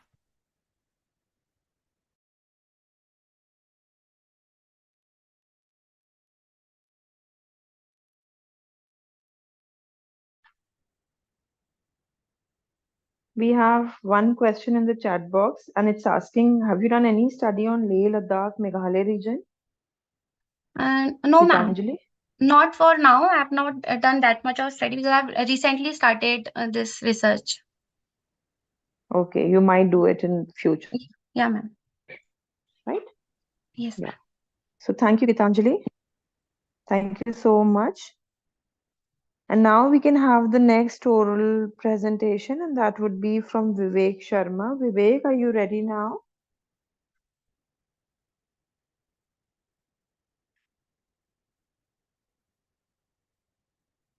Sapna, is Vivek unmuted? Yes, ma'am. He's unmuted. Okay, Vivek, you can begin.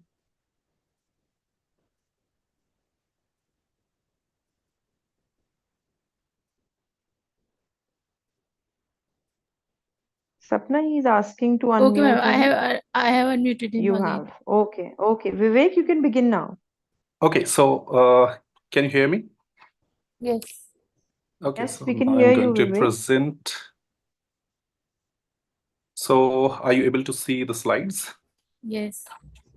Okay, so okay, thank you for inviting me to give a oral presentation in this conference. So my talk is on coherent elastic neutrino nucleus scattering at reactors, and this is the outline of my talk. So I was working in Texono collaboration, which is Taiwan experiment on neutrino, which is located at north shore of Taiwan at Kaohsiung Neutrino Laboratory. So here you can see these are two buildings where there is a reactor core inside here. And we have an experiment, Texono, which is at a distance of around 28 meter distance, or 28 meter from the core. And this is how the setup looks like. So there are various plastic scintillator detectors from the outside, and then there are several layers of different shieldings to suppress the cosmic ray induced background. And there is a cavity here, which is around of volume 1:1:1 meter cube. And we used to put a CSI detector as well as germanium detector there, which are point contact detectors. And we expect a neutrino flux of 6.3 into 10 to the power 12 neutrinos per centimeter square per second at this distance. So we use both P-type and N-type point contact germanium detector to probe the properties of neutrino, and from different generations of detectors. Recently, we switched from liquid nitrogen cooling detectors to electro-cooled detectors, which was shown over here. Okay, so okay, there is there is some hindrance, I guess. So are you able to see the slide? So No? Are you able to No, see? Vivek, we cannot see it. Okay, let me share it again. Okay, so are you able to see it now? Yes, we can. Yes, we can, Vivek. Please proceed. Okay. So here are the different generations of the detectors, what we were using in Texono experiment. We categorized them as G1, G2, G3. And here are the thresholds and pulsar pull width half max. So to penetrate more neutrinos, we need to go at lower threshold. That means we should have lower pulsar pull width half max, which is a characteristic of noise. And here you can see different curves, which tells about the stability of this cryo-cooled detector. So why we move from liquid nitrogen to cryo-cool? Because it has customized achievable temperature, controlled microphonic noise, and also improved electronic near point contact. So we can probe more neutrinos because of that. And from different generations of detectors, we are probing different sectors of interaction, like neutrino electron scattering, neutrino magnetic moments, neutrino millicharge, and currently we are focusing at neutrino nucleus elastic scattering. So here you can see the x-axis is the maximum nuclear recoil of a given interaction, and the y-axis is the count rate, how much you expect from the detector. So if you want to probe this black curve, you need to go lower in the energy. That's why we need highly sophisticated detectors. So in recent years, we have done a couple of advancement in detector technology and also published some theoretical papers on the same. So let's see about neutrino nucleus elastic scattering. So it is already well defined in its standard model, and it is done by the exchange of Z0 boson, and its cross section is written over here. So here you can see kinematic terms, and here is the Q square term, and the Q square have this term epsilon, which depends on the sine square theta w, which is the weak mixing angle, and it is very small. So you can say that this Q square is roughly n square it's equals to n square if you take form factor roughly equals to 1 in low energy region. So for from low to high mass target, if you go, you can see that the cross section increases. It means the heavier the target, you will see more counts. So but there is also some limitation in the recoil. So why it is so important to study? It also has important role in supernova explosion, in electroweak interactions of standard model. If you see any deviation from a standard model, you can probe beyond the standard model things, and also you can probe coherency in electroweak processes. Also, it could be used as a tool for reactor monitoring. You can see the count rate in the detector, and you can predict that what is going inside the reactor. And also, it is important to study dark matter such that both, if you see the WIMP scattering, it also gives you similar kind of signals. So this plot is about the quenching factor, because the detector doesn't see always the whole energy which is deposited into it. So there is some quenching in the energy when there is a nuclear recoil. And here is a typical spectrum what we see in our detector. And there are different X-ray peaks, which are cosmogenic activated peaks. And here the y-axis and x-axis is representing threshold, and the y-axis is the count rate. So our G2 and G3 generation were probing up to 300 and 200 EV threshold. So, and with a background rate of around 20 counts per kg per day, which you can see even here. So here is the rate of around 10, and then it increases as you go below hundreds of EVs. But we are targeting to probe in deeper region up to a threshold of 150 EV, and you can see the count rate increases exponentially. So even a 50 EV change in threshold can improve the results significantly.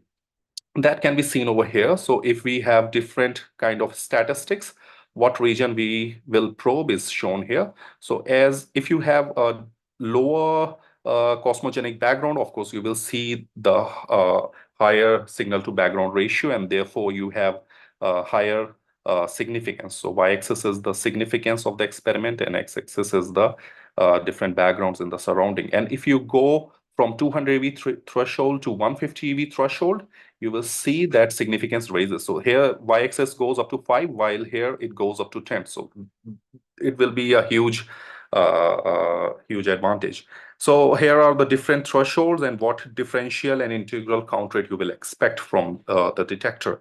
So there are various challenges to see this scattering, as there are stability problem, and also we used to do multi-detector configurations, and also there is electronic noise which we have to always deal with. And there are some strategies by which we are trying to overcome these challenges. And then we are also doing some theoretical work on neutrino nucleus elastic scattering, that we parameterize this term coherency, that people used to say that this scattering is coherent up to energy of neutrino up to hundreds of MeV, but that is not the case. So we try to parameterize it in 3 different ways: nuclear physics, in quantum mechanical description, and in data-driven description, which you can see in these 2 papers. So we also show here how different sources of neutrino will probe different coherency regions. So here you can see decay at rest, which is stopped pion neutrino, which we are getting from the colliders. So the coherency is getting lower when you go from low recoil to high recoil. But when you try to see the neutrinos from the reactor, there is always a higher coherency, whereas for solar there is also higher coherency, but a bit lower than the reactor. So here that same thing is shown in the table. And also, if in ideal case, if you have a detector with a threshold of zero recoil, then of course you will see higher coherency rate. So we also give the limits on coherent experiment. They have given limits on neutrino nucleus elastic scattering with stopped pion neutrino. And just I as mentioned that stopped pion neutrino has higher energy, so they are not that coherent. So we give the limit on their coherency, that how much coherent elastic scattering they are looking in their data. So here you can see the complete coherency could be excluded at Q square this value with the P value of this much, and complete decoherency could be excluded at this Q square and this P value where Q square is the 3 momentum transfer, of course. And here you can see there is the data which is converted into the neutrino nucleus elastic scattering rate in normalized unit, and here what coherency region they are looking right now. And then they also have data with the, okay, this one is for the CSI detector, and this one is for the liquid argon detector. And here you can see the error bars are quite big. So the region in the coherency they are probing is also has higher uncertainty. But if in future someone probes the scattering with 10% errors for reactor, still you will see the coherency at a level of higher than 90%. So that is the thing what this plot is telling. So we have given some preliminary results on neutrino nucleus scattering, and we are using Linhart model for quenching factor, and with certain Linhart parameter K, if we draw a 3 sigma band, it would be this yellow band, and this will be the curve.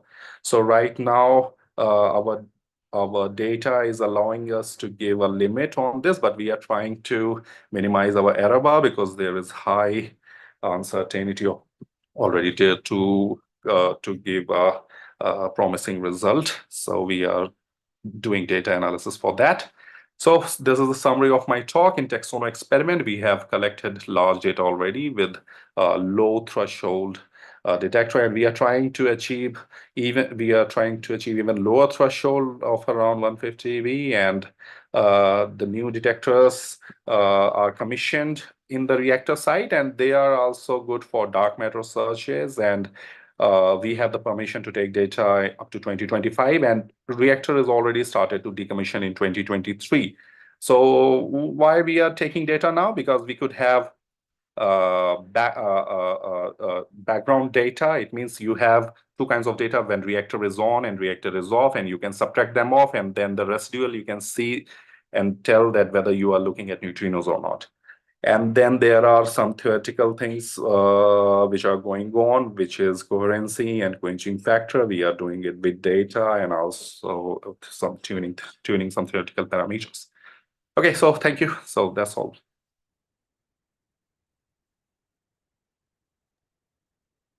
Thank you, Vivek. And I think Dr. Niten Singh has a question to us. So please. Thanks, Vivek. It was a nice and interesting presentation. Two quick questions. One, have you compared your data with the German gold foil experiments in any manner? I understand they are high energy measurements, but if you have. Okay, we are actually doing it for reactor neutrino and dark matter, and both interactions are okay. For neutrino we know that it is a weak interaction, right? So that's why the count rate is very low. So we don't compare it all because the gold foil and this one are totally different kinds of interaction. And also, if you do it for the dark matter, okay, we don't know how the dark matter interact with the normal matter, but we think that it should be somewhere likely to be like weak interaction, right? So yeah, so I think referring to the German experiment where they are using the coil reflectors for neutrino measurements and detection. So coil deflectors. Okay. No. But we are not doing. I think that could be. I'm not sure which kind of interaction they are looking at. That's what I just wanted to. Okay.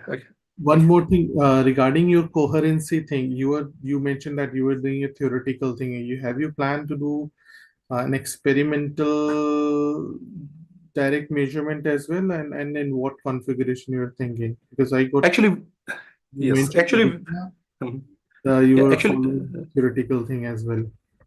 Actually, we are doing it already. That we already have data of up to 200 to 300 kg days of reactor on, and also we are trying to get the similar kind of statistics for off. In early days, actually, we used to have small reactor off data, because reactor used to be on for a year and there was off for like say 20 or 30 days. So we have some limitation, and that's why the data has huge error bar due to the reactor off. So when we do reactor on minus off, we get even again large error bar. So we are now getting more and more data for reactor off. And when we have enough statistics, we will do on minus off and give some results. But yeah, of course, we are trying to get lower in the threshold with different techniques, different kind of new analysis like pulse shape discrimination and other things. Sounds interesting. Thank you. Thank you. And we have one question in the chat box. How will you differentiate coherent and incoherent data contribution? This is for you, Vivek. Okay, so what we used to do is that we already developed some theoretical benchmark that if we are looking at coherent scattering, we should see this kind of spectrum. If not, then there will be some contribution from incoherent scattering. And if you have some deviation from your theoretical model, then that is also a good thing to do, that you can probe some, you can also probe beyond standard model things, or you can say, okay, there is some decoherent part there which you didn't explain in your theory, so you have to make some new models for that. So yeah, that opens a lot of window for both experimentalists and theoretical people. Thanks, Vivek. Thank you so much. Thank you. Thank you. And now we have a flash presentation lined up. And this would be presented by Shreya Upadhyay, and she's from École Polytechnique, France. And the topic is chirped pulse amplification and coherent beam combination. And Sapna, I would just request you to please unmute Shreya. And in the meantime, okay. And in the meantime, yes, Shreya, please get ready for your presentation. In the meanwhile, Dr. Neeraj Tiwari would just let us know who the judges are for the flash presentation.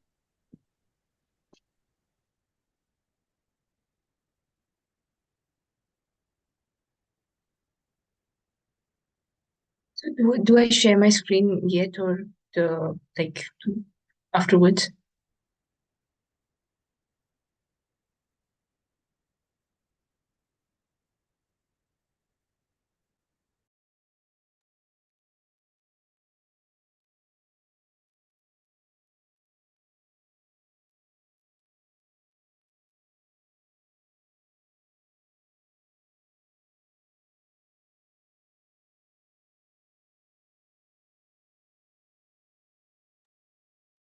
Judges, I would just like to bring to your notice that we have Dr. Garima also for oral presentation, and she'll be followed by Shreya Upadhyay.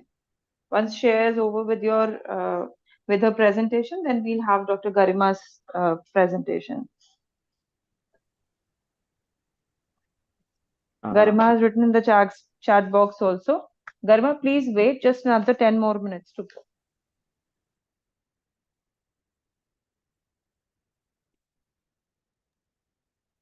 Neeraj sir, please brief us regarding the judges of flash presentation. Yeah.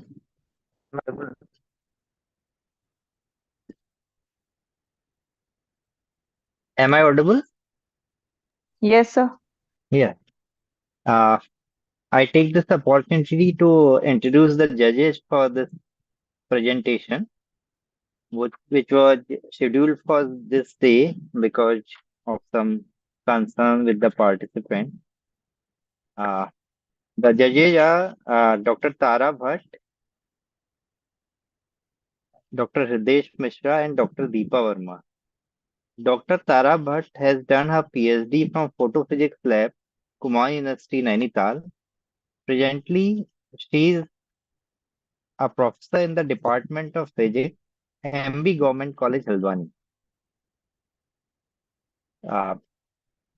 Dr. Hridesh Mishra is also from Photophysics Lab, Kumaon University, Nainital.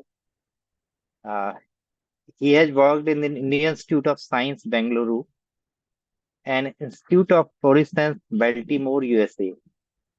Presently, he is a professor in the Department of Physics, MMV, BHU.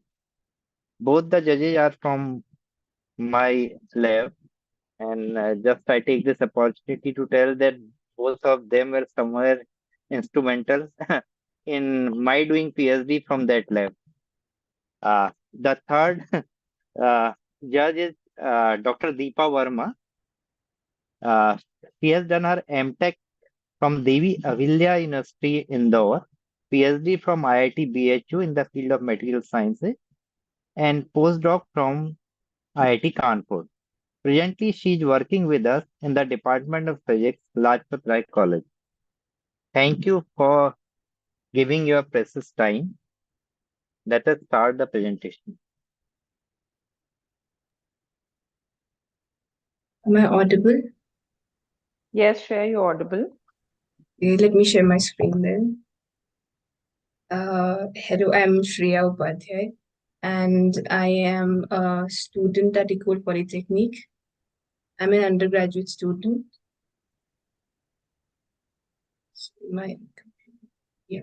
So I'm an undergraduate at Ecole Polytechnique, but I had the opportunity to work at the laser lab for like a month. But yeah, so I want to share the process that I found interesting there. So I worked on chirp pulse amplification, and that would be the main topic that I will be discussing today. So, so this method was developed around the 1980s by Gerard Mourou and Donna Strickland, and they received a Nobel Prize in 2018, as we all know, for devising this technique. What is chirp pulse amplification? That's another question. Basically, we are amplifying laser pulses to the order of femtoseconds by a three-step process: temporal, stretching, amplification, and compression. And this is done by introducing a chirp or like a difference, like around a frequency difference in the pulse or the beam. And so this allows us to get a very high intensity pulse at the end. But there are many different methods that allow us to achieve chirp pulse amplification, but I will be presenting the method that we did in the lab. So here I can show you the prototype that is being used in the XCAN lab at the laser lab in Ecole Polytechnique. And this is like a very special in certain ways, which I'll be describing. So firstly, we use a ytterbium doped laser, which has like around 978 nanometers wavelength, and we take it to a system of acousto-optic modulators. And here, the pulse is basically stretched, and then positive chirp is introduced here in the medium itself, and the wavelength of the pulse is increased to around 1030 nanometers. And after this, basically this one beam is split into 61 different beams, which looks like something like this that I showed in the prototype. So now these 61 different beams are basically, we basically do a SPGD or a optimization algorithm in it. Basically what happens is that when you split a beam into 61 different beams, you are allowing, you're kind of introducing a phase difference in all of them, but you have to maintain the coherence. So in order to maintain coherence, we basically do this algorithm, which is SPGD, and this is basically giving us a optimized profile. And so all of these optical beams, like all of these beams, they have a piezoelectric crystal in the optical fiber which we have introduced. So this voltage profile basically allows us to change the voltage in each and every optical fiber so that we can optimize all of the beam and maintain coherence. And after that, these all 61 beams are basically recombined into one beam. And from here, we can basically take two paths, path 1 or path 2, which is basically separated by a mirror. So if path 1 is taken through a chopper is basically a mirror, which is like rotating. And it has by 9 by 360 of a cut, it's called the pizza cut, and which allows like the 9 by 360 part allows the beam to pass through it, and the other half, like the other part, which is coated by a reflective coating, it does not allow the beam to pass, and it is also rotating. So this is the point where we are kind of decreasing the average power and keeping the same peak power. So this is where we are decreasing the average power of our pulse, and then after here we take it through a Pocal cell where we kind of change the polarization of the beam.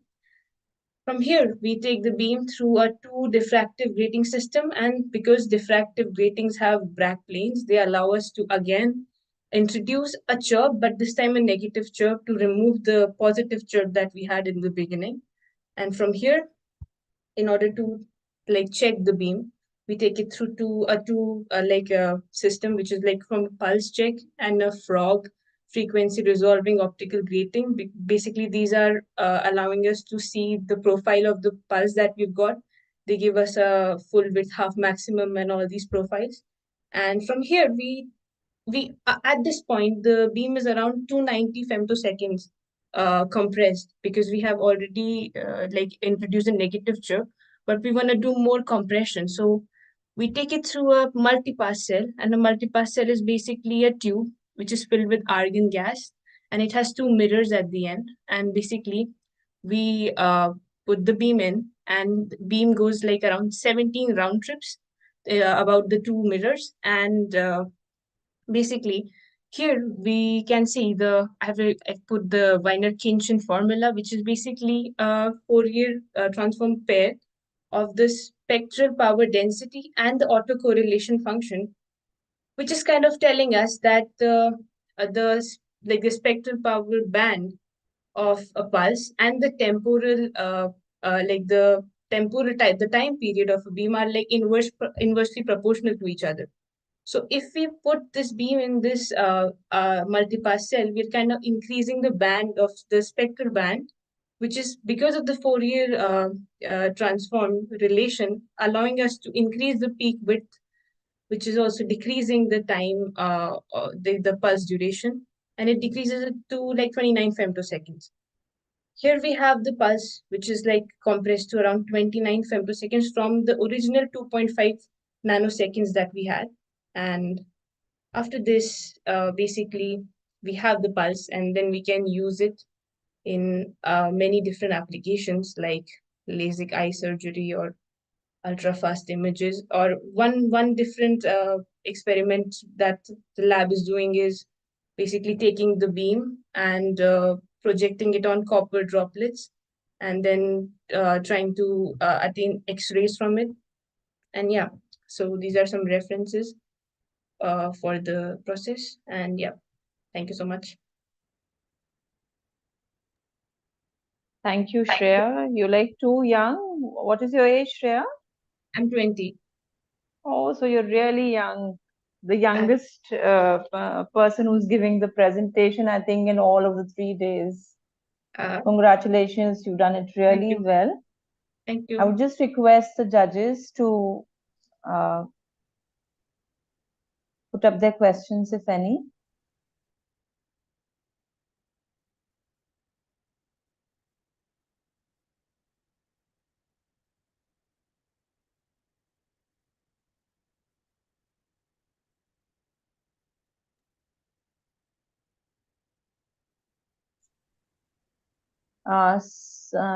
Dr. Sapna, please unmute. Somebody is asking to Sir, I unmute. have unmuted him.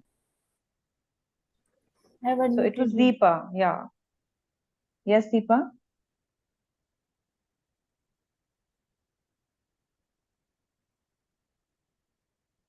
You've unmuted Deepa, right, Sapna?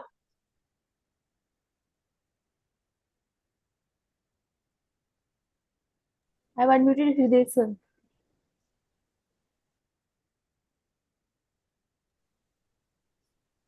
One minute, ma'am. If there is any technical issue.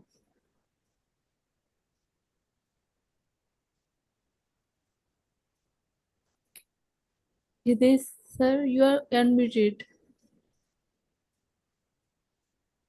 You can Sir, unmute your you're mic. unmuted. Now you can ask. And we have a question from Dr. Nitin Singh as well. So first, Mishra sir, can you?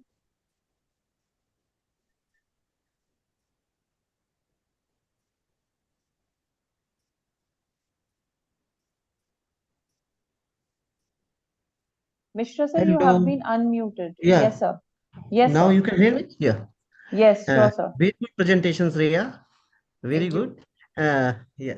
What is the application of these femtosecond pulses in understand the dynamics of the electrons like that? Yes. Have you any idea? Yes, we can basically use them to accelerate. It is used in many electron proton accelerators, as well as we can use it to kind of look in the in like making X-rays through like hitting it in copper droplets, which is one of the experiments that is being done in one of the labs. And yeah, it's also used in certain accelerators. But yeah, but I'm not sure exactly how the mechanism is, but I know the application is there also. Yeah. Okay. And when the pulses are when the broad pulse is converted into chirp pulse, what about the frequency? So the frequencies are the frequency. It's basically a train of the pulse. The pulse is basically separated in terms of the frequency. That is, there is a temporal shift. So the frequency the higher frequency goes before the lower ones. That is basically introducing a positive chirp. But then we kind of basically that's allowing us to in a way stretch the pulse rather than having the entire concentration of the pulse in the gain medium, stretch it and then introduce it to the gain medium in order for the survival of the gain medium, I would say. And then we are chirping it at the end with like the two diffraction grating systems.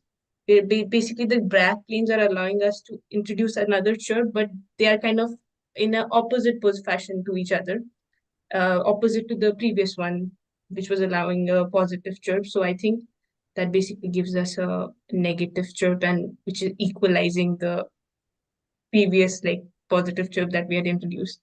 I think so, yeah. And the next thing you say that your optical fibers carrying 1 watt signal, 1 watt, right? What are the core and cladding materials? About the fiber optic cables? The material, I Because am that not was sure, carrying but that was high power. So what? Good. So the thing is that this is like not a usual optical cable, because in this optical cable we also have a piezoelectric crystal, which is basically when we have 1 watt beam, basically we are also trying to modulate to change the phase shift, because we have split a beam into 61 different beams.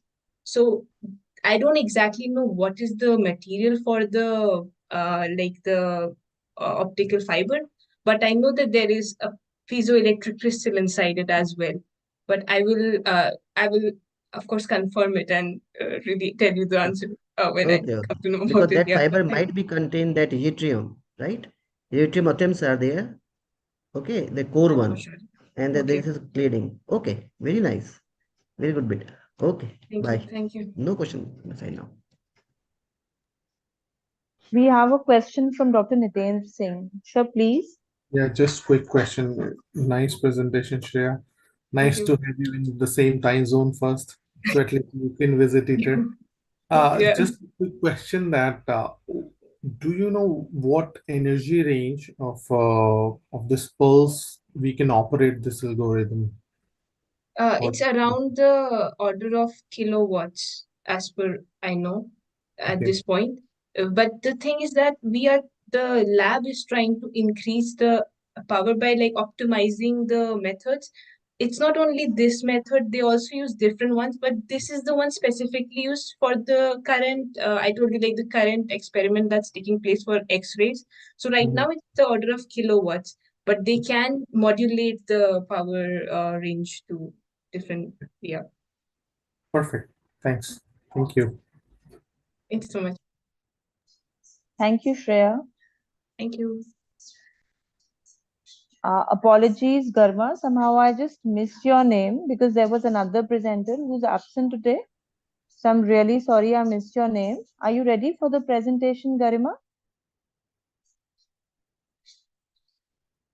Sapna, has Garima? Yeah. So Garima is unmuted?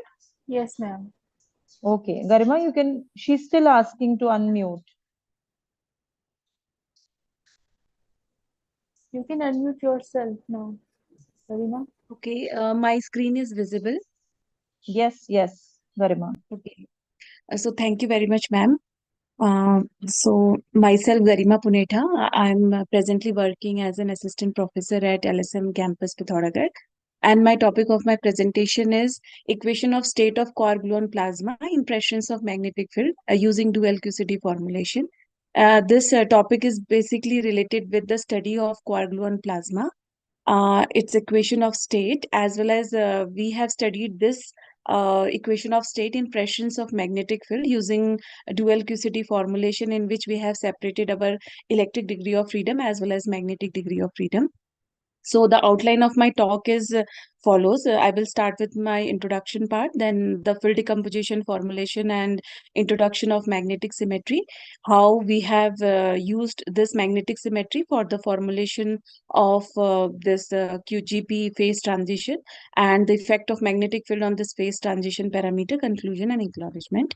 So introduction part, basically we are dealing with the strong interaction part, and that deals with quantum chromodynamics, that is known as QCD, and it has a very interesting problem related with it is a confinement problem. This problem is encountered at low energy regime, which is at large distances, which can be resolved through non-perturbative method. In this scenario, in 1970, Nambu, Mandelstam, and T. Heft proposed a very interesting idea of quark confinement, which is basically related with the electric flux tube formulation, which happens with the magnetic monopole condensation, which basically leads to color confinement, also known as quark confinement. And one of the most another important property which is encountered at short distances is asymptotic freedom, which can be resolved through perturbative methods.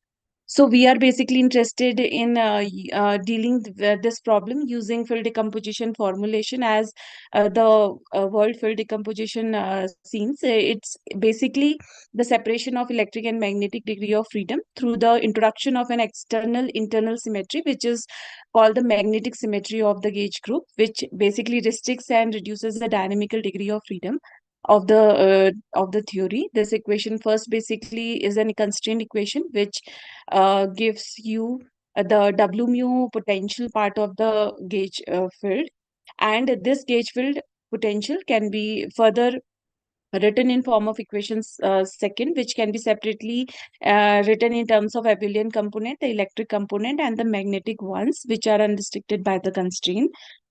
Since our model basically deals with the Lagrangian formulation, which is done at the quenched approximation in absence of color sources, and we have also introduced an effective potential, which is basically responsible for the breaking of the magnetic symmetry given by equation fourth.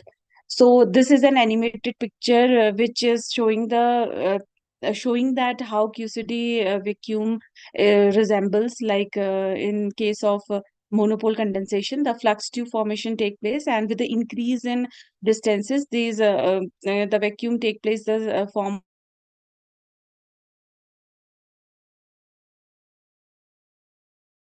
magnetic magnetic symmetry breaking and incorporating color this reflection invariance.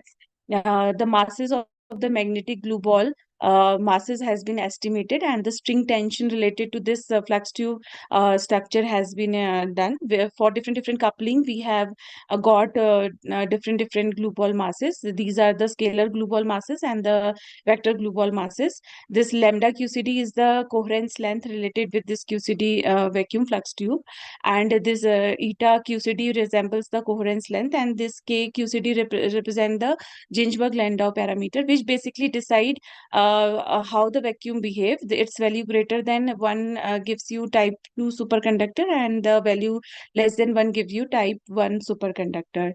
So we are basically interested in studying the phase structure of this QCD vacuum. So we have opted for the hydronic bag and bag energy, which is given by equation 5th, and we have extracted this bag energy in terms of glue ball masses. This study we have done using this analytical study we have done, and we have derived this expression using this string energy for this, which basically this bag energy depends upon the glue ball masses. So the system we are interested in is like at extremely high temperature or a very high pressure, how the this nuclear matter is expected to undergo a phase transition from the confined phase to the QGB phase. So using the basic equation of states using grand canonical ensemble formulation, we have plotted the pressure for hydron and QGB phase, and this the blue sheet represent the hydron phase and the yellow one represent the QGP phase, and for different coupling we have got the critical temperature for phase transition, and this is a 3D plot which is showing the normalized pressure for this hydron and QGP phase with the effect of this magnetic field. So for different temperature we have got different for different coupling we have got different critical temperature. Similarly, we have plotted the energy density for this hydron and QGP phases, which for different coupling shows this value. This blue sheet resembles the hydronic phase and the yellow one resembles the QGP phase, and with the increase in at high temperature it's reaches the Stefan Boltzmann limit, and these plots has been shown for different magnetic field values. So similarly, we have also plotted the specific heat for this quark-gluon plasma phase for different coupling. We have got this lambda phase transition, and these results are for different couplings. Similarly, we have plotted the speed of sound which drops to minimum at the critical temperature, and it's increased with increase in temperature and reaches the Stefan Boltzmann limit of this 0.33. So for different coupling, we have plotted the result for this square of speed of sound for QGP. So the conclusion of my work is that using this dual QCD formulation based on this magnetic symmetry, we have studied the confining property of this QCD vacuum. We have also calculated the thermodynamical observable quantities, including pressure, energy density, entropy density, square of speed of sound, specific heat, impressions of this magnetic field. And we have seen that with the increase in this magnetic field, the critical temperature reduces, which leads to inverse magnetic catalysis. And these thermodynamical observables increases with increase in magnetic field, as well as they reaches to their Stefan Boltzmann limit at high temperature. So thank you very much for giving me the opportunity to present this work in this conference. So thank you very much.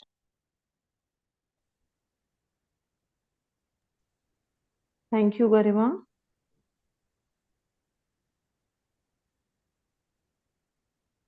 I would just request the judges to please put up the questions. Hello, Garima. Can Yes, you hear sir. me? Yeah. Yes, sir. Yes, sir. A very nice presentation. I have some Thank you, sir. query Okay, related because my background is not quantum physics or this Okay, sir. particle physics especially.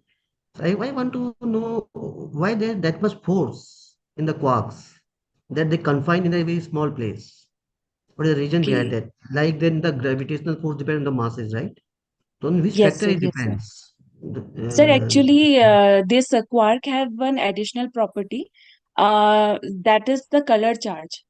So, so in case of like, if we compare it with QED, in QED we have electrons which are having simple charge. But in QCD we are having quarks, and these quarks have additionally we have the electric charge as well as the color electric charge, which we can differentiate it in the way that in QED, with the increase in distance, this coupling behavior decreases.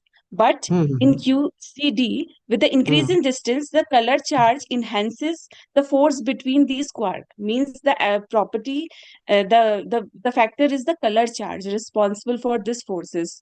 That's why with the color charge means the fractional charge, right? Yes, sir, the fractional The charge. charge on it is a fractional, but it is it is a different kind of charge as compared to the electron and proton, or Yes, sir.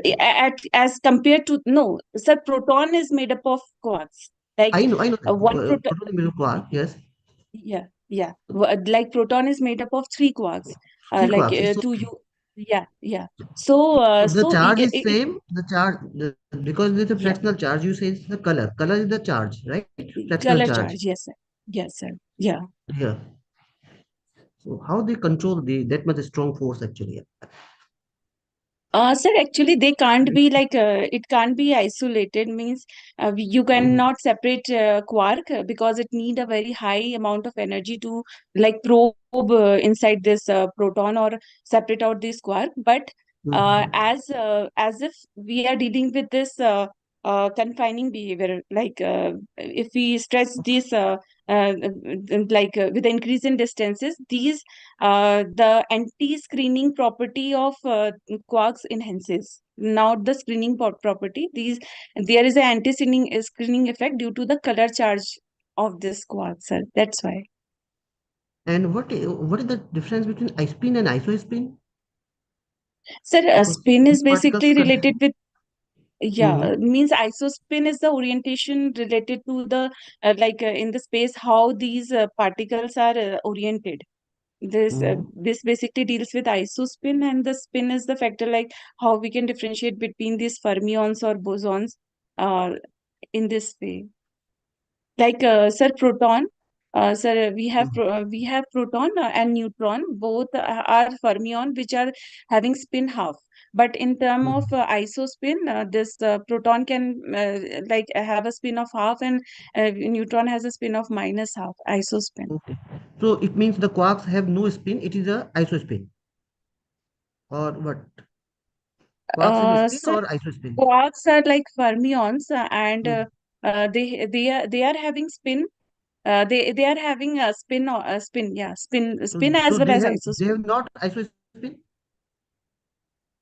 No, sir, Isospin, I they think are they have. having isospin. Yeah, isospin also. Okay. Okay. Thank you very much. Okay, sir. Dr. Niten Singh would like to ask a question from you, Garima. Sir, Okay. please. Thank you. Thank you very much. Nice presentation. Just somewhere, I think I get confused. You mentioned that color symmetry got broken in this process, right? So not the color symmetry. Color symmetry is the exact symmetry.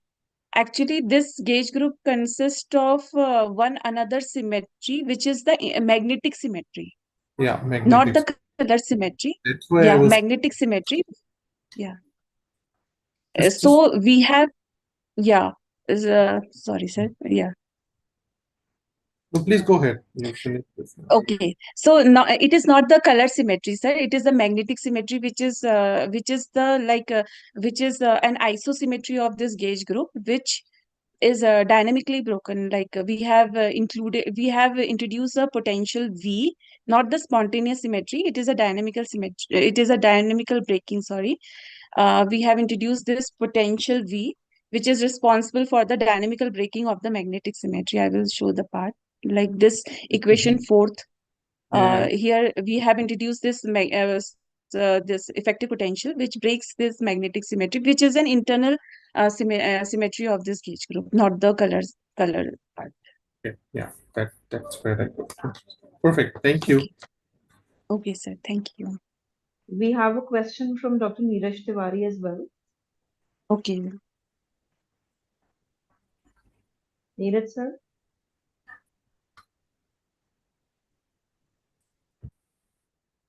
Neeraj, sir, are you there? Yes, I am there, but please unmute. Yeah. Okay. Am I audible? Yes, sir. Yes. Well, long back I have worked for some time in this field. Yes, sir. And Garima had just joined at that time, I think. Yes, sir. So actually, I have one question. Yes, sir. These quarks are due to strong interaction. Quarks and gluon interaction, they are glued together. Yes, sir. So this interaction is, I think, consumed in joining quarks into nucleons. So how Yes, sir. these internucleon interaction takes place? The interaction between neutron and neutron and neutron and proton and proton and proton. Okay, This sir. is one Sir, question. Other thing okay. I will ask later. Okay. Sir, previously we have heard about this Yukawa interaction in which the interaction between proton, neutron inside the nucleus is take place with the exchange of these pi mesons. These can be like pi plus, pi negative, or pi neutral. But here we are dealing with this QCD part in which we are saying that inside the nucleus we have quarks. So basically, these are stuck like proton and neutron have substructure which are made up of quarks. Proton and neutron have substructure which are made up of like quarks, and the basic interaction is between these quarks in terms of gluons, which are bicolored in nature, and there is an exchange between these up quark or a down quark. So the exchange is the color force, which is given by this gluon, which is basically bicolored in nature. So I think somewhat the force is responsible, which is responsible is given by quarks, So this is responsible like for gluons. holding the nucleons. But I am asking about the internucleon force. Okay, sir. Okay. Sir, I have to look about it like Okay, this. no, so Yeah. other thing about that, I think Professor Mishra has asked about this color Okay. charges. Yes, sir. Okay. So color charges are color is, I think, a quantum number or something. Sir, yeah, it is a We just quantum it's a number. nomenclature, no? Yes, sir. It's Like a nomenclature as well as it is a quantum number, and it is given in terms of this colored charge. Like the electric charge, it is a colored charge. Like electric charge, like quarks are also having this color charge, colored quantum number. We can say that. So how we experience it? Sir, if we have to like the experiment which are going at LHC or RHIC in order to probe inside these probe inside this structure, we have to we have to give a large amount of temperature in energy to Very high probe energy. this very high energy, or in terms of a very high density, we can say that, or temperature. In this sense, we can look towards this property related to this isolated charge. I can say that. Just maybe to Okay, help, thank you. the basic structure is coming in a way. For example, if you see the atomic structure or nucleic structure, you have one neutral particle and two charged particles, which are like proton, neutron, and electron. But when you go inside, you have another set of three particles, which is quarks, this set of quarks. So the level where the electrostatic forces are acting, they are being exchanged by pi mesons. So when you have positive and negative charge, basically there are pi mesons which are being exchanged to experience this force. While we go deeper, when we get into this quark gluon systems, when we have quarks, so there during the quark gluon interaction, there are these. So the charge is exactly color, but at the same level. So the force, which is electrostatics force, which we are experiencing at the level of electron and proton, the same force, same force is we experience because of the colors, the bicolor which is mentioned by Karima. So this could be an analogy, but to experience that, we need to go at a really high energies, as she mentioned. So we cannot experience it because, in a way, if you really want to detect it, we are actually disturbing it in that sense. So we really need to have a sharper energies, so the smaller wavelengths, so that we can go further into these details. Yes, sir. So, may I ask question, Dr. Garima? Yeah. Yes, sir. Yes, sir. It was nice to see a talk on quark-gluon plasma in dual QCD formulation. It is very first one work I am seeing. Okay, sir. So it was nice. But I have two questions. One question is regarding this, as you mentioned, this your formulation work and your results. But how you, I mean, how you say that the form of matter is a quark-gluon plasma? It can be deconfined. Why not just a deconfined matter, deconfined quark matter? Because other forms of matters, of quark matters, are also possible. So how do you make it sure that your work is going for, I mean, it is valid for this quark-gluon plasma phase also? This is one Sir, question. okay, okay. Sir, actually, the result, you can see in this section, pressure for hydron and QGP phase. So the equation of state which we have taken, we have assumed this grand canonical partition function, in which we have taken quark, gluon as the basic degrees of freedom, and constructed the equation in terms of this quark and gluons, quarks and gluons. We have constructed the pressure. We have used this grand canonical partition function, then extracted this pressure or this energy density or this specific heat. But our the basic degrees of freedoms are quarks and gluons. The number of See, degrees of freedom. Yeah. quark-gluons is fine, but that can be quark-gluon gas or color superconductors also, because these are also phases of deconfined quark matter, and which are quite Uh, different than quark-gluon plasma. So this Sir, was my actually, doubt. yeah, sorry to interrupt. Actually, the critical temperature, it's 0.72, so 170 GeV, which we have compared with the latest result or the experimental result. It was like the same for this QGP phase, the hydron to QGP phase transition temperature. So our prediction was related to this QGP phase.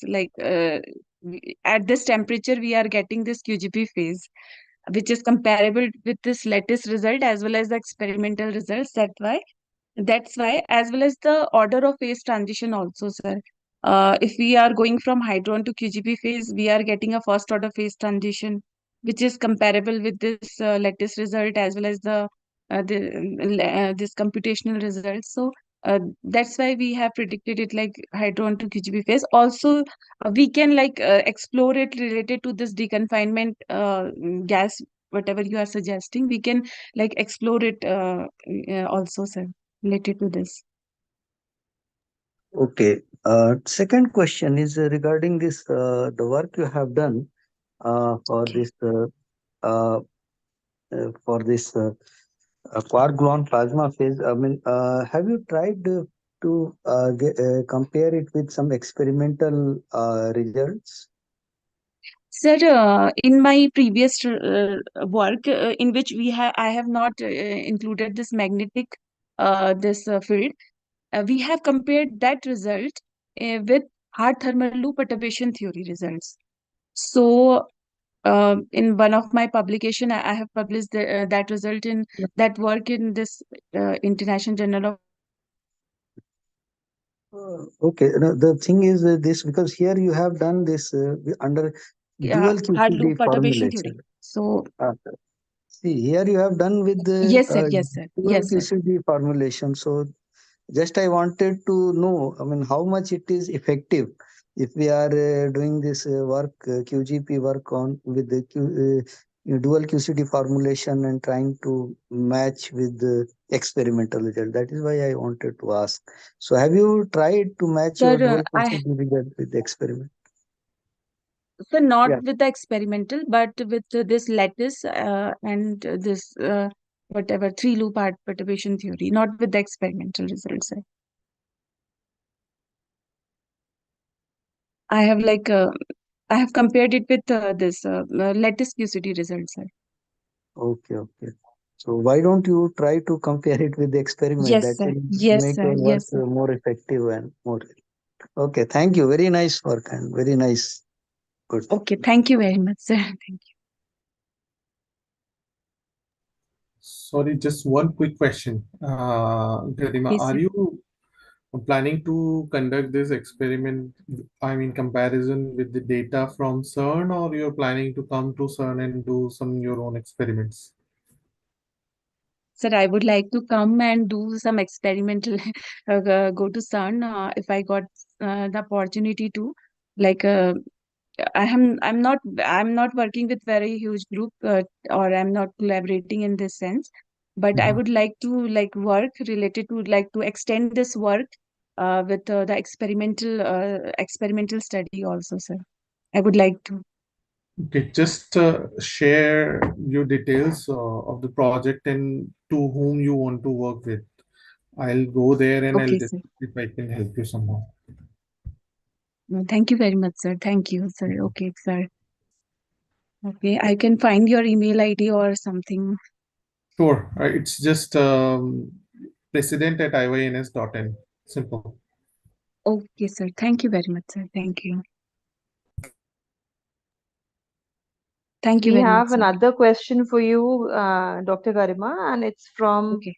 Mr. Vivek Sharma, and he's asking if is there any chromomagnetic interaction term in your calculations? If yes, please shed some light on it. And what simulation Okay. tools are you using? Uh, First of all, actually, simulation tools, like I have done this study, this whole study is based on analytical study. And for the like plotting, I have used Mathematica software. As this chromomagnetic part, in this publication, I haven't mentioned it, but one of my publication I have done related to this monomagnetic part also. So I can share it with him. If now it's not possible to share it with him. So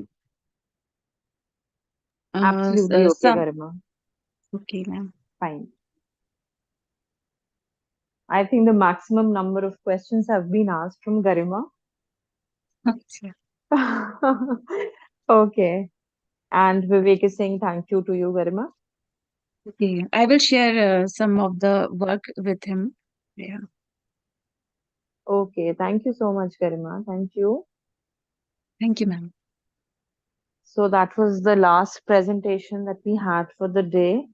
And now, since we're coming to the close, we've already come to the close of day one of our conference. So I'll just take a moment to express my deepest thanks to our eminent speakers, Dr. P.C. Pant, Dr. Samyak सो जाओ Munod, हाँ and Dr.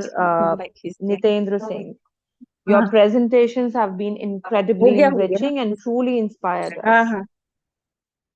हाँ Garima, is your mic on? Okay. A special thanks goes out to our distinguished guests for joining us today and adding to the prestige of our events. All of your support and encouragement is indeed valuable. And yes, I would like to thank the wonderful audience as well. Your patience, your active participation by putting up questions have surely contributed to the success of today's conference.